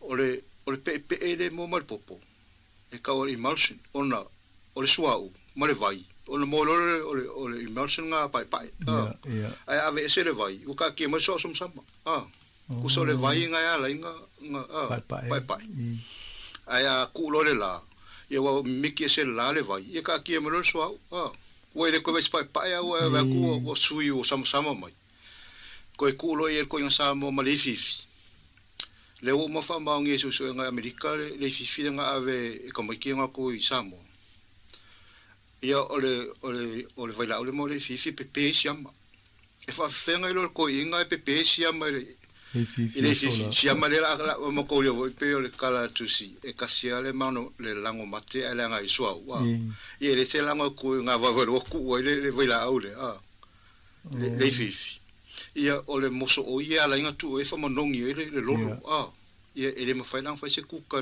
i timing ile ia nga pe mo fa ale sua ula le tata u le fa nga sa mo timing nei tu sa ole memo mo wifi e fa vela fa nga le penu ina ia tau si mai le me o le melting point ale so popo es fia ave nga longa fast food pe limas food ina ia fa ngo fia ona lu se male vai ona tatau rola ia tatau vai ila e te va tatau rola ina e sa wele ele pai e sa ona o melt lole le so pe fa vela vai pese o nga mule e la o le penu lunga na tau e wale lunga ona ele tununga e pe na fa molunga por fast food limas food le vevela ia tu lo le tu le vile lo li e sa le so ia e lo se fengo fia le ia ole stage la nga e fa lang fa nga ia fa kuka fa nga ia tau mafa me la tau le veteran o le te vai tu wa le tata no so o le fa mani nei line le tele so e valu se fulu tu ai nga fa nga so le ye nei i tato coconut oil e so o mai pop o le matua i tele ai fa nga mo mio fa i mo fo i moisturizer me i fa nga yo eye cream o me sile ava me fa pena me fa manongi me fa yulu o le toothpaste e tele to nga fa nga ese le e fa nga il mo le o le fa le nga o le o so na mo mai na e fo i me tau so i fo malolo ino fa nga ese o le stress relief o le digestion o nosebleeds ia va ia me ai ana fa nga fo i tato ia sola ale o lo palangi le fa mau lalo ai na mo mai me ne so nga i Sāmoa ta mo sanga o fa si uno o ata mo tilo i so nga nei no lo e fa nga ina Sāmoa ia sola o Sāmoa te mātua hoi pēa sā se toe ina po se songai miti tule sua u foi na le. Ma reo aso lai Sāmoa le ime whamanongi. A leo mo i tonu sua ule vai la ule pepe siama. Ma to leo siama ya lenga maua ia manongi se tulou. Ia po se siva pula to nga sa tātou foi Sāmoa. Whao ngā ia re whanu. E hu ato ele tino.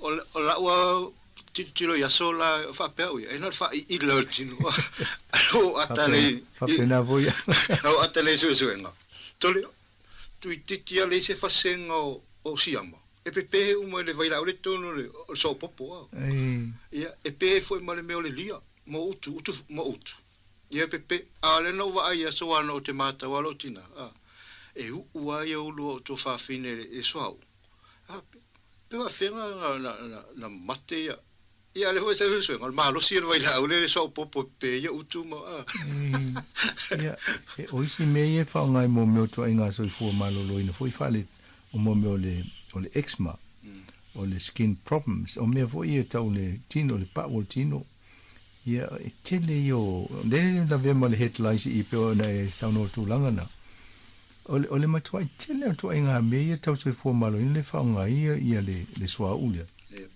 o lona winga ia ai o mai le kuka ia o le matua tele a fo to inga kuka pe no fa e valu se fulu le ia to inga fa nga o le swa une o le mai pop o lo o lisi mai le su enga ne ia ala to fo i o lo fa ia o lo no winga mo ta to le fa to pepe o le su ia fo ta to fa to fo su inga ang swa o fa ita to fa nga le fa ita to kuka o le tasi al fa la o yese coconut oil type olive oil te mine lunga o fira o mantua po wa il market po le mea fa tau tātou le aia o iei wa e se ala pepe e se coconut oil le fai kuka ia whaftea matang le sa fai le expo e o kilani le sa mai swa o le sa so toto le tau sala Sāmoa le fai lo ingo o loa le nga mai swa o popo Sāmoa le la fa pia ile news longo fa longo fa pia lo ave Britania ale o la ua fautuanga I totot nu I te mine ia a maua ia I tilo te ngā suaune I Nusila. O le oso tā ua le mai Sāmoa. O te me sumulu awa e mai ia meo whang suau popo. E mai le whai kuka. O le situlanga le o mori mawina te mine le te leo o tātou totot nu a fia ia o loa. O no vai la au ia I toothpaste o le toothpaste sili atu ona saonga le mua whaanga te minei. Baking powder ma sau popo. Ai tanu wharetai. Pei e toka le e msi de senga. Ngale mea momo o le baking powder. O le baking powder le whaanga whai ia kukal whale. Ia ma sau popo. Ia o le tamana le te alwai. O wafoi. O le tūlanga le iai. O vai ainga. A whaatau le toothpaste. Ia matoria o toothpaste le whaongaina. E se marosi o le fluoride. Ia, ai vai la whaloloa. E se ale toothpaste ka maiti. E se toothpaste al matu. Atulanga I ainga tātou te maitauria. Tasia toothpaste. Tasia toothpaste la po alo atu mauta maiti. Ma mai mani fota maiti wa fo e marosi le fluoride le tono toothpaste tak matu. O lo inga lua me lai mai ni fota maiti. O le sta maiti le fulu ni fo se tulo fa buanga. A le sta maiti o se sel toothpaste na whaonga. Se toothpaste na whaonga. Ia maresi mea le tele isi vai la una fa popo tele vai la fa vai la fa popo ina I mawhai ona afa peta mawhai o mil toothpaste vai mawhai na sau fa whaingofi softening agent o le tele yo vai la le fa peta atu pena sta spelu o le mea lana ele sefe fo a le vai la sili atu ona vave I meio o loa o le baking powder ma sau popo wa fo idea ia manisi vai la au ni vai la whaongaina lo meo vai la whaingo organic. E se la o koinga organic le whaingo ina le au whai whātoanga a meo o le ta un sa o ai o vai la o e whaongaina so se olo e to se ngosingo me whaingo organic vai la e tu lo la tamata un toothpaste a matalo na tele to inga mai e mawai. Sei of ia le lisi pepalo te vai tu le olive oil o le coconut oil o le canola oil margarine o le butter o le peanut oil ele mele o le medium high smoke point po le ai o le mena te vai tu a matana ve vela lo pe o ta wasu mai o le winga na ia whaftai hamsanga sao le ia lau sana hamsanga o le test le na e tu le oyo e vai pole ale taimi la asu mai wa mu me o le test nga ko inga oyo le sesi Lona winga la wala e tauna va vai po fe o coconut oil le sa o le medium smoke point o lona winga tau fi o lolo ai o le te va et fo ipata o le na ta o ne to inga pata na le pe swa va ia o na te le fo le canola tun ia e fafta sang o pata ia no fa pe fo ia o fi fa ngal pata na wa le a mai pata la isa mo lo e tau fa tu mai ko wa al tamala le fa ngol o spreadable le na fa pata fa la wa e vai e ala ina vai a patana ona wa tu ile sua o foi na le matala le mo la lo le me fa ngoi na le melting point por vela e mo fai ona ile sua vai ya ale patala le mo lunga saturated o la uri na malo ya sa alo e mo le vanga le unsaturated le vai ya mo lo spread po pata ya ale o va le patale a countryside ma sa ni no fa ngai e limas full tulpa sengo o patana canola oil ai fa pea we ya sola ai e se sito ina tulanga e fai le pata ina ia vai ya le o sa ai vanga canola oil an sa ai se coconut oil ai fiolo e o tauna a matana fai ele canola o te loinga la te lo ne te lo patana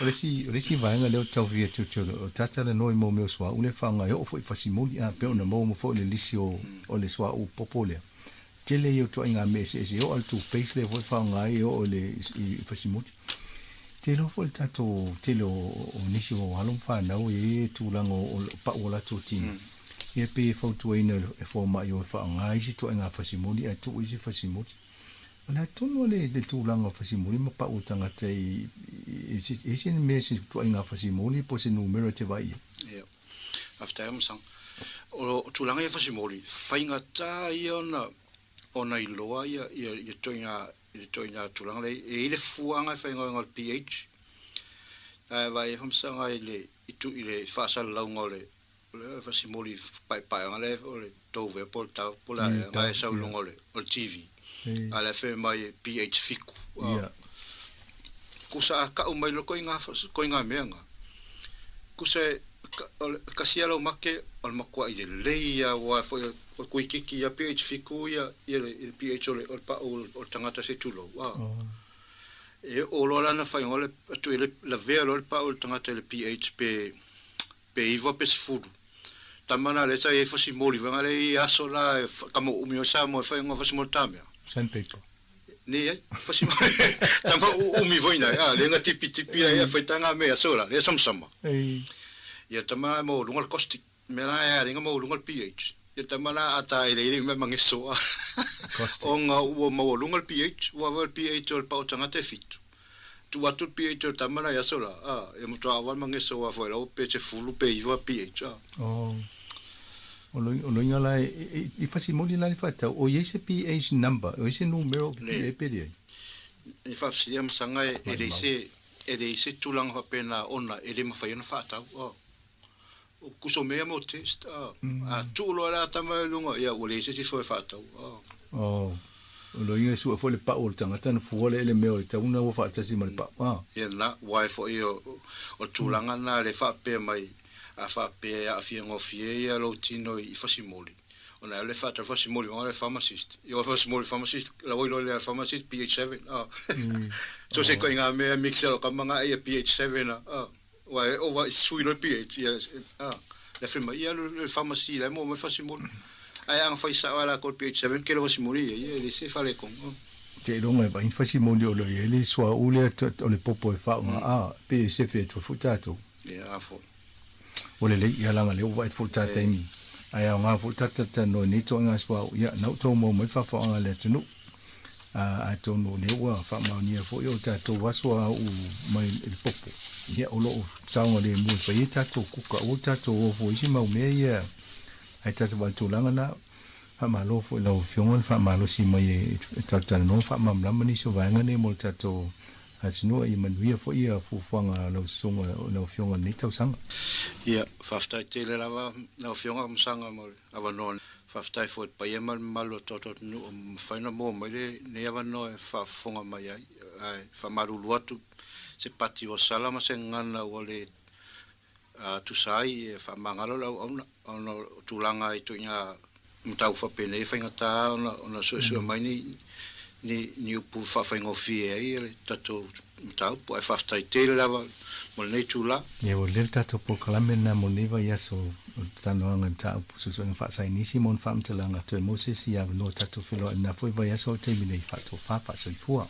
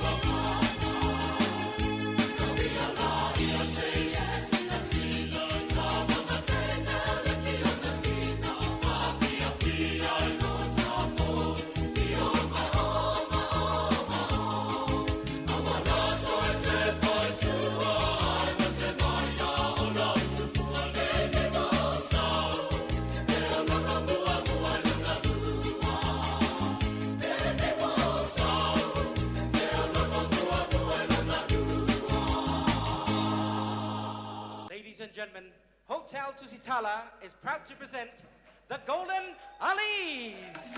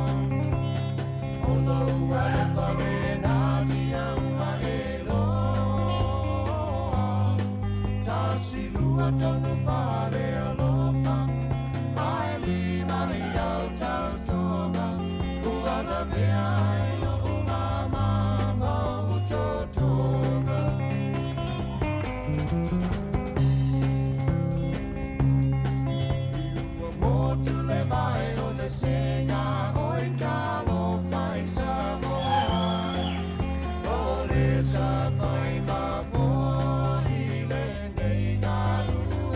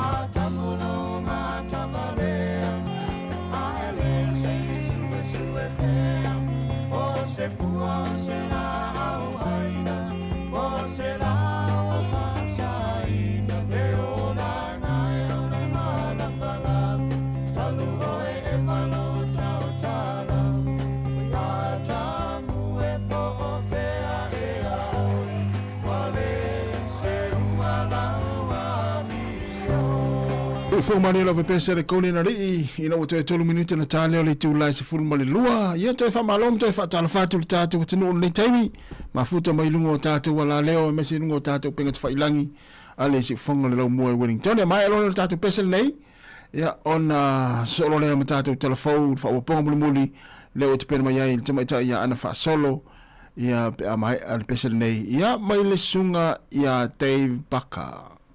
Toi 2 minuti tali tu las fulu malua.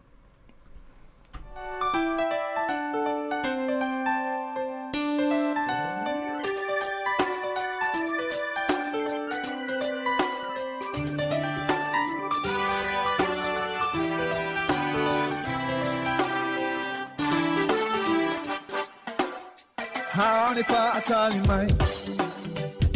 We're only lost in a fight, you know what?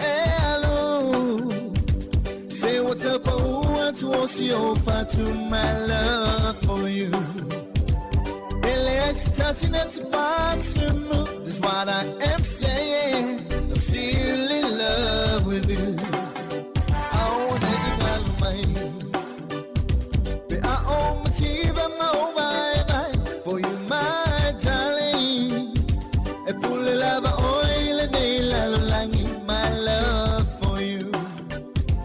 Let's touching at the bottom. That's what I am saying.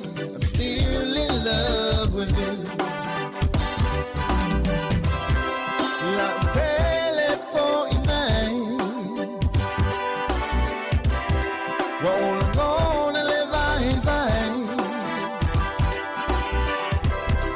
Let me know you see me. All I want it's you and I.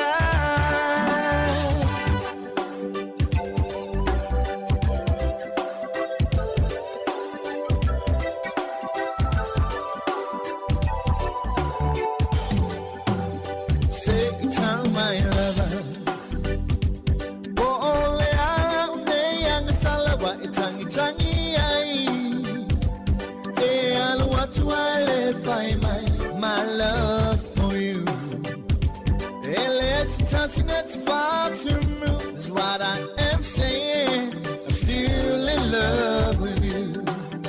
I wanna eat all of mine, but I own my teeth and my own vibe for you, my darling.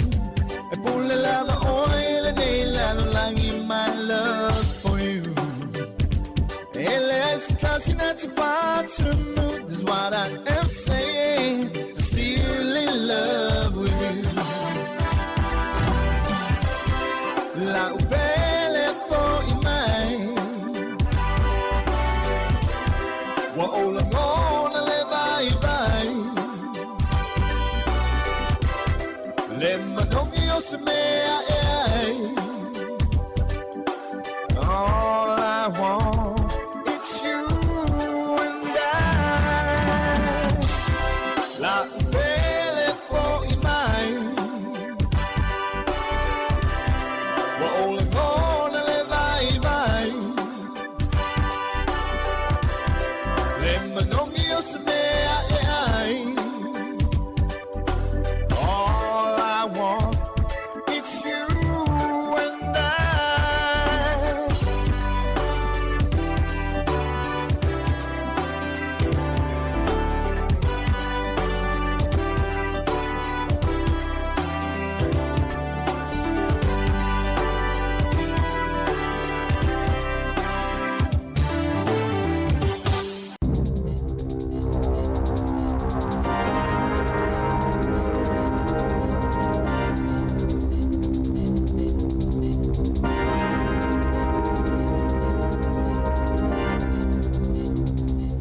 Toi whatalofa le whapuponga o telefou mo le nei awa uli.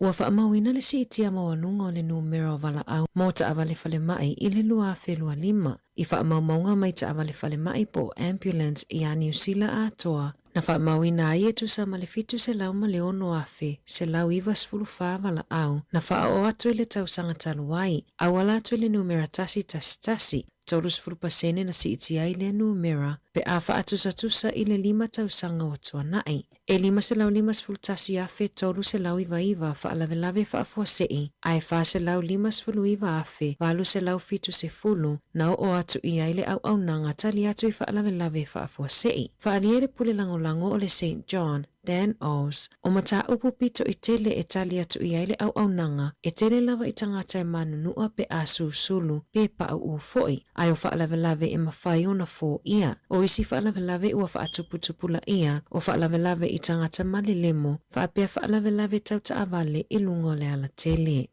E se fulu ono awhenga luenga I le kamupani Amerika al Amazon ua fuafua e whaamuta, ai whaalangolango ala taunga luenga I le AI. I le poti mai a o ke topa na whaailo ai, e tusama le tolus fulu awhenga luenga ua fuafua e ave ese, e au fia ai le se fulu pasene mai le tolu se lau 5 fulu afe o ngā luenga I ofisa, ai le a whaina I ngā luenga I tua, le e whaawhainga luenga I nai le tasi tesima le 5 miliona o ana tangata whainga luenga.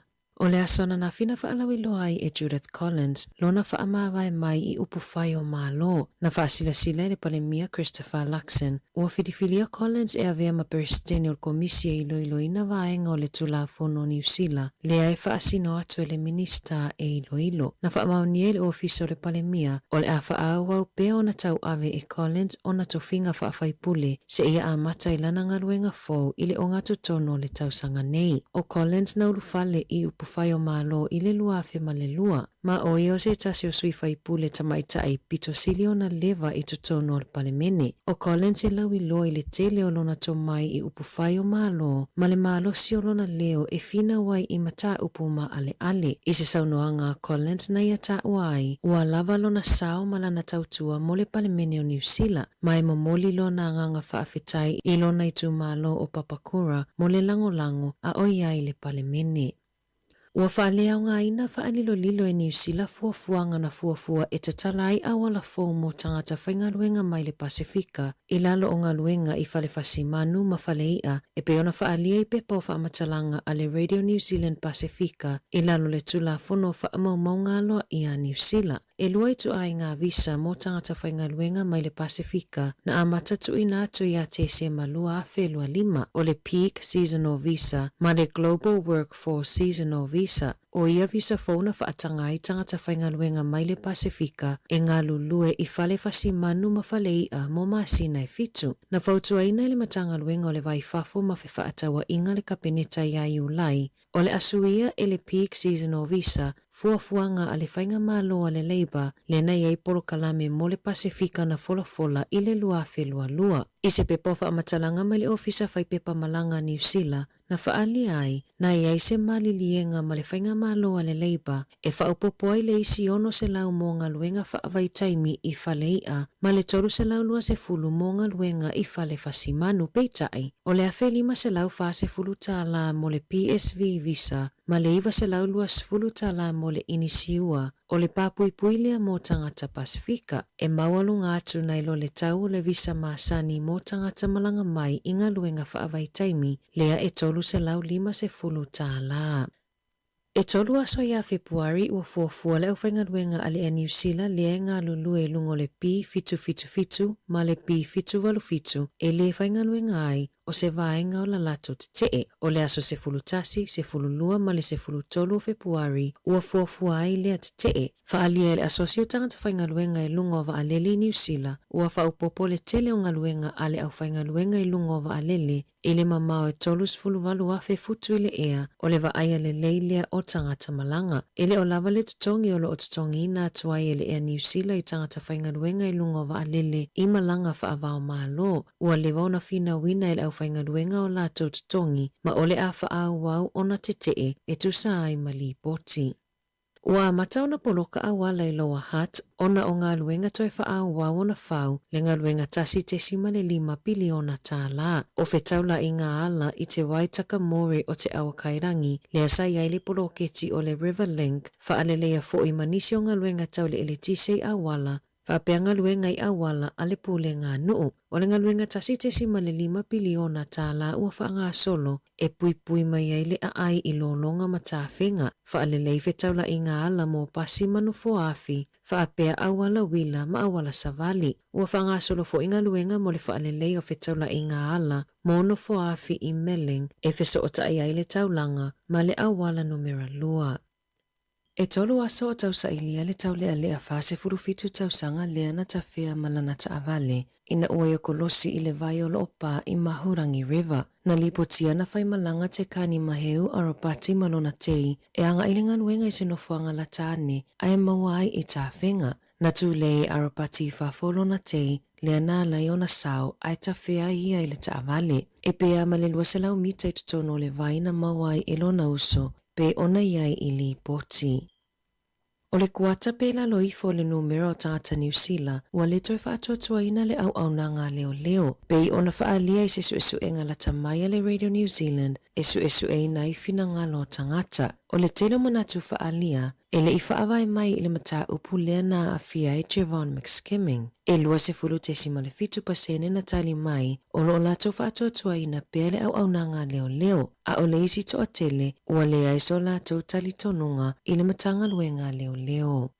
O le whai ungo le masina fō e amatafa amamalu nai tu la fono fō mo tangata sitiseni I Peretania. O le amo o mia le iai o le tusfolau Peretania mo tangata sitiseni. E whai malangai I Peretania pe au fuafue asi le atunuu. Pe ona iai se folasanga ale komisina mawalunga o Peretania I New Zealand, iai ona Thomas I le asona nafi. E toa tele tamaitima tupulanga talavou o le awha awhainga tau na whai malanga I Peretania pe awhai na whananau I New Zealand mai I mātua I umia sitiseni Peretania. Saunoa Thomas o le ale mawhai o na whaonga se ETA pe ale ai se tusi folau Peretania.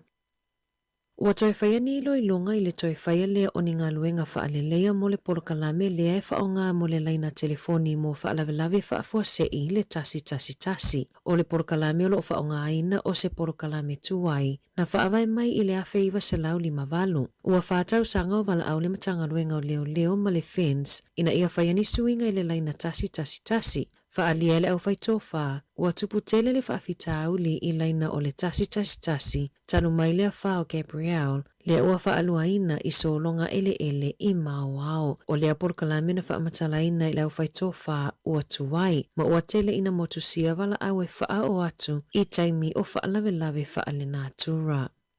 Ua whaadile le fia tangata no nofo la talata I whanua tanu I o tahuhu I Aukilani, o no le tele o la pisi e la foa ai I whanua tanu. O le aso luo le vai aso neina mawai e se tangata e nofo la talata I le whanua tanu, ni mea whale tuwai o lo o la foa ai I le whanua tanu. Na whaaliere pule ngānu o Aukilani, e whaase lauta la e whaasalai tangata pe a maua o la foa I la pisi, I no foanga whai tele. Tala fōwia mai le si ufofonga o le lau mua mo le nei vaenga o le awa uli.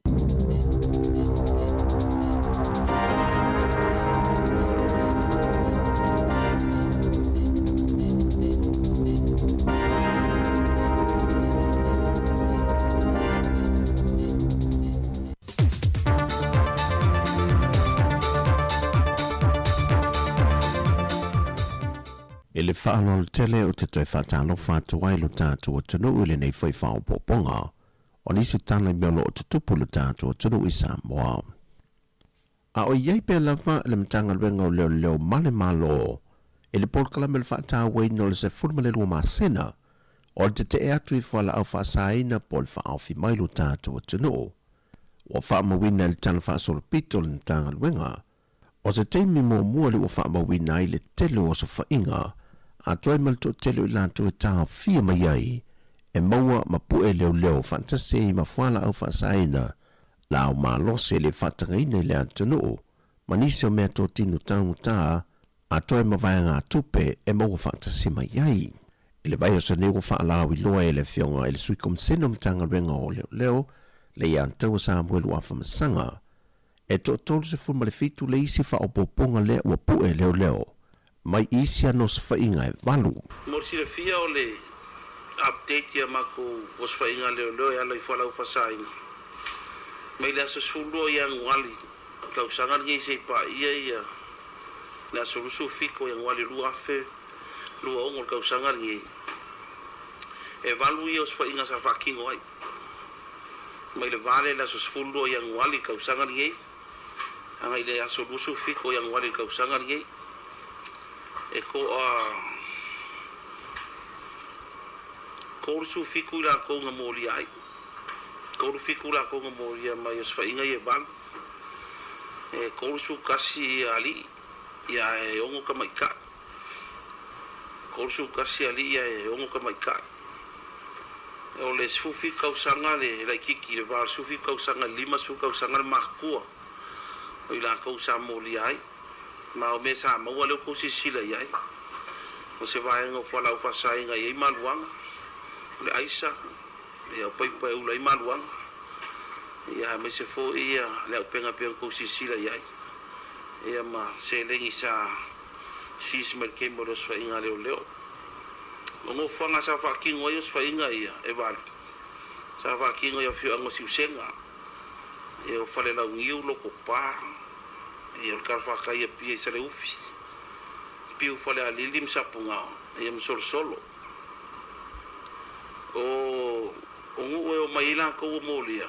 E ropo o skamer ngiva yaso ia. O nga kua kure lunga e leo a koi la kou ia. E korsu fiku. Ai mo si le fia ia. Mai ngu yo ale sao le o nge o moa. Sa le ufi o vayusu sapungao. Si usenga. Sa le laval. Sa makau. Sa le maunga. Sa valalo. Sa le lolonga. Usua kia. Kufui opa. Sa le au mua. Sa maka. Ala mangoko. Kau kuuka. Loko pā. Ko ngai mako. Kufu lele le au wa. Piu fale alili. Pou kasi. Sa le imoa fale asi. Solo. Imsafuk. Kai au por fai ungal vai aso ia kua kai la ko ia Sāmoa ia rates muli ia.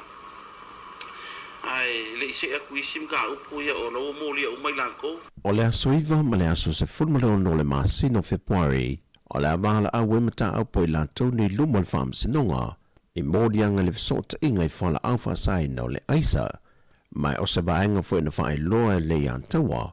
E mo modi e pe lavalo na nganga fia whaafitai te le atu. E mamalo le atunu o mafio anga, po le ngā li ma whai pule. I lo lato fesoa swani le ngā luenga sa ilian tanga luenga leo leo. O lo ma whai o na whaafai ngō fia le reportina mai tutonu, o no whanga mai lato, o lo whaata wina le aisa, e tutono le atunu o.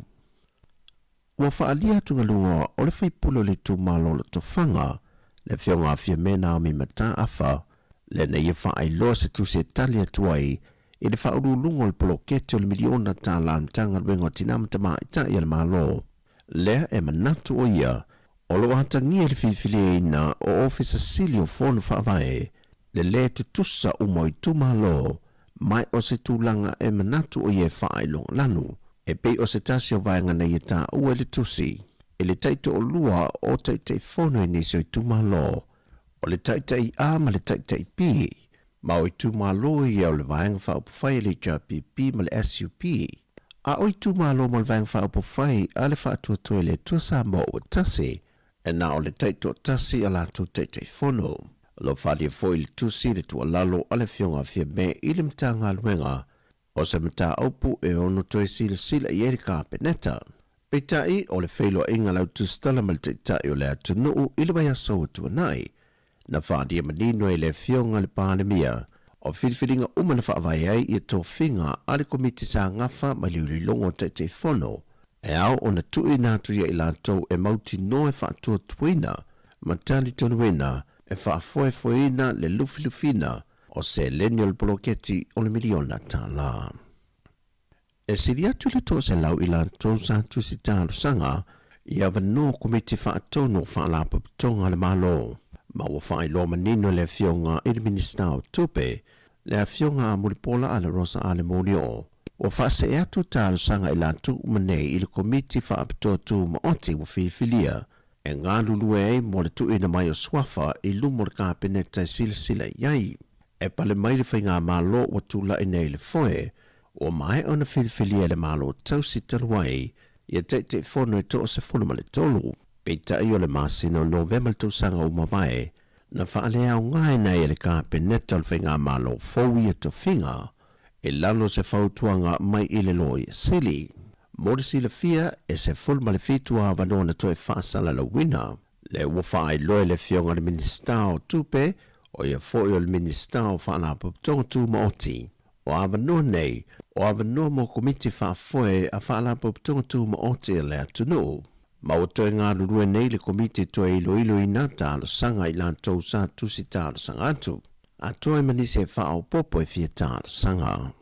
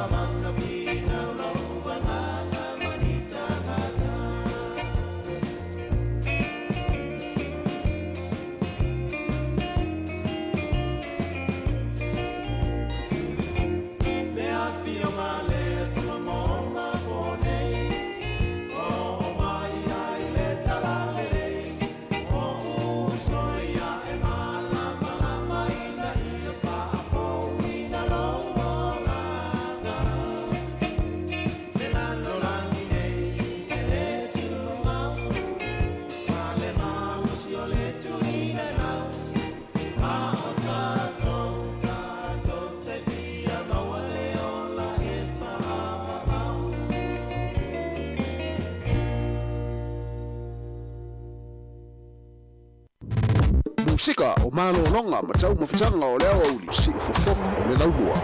Noe, yo musika le taimi o leo uli o whenga ilfo il tātou tino i malo longa o tau mafutanga o taringa asua le taimi o leo uli i na ua luas fultasi minuti o te aneile tula siful male lua. Yo na ua whaafonga le tino le whaapong muli muli o telefou o le nei a uli pe o na tāpeneina e le tamaita ia ana whaasolo matala mai Sāmoa tuna tu le sunga ya tāse Salem Sam. Ya, te whaamalo atu nei taimi misalo na ua whaifo i taringa asua le nei taimi o le aso la tōlea na ngā lurua mai le tāuna leila e fo inisi o lo whaapea ngā luenga a onisi o le ua malolo mai fo ia wā tari ngā sua le nei taimi, nei wha malo stino, ia nei tau maftanga, ia o na toi wha o leo ngā luenga i taimi o le awa uni nei. Ia ai, o le tau tuan nea si fonga lau mua Wellingtone, ia pei ona tu ina atu leva aso atoa, ia o le afia na nei, toi wha amana tuatu li tātou maftanga le afia na nei, ia i nei porirua, ia ma le tātou atinu, ia o pāanga, o woma au mea mamai o i lātou fo e mulimuritai ma fia le nei tau tua. Ia mai se o le tātou community Sāmoa, Pacific, o i lau fo e malamalama le tātou ngangana. Ia, tātou mafuta i le fia na nei, ia e pei ona whailo atu, ia i le neva ia so atoa ina i le kalesia e whakasa, ia i Cannon Street Porilua, numera se lau se fulmaritasi Casta Crescent i Porilua.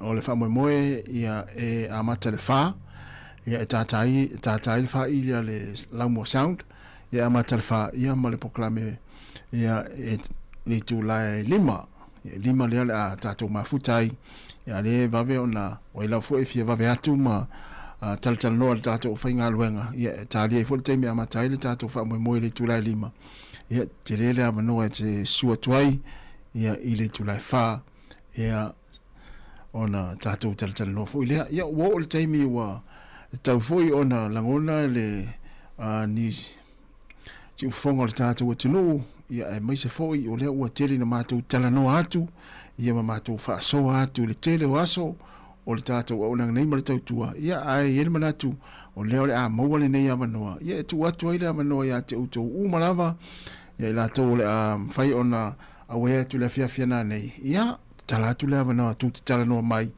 ia mautou saunoa mai, ia ai mātou whaalongolongo atu, ia i lea fia na nei, lono winga, o le maftanga na nei, o le maftanga whaale ainga, ia oe, tātou mafuta i lea fia na nei, ia i vaenga umalama, ia wala fo i le whaale leia o le nei tautua, ia ala i sau whina ngalo whaalia, ia tātou tala no ai lea, ma tātou whais tātou tala, ia i lea fia na nei, ia matala wha, ia mwhanga solo i la fo le tātou poklame, e fo le tau maftanga ma, ia ele mama tele, ele mama fatele, ia pe fuele le pe fa onga ton,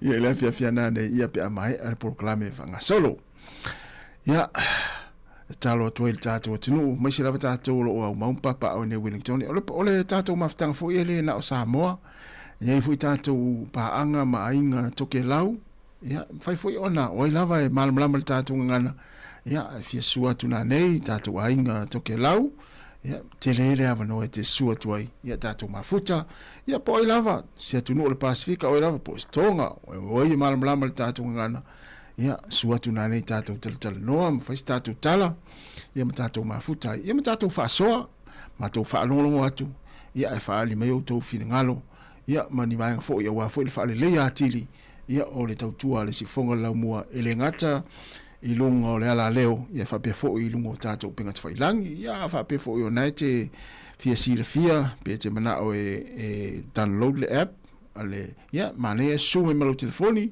o le YouTube, o le Facebook, a mana o e Facebook, ia, e ila o whainga ruenga so ni ati o e nā nei, ai me se lava nei mātua fo i e umaloa le tātou tiu tere tasi, ia so umalava, i lunga le ala leo, ia, ala e fia mai mua umia le tātou Facebook ma le YouTube, ia e pangale le mawhai, ia, o lo wawa no le nei te sau sume malau telefoni, ia, so ni atu le tātou whainga luenga, wana vaenga, ia e te mai moa ai, ia e le tautua le si fonga i lau mua i lungo tātou pinga te whailangi, ia para lava se fasili te fasili le fia na nei, te tala le ava noa, ia mo le tātou atinu, ia po o se wha se a foi, ia e te fia wha se a ai, ia i seisi o lau whainga luenga, ia, te lele ava noa e tala noa le whionga le lipule, ia, ma e whaali ei vaenga tāua, ia e pei o na tātou forsei natu.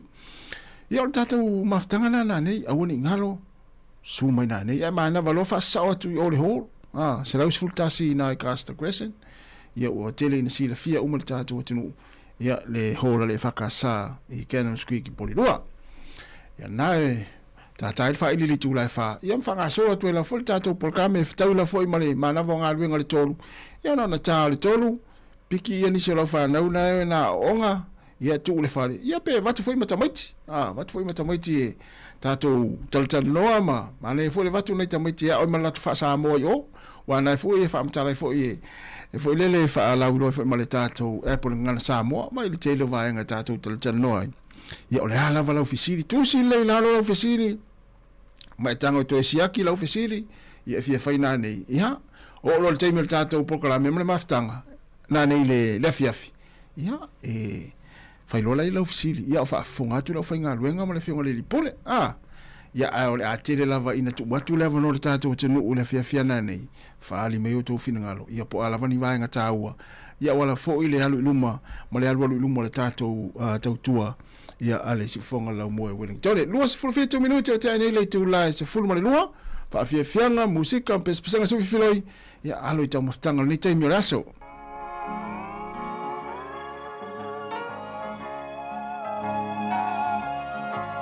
Lo fatuatai, wa e pai mai, wa fa'a uba.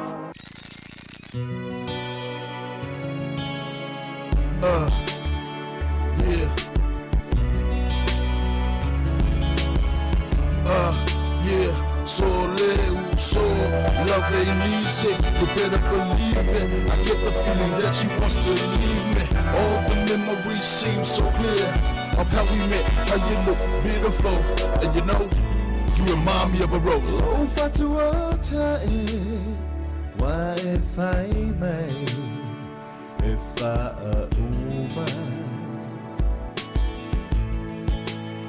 le mafutanga sa o te wina a oe maita ua e tu i upumatala a tangata lelo for morning was hililea ilene olanga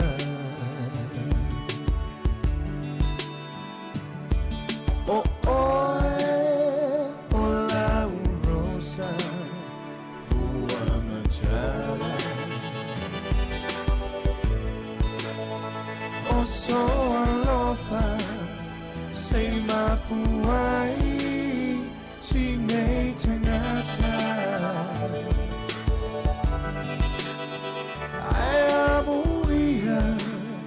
Manu felele, ole la lulagi. Laudia chamo sue, alto atasi.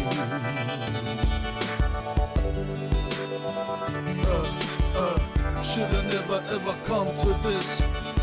Was it he said or she said, boom? So baby, don't make me cry. Hey, I tried. You know what? You tell him, shorty. I never thought I'd ever hear you say the words goodbye. I cry, I wanna die, cause it hurts inside. I just can't let something beautiful like you just pass me by. I just can't lie.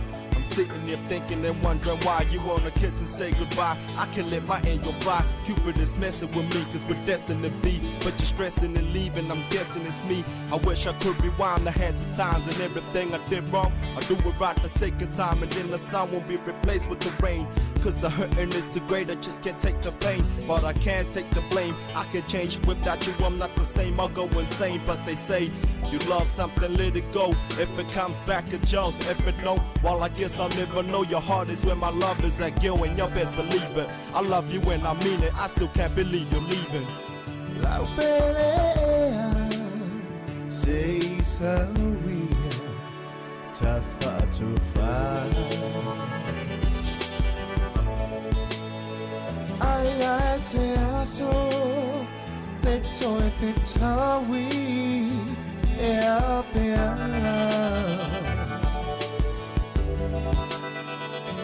lo utino wa o se ilima ilo ualofa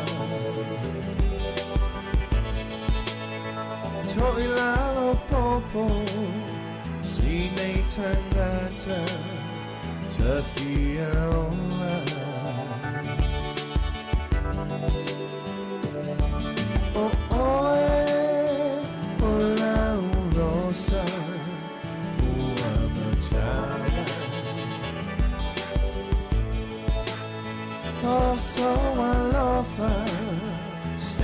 Mapuai Sinei tangata Ayamuia Manu pelele Ole la lolai Laudia ea Chamusue Elto atasi Laudia ea Chamusue Elto atasi Yeah, Laudia ea Chamusue Elto atasi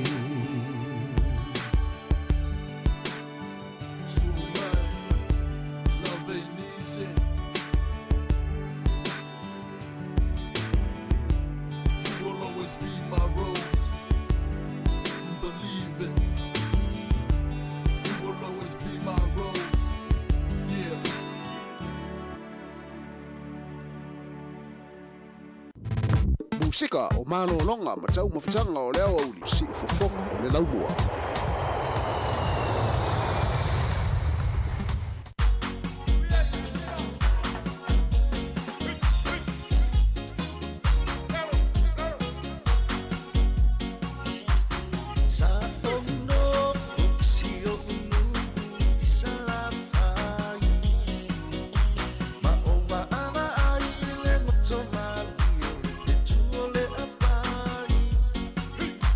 Ma o mana tua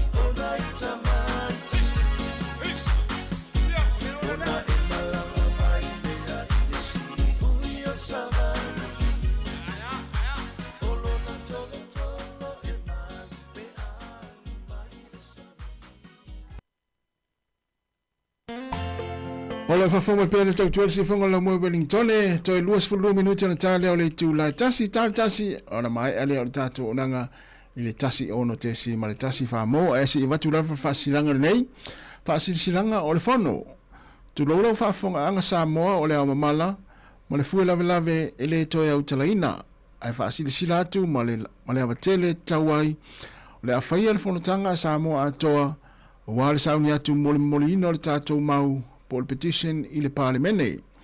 O lea whanutanga ua wala au wha aloalo tuai, i le pa ia o le au whainga aluenga i Wellington e atoa Porilua ma le Hard Valley. Ina ia sumai tātou te soala u pule le tātou wha moe moe a o sauni e tau au le petition i le malo.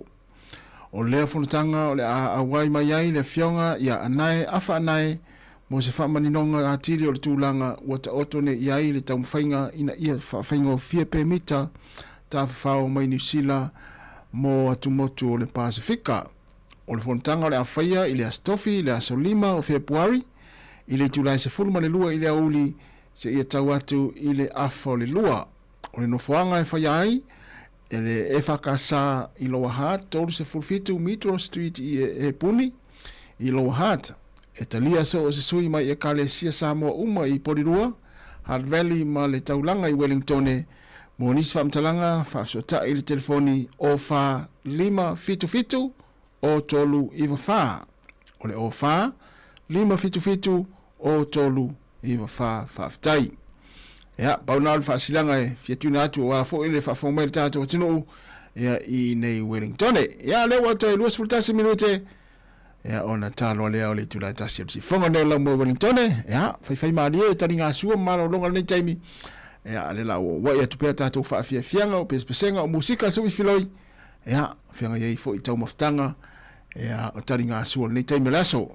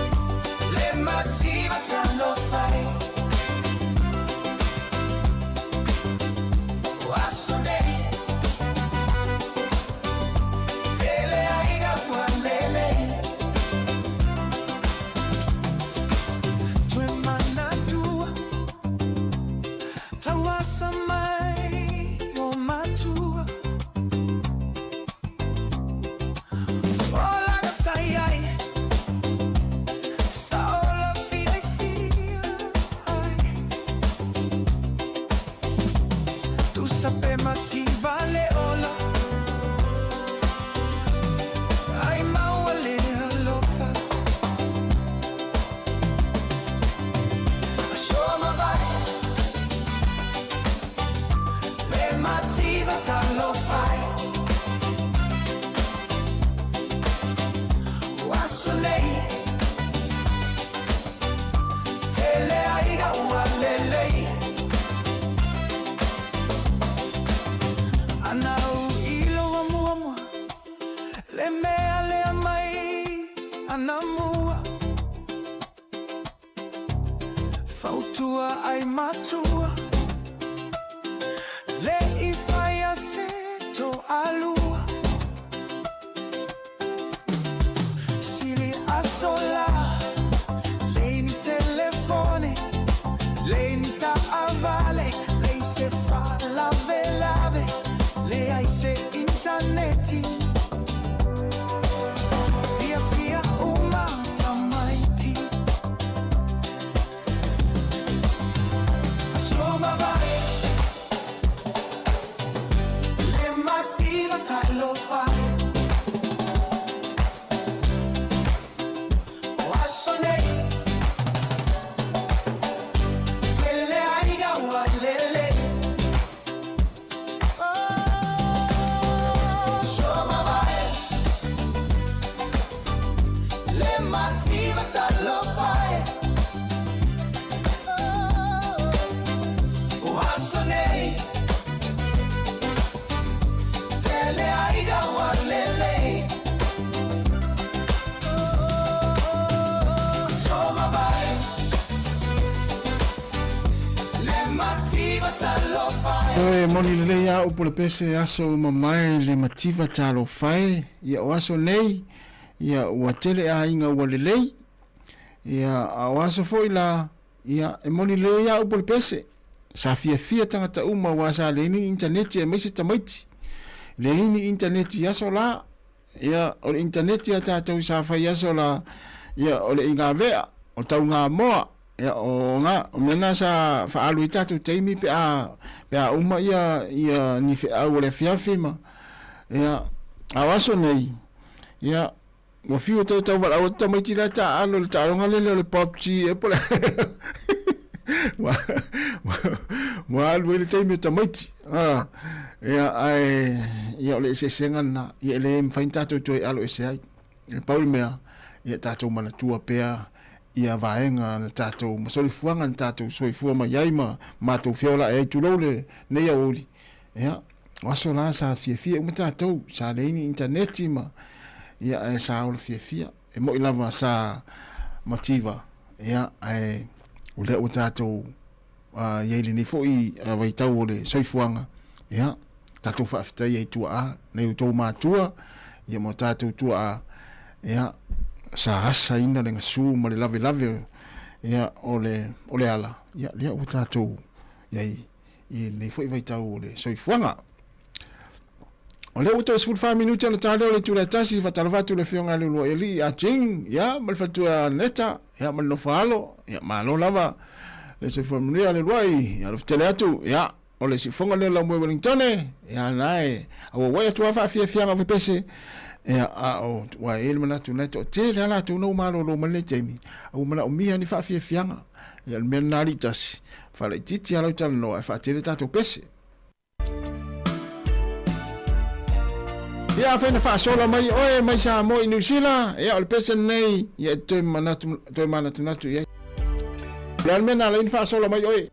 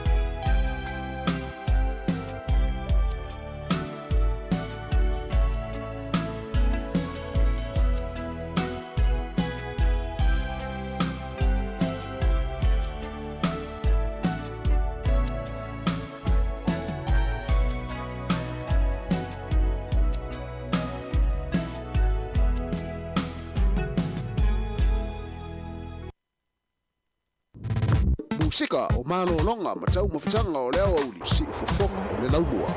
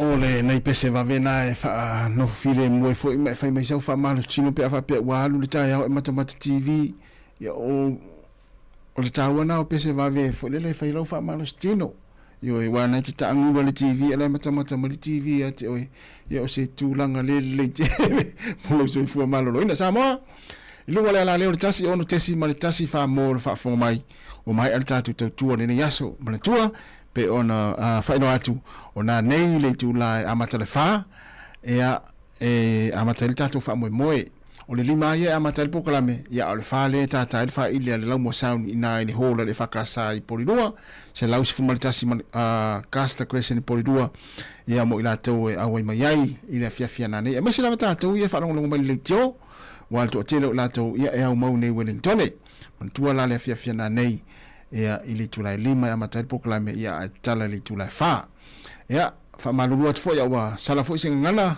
ia ele au fenga luenga le nei aso ia fa mangalo fa le tonu ia manuia lava fu fuanga to le nei aso inga luenga le ato fo ia inisi le tulai tasi ia e mo la tu malava ia e mafuta mai lunga la leo natu le atato filo ina nei ia ile tula e lima ia fia va velo at fo ia tala le fa ia ile hol le fakasa e se lau se fulmanitasi I Kianoski ki Polidua I Wellington I le fia na nei ia manu la fo nei aso family le tua fa soi fo ia mai ro tatu pese tu juna tu tatu telefone tala mai Sāmoa tatu mafuta lo le lungo penga tfa ilangi se pa ile tu la tolu I le fia na nei po le uli nei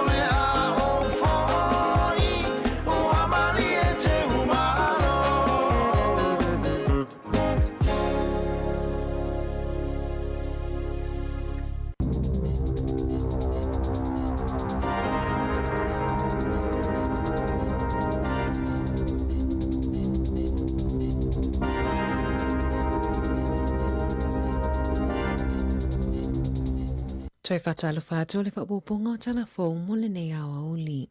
Ua whaamawina le si itia mawanunga o le numero wala au mo ta awale fale mai I le lua whelua 5. I whaamaumaunga mai ta awale fale mai po ambulance I a New Zealand atoa. Na whaamawina ai e tusa ma le fitu se lau ma le ono afe, se lau iwa sfulu wala au. Na wha o atu I le tausanga taluai, awala atu I le numera tasi. Tolu sfulu pasene na si itia I le numera, pe a wha atusa I le 5 tausanga o tuanai. E 5 se lau 5 sfulu tasi afe, tolu se lau iwa wha alavelave wha afua sei, ai wha se lau 5 sfulu iwa afe, walu se lau fitu se fulu, na o atu I aile au nanga tali atu I wha alavelave wha afua sei. Wha aliere pule lango o le St. John, Dan Oz, o mata upu pito I tele e tali atu I aile au nanga, e tele lava I tangata e manunua pe a sulu pe pa au ufoi, ai o wha alavelave e mawhai ona fo ia, o isi wha alavelave ua wha atuputupula ia, o wha alavelave I tangata malilemo, wha apea wha alavelave tauta avale I lungo le ala tele. E se fulu ono awhenga luenga I le kamupani Amerika al Amazon ua fuafua e whaamuta, ai whaalangolango ala taunga luenga I le AI. I li poti mai a o ke topa na whaailo ai, e tusama le tolus fulu awhenga luenga ua fuafua e ave ese, e au fia ai le se fulu pasene mai le tolu se lau 5 fulu afe o ngā luenga I ofisa, ai le a whaina I ngā luenga I tua, le e whaafai ngā luenga I nai le tasi tesima le 5 miliona o ana tangata whai ngā luenga. O le asona na fina whaalawi loai e Judith Collins, lona whaamawai mai I upu whai o mālo, na whaasila le palemia Christopher Luxon, ua whidifilia Collins e avea ma peristene o komisia I loiloina vaenga o le tulafono New Zealand, lea e whaasino atu e le minista e iloilo, na whaamaunia le ofiso le palemia, o le a whaawau pea ona tau ave e Collins ona tofinga whaafaipule, se ia a mata I lana ngaluenga fau I le o ngatu tono le tausanga nei, o Collins na ulufale I upu whai o mālo I le lua afe ma le lua, ma o i o se tasi o sui whai pule tamaita ai pito silio na leva I totono le palemene. O Collins e lau I lo I le tele o lona to mai I upu whai o mālo, ma le mālo si o lona leo e fina wai I mata upu ma ale. I se saunoanga Collins na ia ta uai, ua lava lona sao malana tautua mo le palemene o New Zealand, ma e momoli lona nganga whaafetai I lona I tu mālo o Papakura mo le lango a oia I le palemene. Ua whaalea o ngā ina whaalilo e New Zealand fuafuanga na fuafua e tatala ai awala fōu mo tangata whaingaluenga mai le Pasifika I lalo o ngā luenga I whale whasimanu ma whale ia e peona whaalea I pepa o whaamatalanga a le Radio New Zealand Pasifika I lalo le tula fono whaamaumau ngaloa I a New Zealand. E lua I tu ai ngā visa mo tangata whaingaluenga mai le Pasifika na amata tu ina atu I a te se malua a whelua 5 o le Peak Seasonal Visa ma le Global Workforce Seasonal Visa. O ia visa fauna whaatanga I tangata whaingaluenga mai le Pasifika e ngā lulue I whale whasimanu ma whale ia mo masina e fitu. Na whautua ina le matanga luenga o le vai whafo ma whaatawa inga le kapeneta I a iulai. O le asuia e le Peak Seasonal Visa fuafuanga a le whainga māloa le Labour le nei ai polo kalame mo le Pasifika na fola I le lua whelua. I se pepa whaamatalanga mai le ofisa whai pepa malanga New Zealand na whaali ai na iai se malilienga ma le whainga māloa le Labour e whaupopo ai le isi ono se lau mo ngā luenga whaavai taimi I whale ia ma le toru se lau lua se fulu mo ngā luenga I whale whasimanu peitai o le awhe 5 se lau wha se fulu tāla mo le PSV visa ma le iwa se lau lua se fulu tāla mo le inisiua o le papuipui lea mo tangata Pasifika e mawalu ngā atu nai lo le tau le visa maasani mo tangata malanga mai I ngā luenga whaavai taimi lea e tolu se lau 5 se fulu tāla.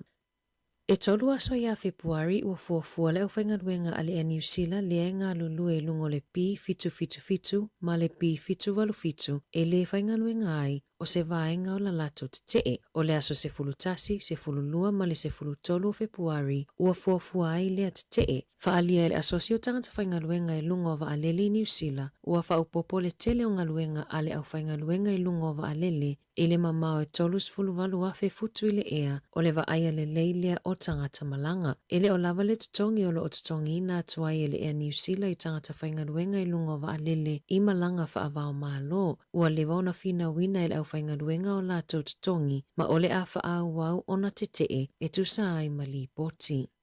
Ua matau na poloka awala I loa hat, ona o ngā luenga toi whaau wau na whau, le ngā luenga tasi te simale 5 piliona tā la. O whetaula I ngā ala I te waitaka mori o te awakairangi, le asai ai le poloketi o le River Link, whaalelea fo I manisi o ngā luenga tau le ele tisei awala, whapea ngā luenga I awala a le pule ngā nuu. O le ngā luenga tasi te simale 5 piliona tā la ua whaanga solo, e pui mai ai le ai I lolonga matawhenga, whaalelei whetaula I ngā ala mō pasi manu foafi, whaapea awala wila ma awala savali. Ua whaanga solo fo inga luenga mo le whaalelei o whetaula I ngā ala, mō no foafi I Melling, e wheso o tai ai le taulanga, ma le awala numera 2. E tolu aso o tau sailia le tau lea lea fase furufitu tau sanga lea na tawhea malana ta avale, ina ua I kolosi I le vaiolo o pā I Mahurangi River, na lipotia na whai malanga te kani maheu aropati malona tei, e anga I le nganuenga I sinofuanga la tāne, ai mawai I tāwhenga, na tūlei aropati whafolo na tei, lea nā lai o na sao, ai tawhea I ai le ta avale, e pea ma le luaselau mita I tutono le vai na mawai I lona uso, pe ona iai I li poti. O le kuata pe la loifo le numero o tangata New Zealand, ua le toi whaatua ina le au na ngā leo. Pe ona whaalia I se su enga la tamaya le Radio New Zealand, e su e nai fina ngā lo tangata. O le telo manatu whaalia, e le I whaawai mai I le mata upu lea na a fia E Javon McSkimming. E lua se fulu te simale fitu pasene na tali mai, o lo lato whaatua ina pea le au na ngā leo. A o le isi to a tele, ua le aiso lato tali tonunga I le matanga luenga leo.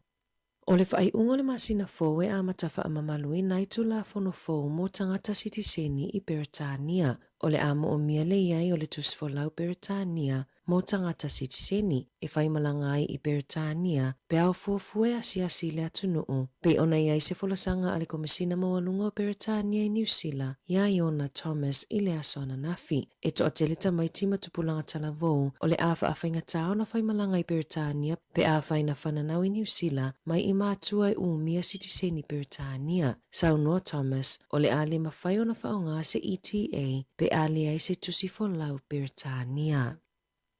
Ua toi whaia ni loilonga I le toi whaia lea o ni ngā luenga whaalelea mo le polokalame lea e whaonga mo le laina telefoni mo whaalawelawe whaafua se I le tasi. O le polokalame o lo whaonga aina o se polokalame tuai, na whaawai mai I le awhaiwa se lau 5. Ua whaatau sanga o wala au le matanga luenga o leo ma le fence, ina ia whaia ni suinga I le laina tasi. Whaalia le au whaitofa, ua tupu tele le whaafita auli I laina o le tasi, tanu mai lea whao Gabriel, lea ua whaaluaina I solonga ele I mauao, o lea polokalame na whaamatalaina I le au whaitofa ua tuwai, ma ua tele ina motusia wala au e wha o atu I taimi o whaalawelawe whaale nātura. Ua whaadile le fia o tangata no nofo la talata I whanua tanu I o tahuhu I Aukilani, o na ole tele o la pisi e la foa ai I whanua tanu. O le aso luole vai aso neina mawai e se tangata e nofo la talata I le whanua tanu, ni mea whale tuwai o lo o la foa ai I le whanua tanu. Na whaaliere pule ngānu o Aukilani, e whaase lauta la e whaasalai tangata pe a maua o la foa I la pisi, I nofoanga whai tele. Tala fōwia mai le si ufofonga o le lau mua mo le nei vaenga o le awa uli.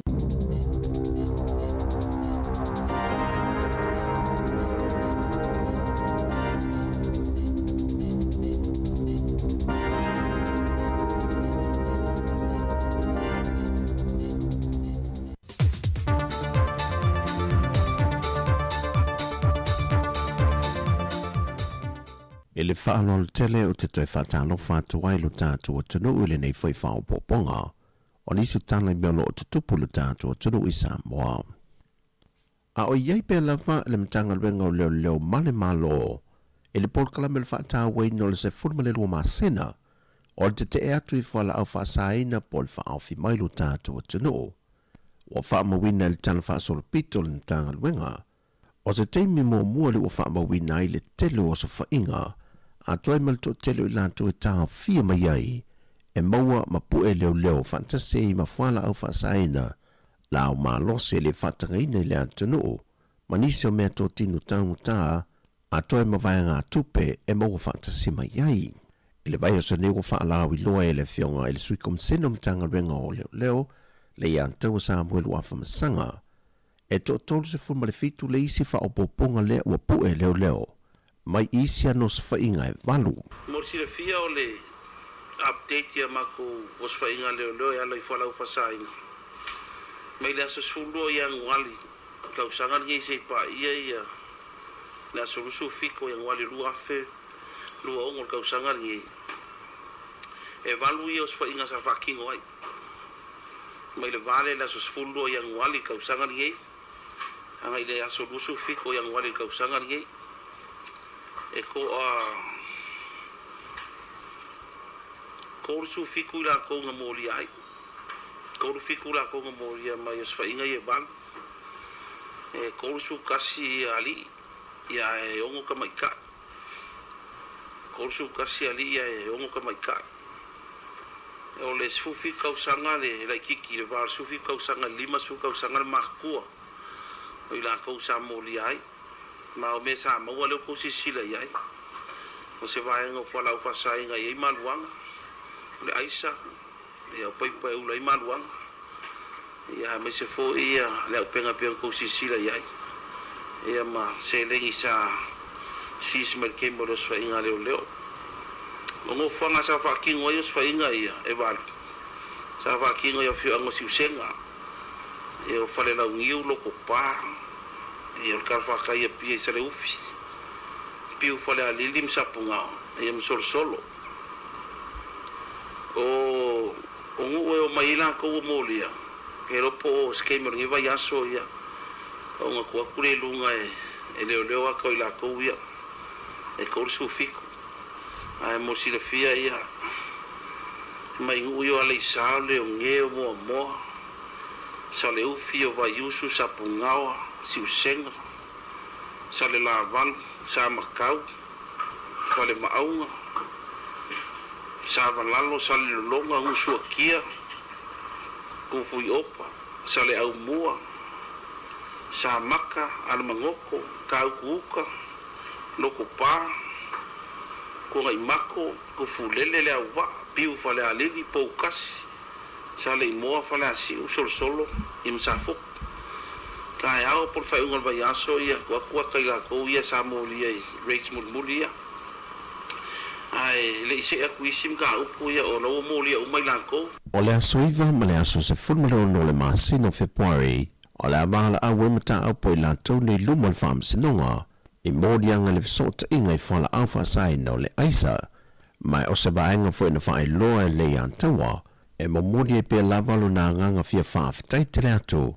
il mamalo le atunu o mafio anga po le ngā li i mawhai pule i lo lato fesoa swani le ngā luenga sa ilian tanga luenga leo leo o lo mawhai o na whaafai ngō fia le reportina mai tutonu o no whanga mai lato o lo whaata wina le aisa i tutonu le atunu o ua whaalia tunga lua o le whai pule le tu malo le tofanga le whionga fia mena o mi mata afa le na i whaai loa se tu se talia tuai i le whaurulungo le polokete o le miliona tā lantanga luengo tinamata maa ita i le malo.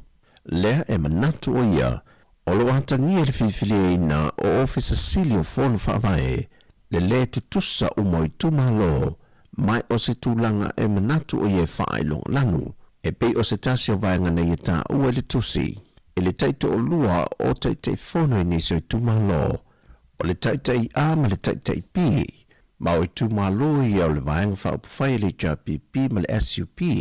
A o i tu malo ma le vaenga whaupawhai a le whaatuatua le tua Sāmoa o tasi, e na o le taito tasi a la tu teitei fono.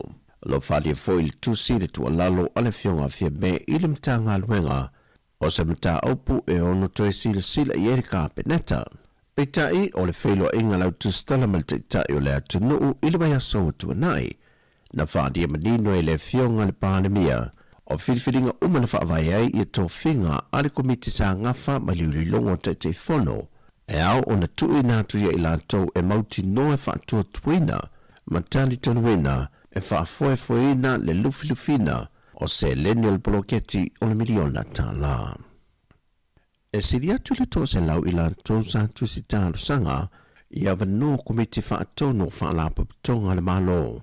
Ma ua whai loa manino le whionga i le minista o tupe, le a whionga a muripola a le rosa a le monio, o whase atu tālu sanga i lantu umanei i le komiti whaapitotu ma oti wa filifilia.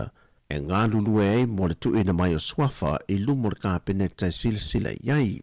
E pale mai le whainga mālo wa tula i nei le foe, o mai ona filifilia le mālo tausi taluai, ia te whono e toa se whono ma le tolu. Peita i o le masino November le tausanga umawai, na whaalea o ngai nei le kāpene tal whainga mālo fōi e to whinga, e lalo se whautuanga mai i le loi sili. Morisi le fia e se fulma le fitua vanona toe whaasala la wina. Le wafa ai loe le fionga le ministao tupe o ia foi o le ministao whaana puptonga ma oti. O avanoa nei, o avanoa mo komiti whaafoe a whaana puptonga ma oti le atunu. Ma o toe ngā rurue nei le komiti toe ilo i nata alo sanga i lantou sa tusi tālo sanga atu. A toe manisi e whaao popo e fia tālo sanga.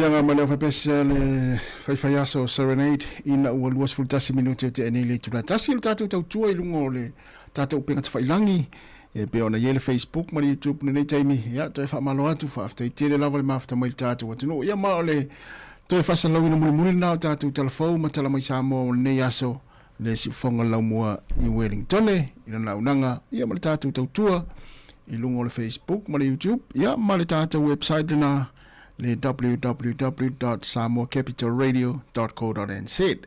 Luas fulu minuta te nei le tulai tasi mai al tatu aunanga i le tulai tolu lo winga e tolu ia fa so tu le fa o tatu fa ili o i fea i le fa me ngane la fa mo le fia na nei ia le fa i le la mo sound ia tata li tulai fa ia mo la to fia va ve o le hall ia le se laus fu mal tasi casta grace ni polirua ia wale tatu fa mo le tulai lima ia ile fia nane ia ole felo inga le tatu ofisa fa salalau ia le au fainga luenga ia mal tatu atunu ia po tatu community Sāmoa i nei polirua ma Wellington ia pe fa pe te avanona nei ia lo te milea nei te suma tatu tala noa ia ma tatu feloai ia tatu lulu lima ia o fuafuanga la vai le si fonga la mua ia na proclame fanga solo ni tau sanga ia lewa amata mea i nei polirua e o tu o tatu community ia felo ia ma mai foi se fa manatu ma se foi le se fina ngalo le tatu watunu ia wala foi fa le o le unanga ma le tau tu si fonga la mua i Wellington ia mo le fa fonga ma le mai mo mai fa ngai no no tatu pe ka failangi e mai se ngole la leo ia mla mia la so finngalo ia pe on fa ia tu temi fano ia wa uma temi ma tu tala no atu ai ia le la tala tu le va no le fia na nei ia pe afanga solo tatu proclame ia fa ali so finngalo atonu e telefoni ni o manatu le lei ia oni mai ngolo e fia fa soma ia talia ma le nganga fia ia tatu tala no le fia na nei ia matatu mafutai ia i le holea le efakasa i Cannon Creek polilua e la usi le fia o matatu i polilua le holea le efakasa se lau se fulmaltasi i le fia na nei ia fa no lo temi ia ma na valoa ia e fa sa o atu o le tatu i le hol ia tatu tala no ile na pe no le lua i tu la ma le afa ia pe au tu la foi le valu ia ona mai avuli le tatu proclame ia ai tatu felo ia le fia na nei ia tatu tala no ava tu lo ainga lo fa nau ia fa fo ia i vainga fo i tatu fa so ile fia na nei vainga malava le fai le tu na tu tatu fa sa launga ia ile taimi male taimi o por kalame so i fo malo loina ia o le ngana Sāmoa ile tatu app ia so se vainga e te tatu tala no ile fia na nei ia awala fo fa le leon nei tau tu mane unanga ala fo no ne fa fonga le tatu tino luas fo 5 minute te nei le luas fo 5 minute te le tu la tasi ia masalo to telefoni la to le malanga Sāmoa e foi le awal fa fianga le vai pese ia por fa ili la wi lo le lo langi le UP40 le fa fia le vai aso nei tatu tino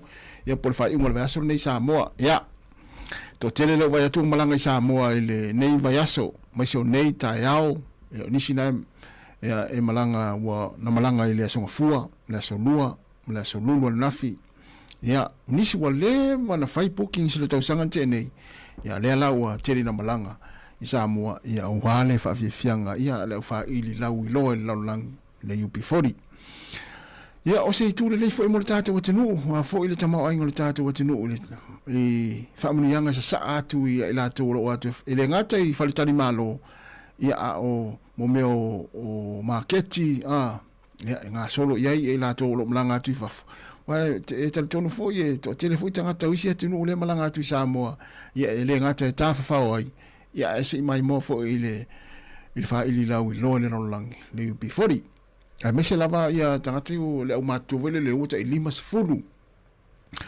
te fase fulu limas fulu onos fulu fitus fulu anga ilunga ia pi o le matu na le na amata mai ia na sa yel temi le na fa foi mai fa ili le mai temi na luas fulu minute te ene tu tasi fa talavatu le sunga ia il faletua ia por tamai tai ia ake fio su ia la mafuta mai nai Tacoma i Washington ia Amerika ia mani fa le fiafia matou le wa uli matou New Zealand nei ia i Wellington lava ia po le la mo New Zealand Ia o lo tu ina sa watu e tatu whaasalaunga I nei le pitonu ia poli tumalo o le tumalo Wellington al pitanu o Polilua ia le numero 5 fumaltasi man Kevin I Polilua ia fatalo fat fo ia ken kioa ia malo lava faftaite le lava le mafta mai lete mil tato poklame ia mo to umalava ia mafta mai lungo le Facebook ma le YouTube ia fafiro fatalo fatu nei taimi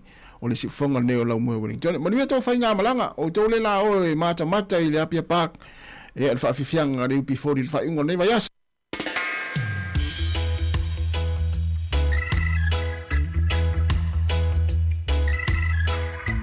Kalau tu saya Alan Solomona Alan ya Manuel lawan Fiafi Alan. In the twilight glow I see her, blue eyes crying in the rain, as we kiss goodbye and parted. I knew we'd never meet again. Love is like a dying ember, only memories remain. Through the ages I'll remember, blue eyes crying in the rain. Now my hair has turned to silver, all my life I've loved in vain. I can see her star in heaven, blue eyes crying in the rain. Someday when we meet up yonder, we'll stroll hand in hand again, in a land that knows no parting, blue eyes crying in the rain.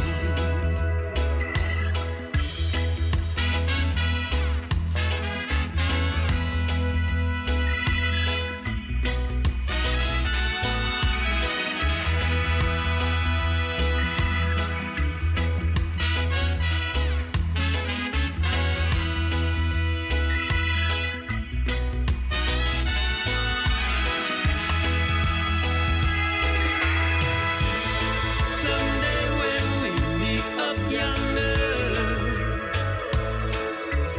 we'll stroll hand in hand again, in a land that knows no parting, blue eyes crying in the rain, blue eyes crying in the rain, blue eyes crying in the rain.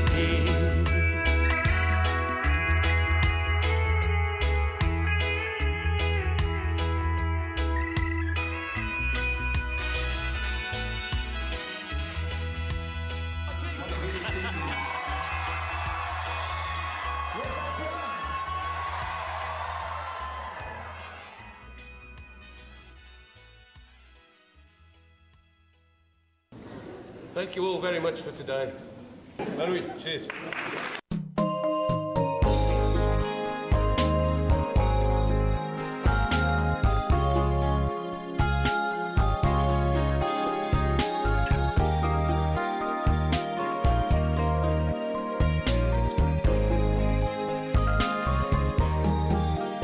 Ai foi ole a matanga, a olona mai unga, le nei fas te singa ma oe wa ai uina.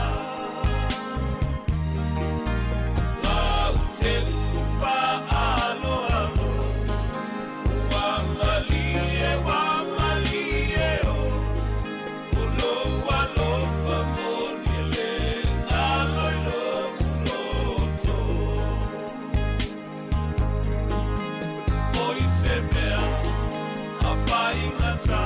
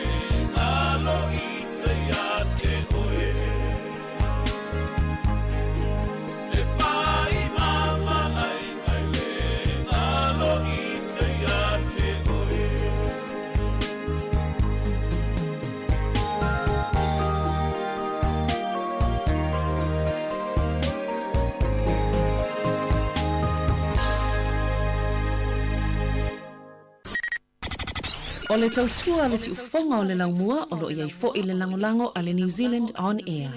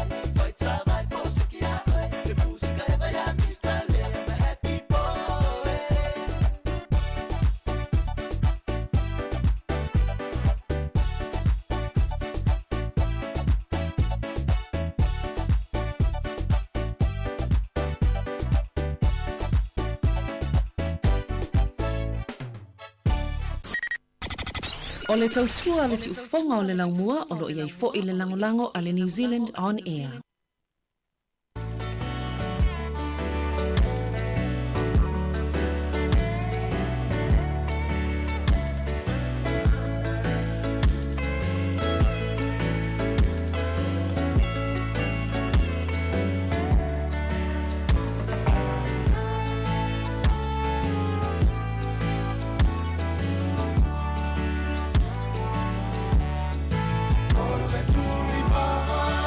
Oh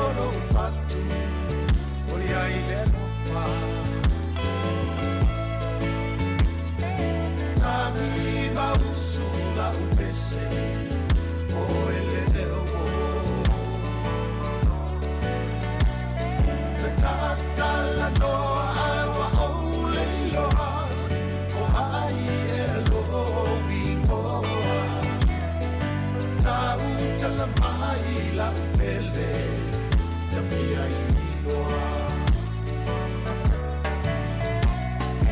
o tele mata oi i au ai o polonga o ani aso se tele e awa ai ta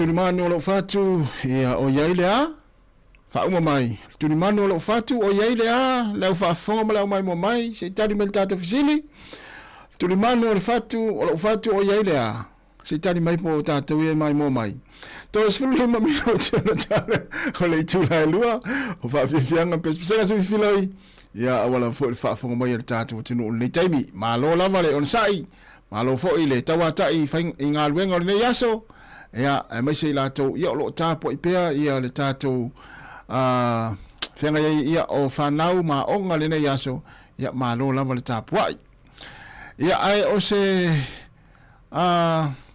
pio le tala le tatou ai te ilunga pe ona mai fo ia nisio o newspaper tono ni sila nei ia e pe o le afo ile ngo o le ufasa le ina nei stasio tama ia ile fa misinonga au kilani ia ona ole o tama sa ina fitis futa usanga le matua o le suafa o Jen Lee ile o Jet Lee fo le sau ia ta karate le o Jen Lee o Lee fai ia fitis futa usanga le matua ia ole tama mai saina Ia ona o le whaatinoina o se aunanga whaafua mai e le I les talaina o le wha les aunanga lea whaafua mai o le se ina o loa po le se ina o nifo ia pita iane ia e le I les talaina I tonu New Zealand ia le aunanga lea tamasaina e ui lava ina e iai ona tau mai fo ile le whaafua mai ia e ala le momeo le se ina o nifo ma o loa ia pita iane ia le family whaamasinonga e le I les talaina ia lana au nanga lea ia lea lau whaasalaina nei mo le tolu masina e le mwhai ona whelua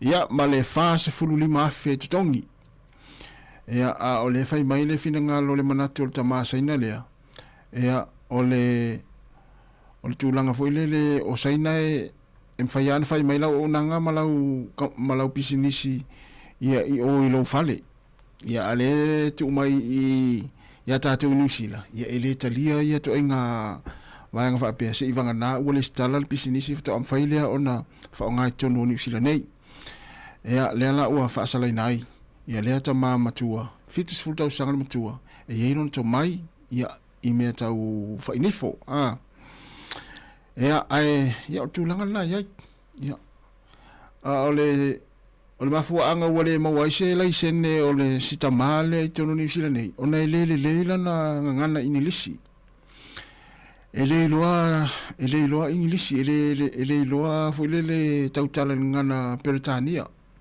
per mafua anga na le wala ona le mawala na lai sene le fa inifo ia ona ele lana ngana inilisi pe le lo foi tautala ngana ia na inisi vanga na foi le tuina tu nei taimi ona foi ele fa fonga mai tato tunu ia a o tato ia ile nei taimi le uto ese fulu male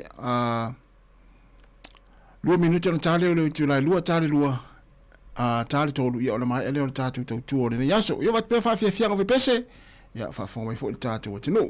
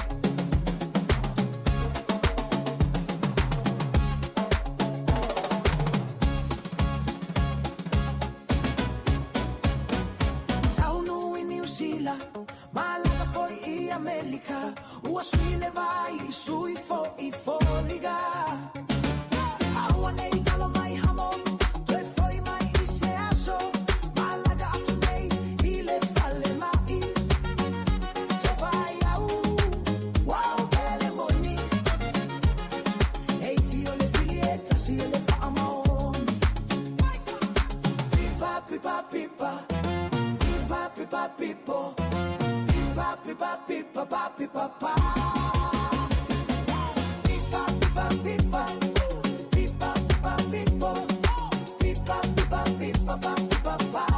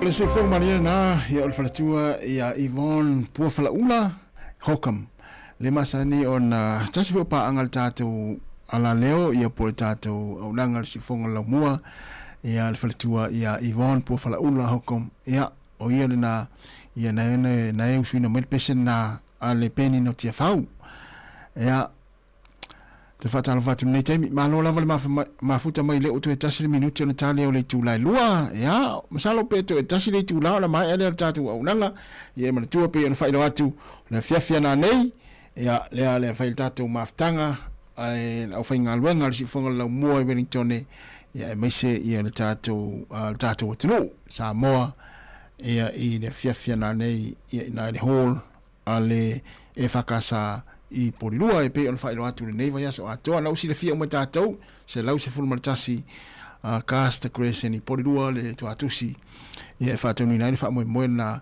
ia o le whailo inga le tātou au whaasara lau ma le au whainga luenga ia ma le tātou o tunu I le fia na nei wani fesiri te mana o fesiri ngai ia le tātou o nanga ma le au whainga luenga te lele a manoa se vang fo it fia malam mai ia le tātou o nanga ma le tautua ia neo le atatu mafuta I le fia na nei ia amatan tatal fa ili tu lai fa ia on proclame amata ile tu lai lima ia fia va vea luatu le hall ia tinele avanu te latu tatu mafuta ile amata ina le proclame ia pe atale fa ia e talai lu le o tale lua o le sifonga neo la mo Wellington fa fia ngal ni taimi o le uli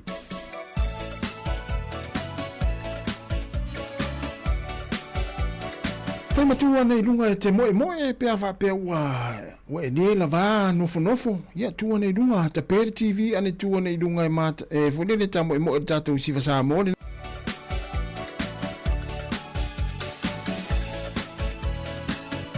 wa le tele o taime tātu e mātou le pese ia e tau whapea mai ia mana ia lau tua nei lunga e te siva mai ia o le afu nā me e tele na mātou tau tua atu mata atu pese e tu mana o ma te siva atu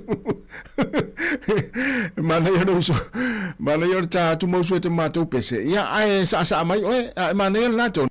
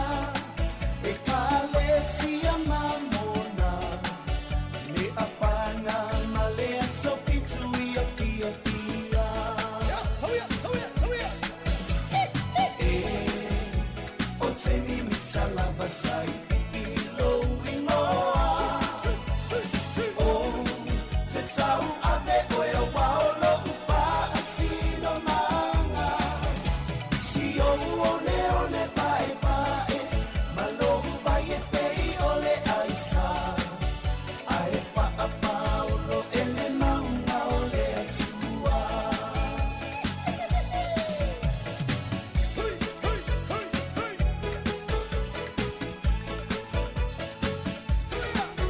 sai pipi o uando pana mo o ele mana mea sama pana wiso o sei tu ole la lanyo ela ngona ina o lau tau tu ala balena itale ni maso o se matata ia fa amanu ia lea tuo to mamana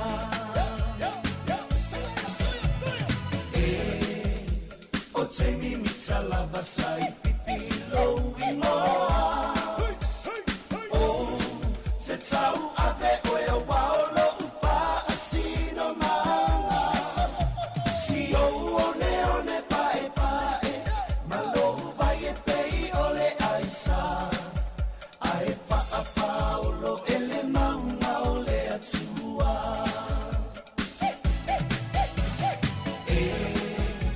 o te mimita lava sai ilo imoa o te tau ave oe o waolo upa asino manga si o one one pae pae malohu vai e pei ole aisa ae fa a paulo ele maunga ole atua ae fa a paulo ele maunga ole atua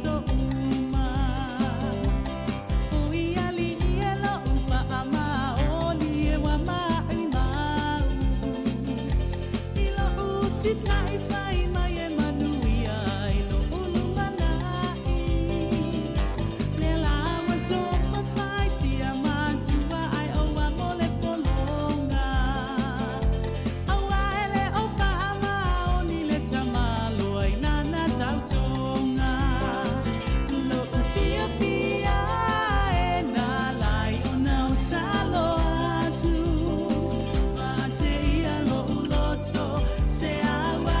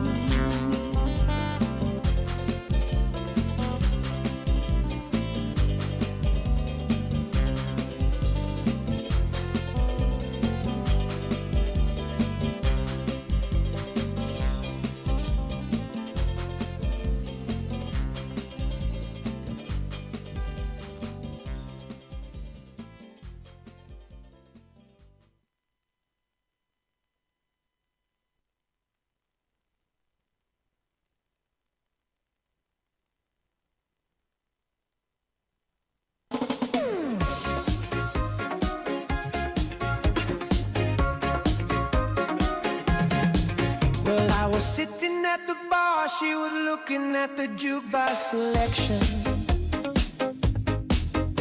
And I've never seen a cuter behind. I had to rush her with a glass of wine and control my mind. Now I couldn't believe my eyes when she turned and looked my way. She was everything a man could want, but she was only playing with another man. Oh yeah. Ooh, I've never seen a woman like you.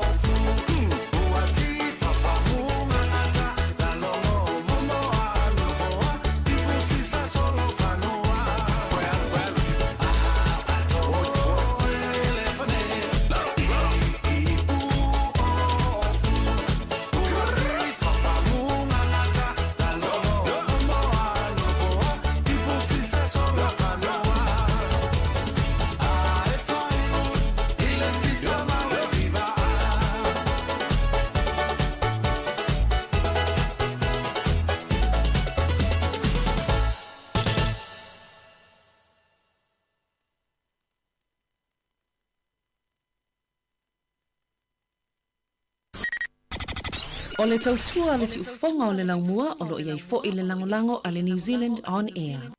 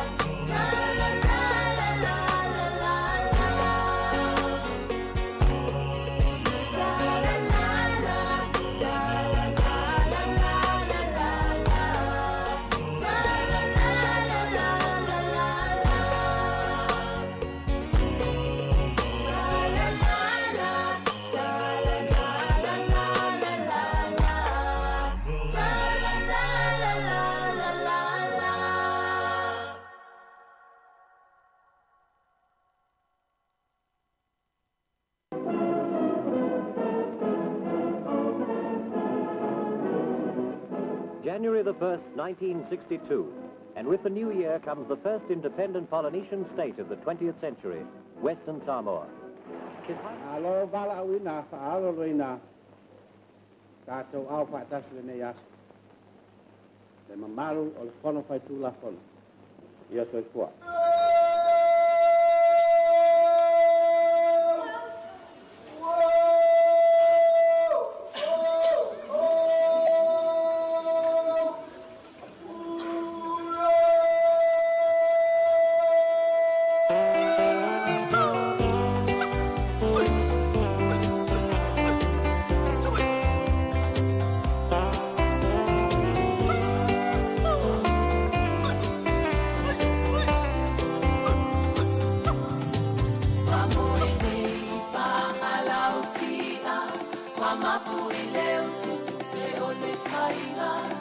sila sila nele tauti ama wale ato atupe ile fana oia wewa mali ni utoa wangausia upe maotawa uatulolo loto oto talo paela ufue wasolo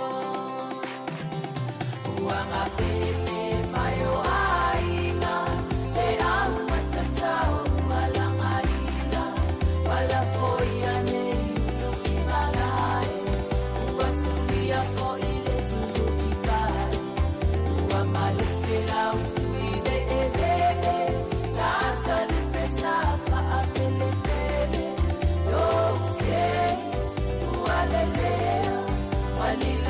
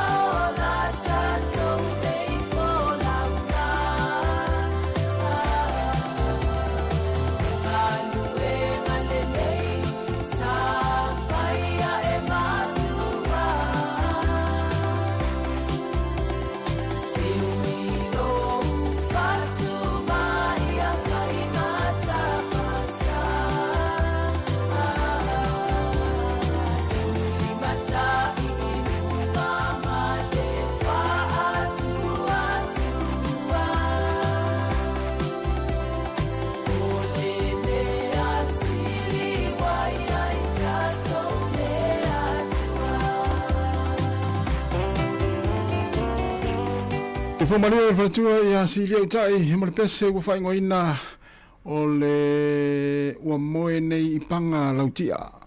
Ina o toi luas fulfitu minuta na tale o le tula tolu, tale tolu mai ale tātou tau tua. Ilungo tātou penga te whailangi, ale si whanga lau moe Wellington. Ia, toi whawhiroi ma toi whaatara whātu le tātou o tinu unanei taimi, mālo lava le mafuta mai, ia mālo fo le ngā lurue, ele o toi mama fo ia e mana vaenga le sa amata mai le fitu ana leila, ia tātou mana whaatasi ia, ia paule se senga, ia o toi mana va o sa o le fale, ia a mātou, ia mana va ia o nanga, ia tule e wha moe le fia na nei, ia i le hola le e whakasa i kianoski porirua. Whatalo whatu e le o whainga luenga, nisi o le tātou o whainga luenga leo lo o mafuta mai e nei teimi le hola teimi le nei, ia malo le wanga lue, ia malo foi le on sai. Ia o tapenaina ia nisi o vaenga ia wa foi le tātou proclame.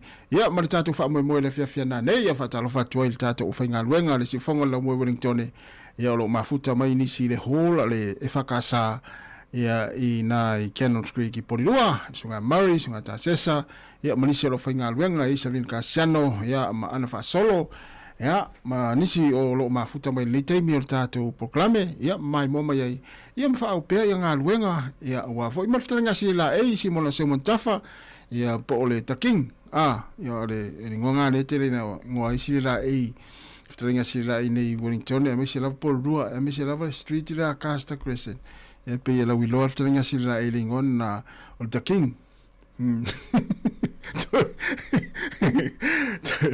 Toi luas 5 minuta na tale o le tula tolu. Ia fa o pe fa fia nga pesel nei taimi. Ia malo lava le mafta mai tato fo ia la ta pena wale. La luenga le fiafi ia masalo na ua ta pena nisi po na fo wanga ia tu to ngala wala le taimi. Ia awa fo nga luenga le fiafi na nei po vanga le sifi le fiafi ma na futasi po. Ia ona nga ia tu fo le vanga le e amata le futasi na nei. Fa wau le sifi se ipa ia lava le tu la fitu le tai o tai au ia e mota tau ia la amata le tolu ia na tu na uma foi le wa lava la uma lo longa tau foi ona lava le malosi lava le moe ia wale nga bengo le fiafi ia fa malo atu au tau ia wa leva ona sui tau ofu le la tau wol fale le taina le tolu ia na ma nei malo nga lulu nei ia so ia le pesela nei e oro fatu le tātou proclame. Ma le tau tua si whonga lau mua, e le ngata mo o tau ia le la o whainga luenga le fiafi, ia o tau ia la manava mai, ia ngā luenga i le itu la tolu, a vai la le leio si whonga lau mua, ma le tātou pese mo o tau a.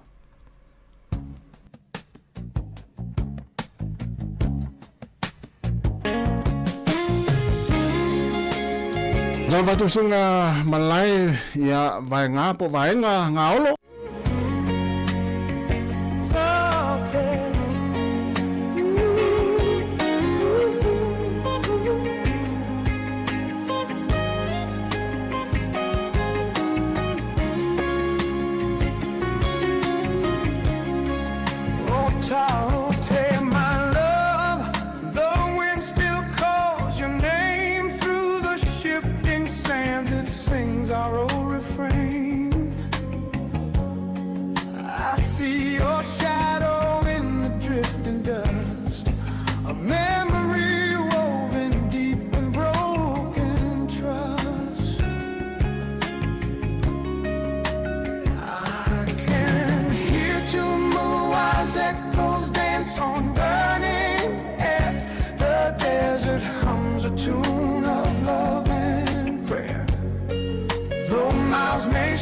Like cracks in thirsty ground, your whisper finds me soft without a sound.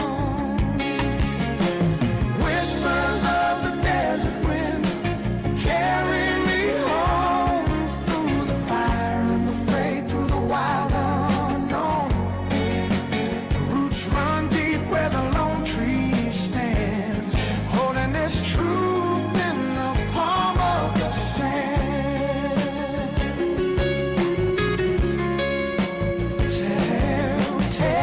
My feet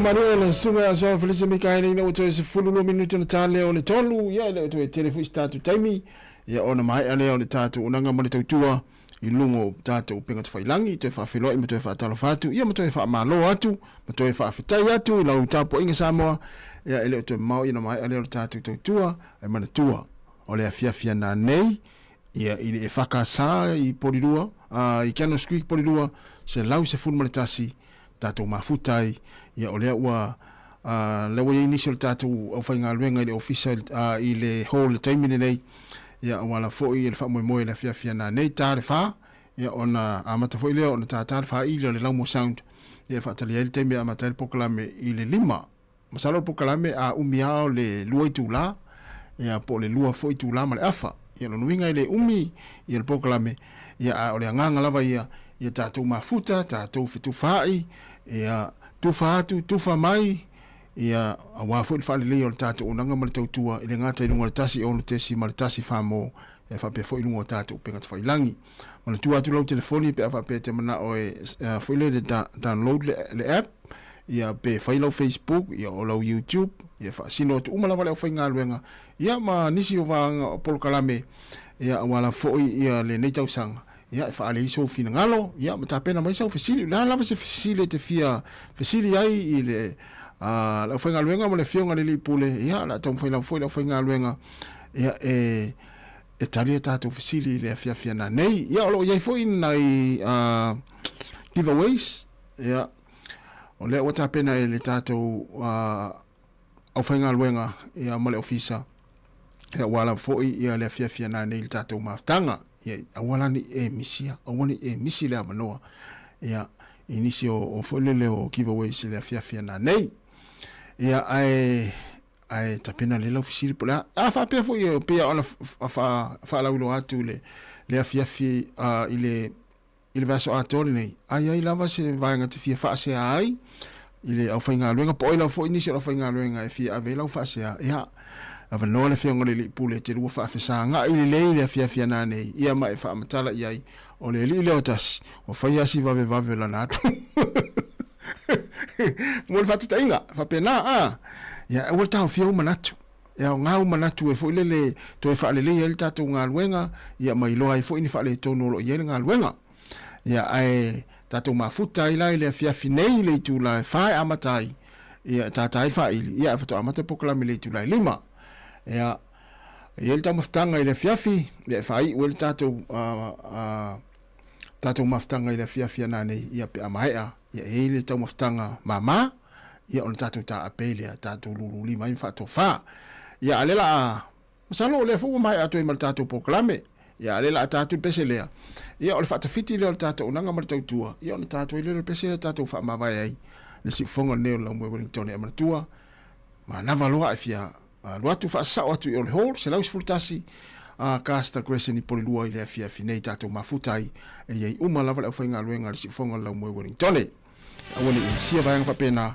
ia wala foi i le tatou maftanga ia wa foi le fa alilei o so sao foi na le fa alilei o le tatou tautua nei ia ropo ia oini manatu manitonu ia le lei el tato onanga ia anai na ele umfai on faalia faali umala tamana ia mawaenga na le tato mafuta le fia na nei tau ringo le tato fatafiti le tato programe o le tene le man motele sala fai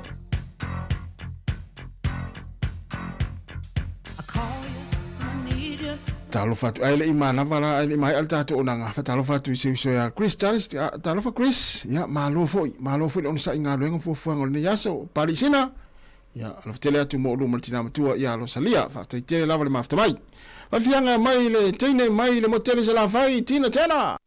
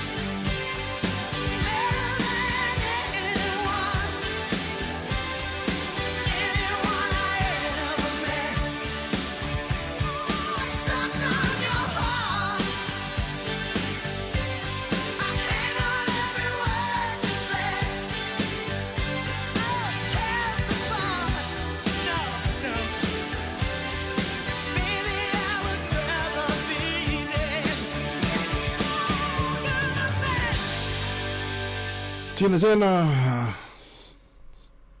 simply the best. Ia si whonga lau mua is the best. E sao?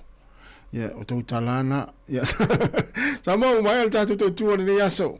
Mole atu whaftai tēne lawa lau tau pa ia malau tau malu. Whaftai ta puai, whaftai ta talo. Malo whaasoa whaatamari i lungo tātou penga te whailangi. Malo fo ile on sai. Ia, i ngā luenga o lo whianga iei, sa whianga iei ni aso. Lea atare tolu, tu e whale tolu. Ia, mātou te whaamuni atu ni fiafi. Ia i fuafuanga o lo whanga solo le tātou atinu. E mesi rātou le a ngā iatu i ngā luenga. I le fiafia nā nei whaamuni a tele lawa le atua. Whaamanu te fo iaua, sala fo ringa ngana. Ia, whaama ngalo so mātou whale tonu e manatua. Tātou Wellington le tu lai wha le fiafi nei. Ia, ona tātou mafuta lea i le hola le e whakasā i Porirua. Canons Creek Porirua. Se lau se fultasi Canons Creek i Castor Crescent i Porirua. Ia ole numera na e tātou mafuta i le fiafia nā nei. Ia i le maftanga ale au whainga luenga si whonga lau mua. Ia mara tātou atinu i nei Wellington. Whaamuni a tele le atua tātou tu e whelo i tai au. Ia le taimasani ia mai le whiongone i pule mara whainga luenga. Pasoi fuia ma whaamani a tele lava le atua le tātou atinu.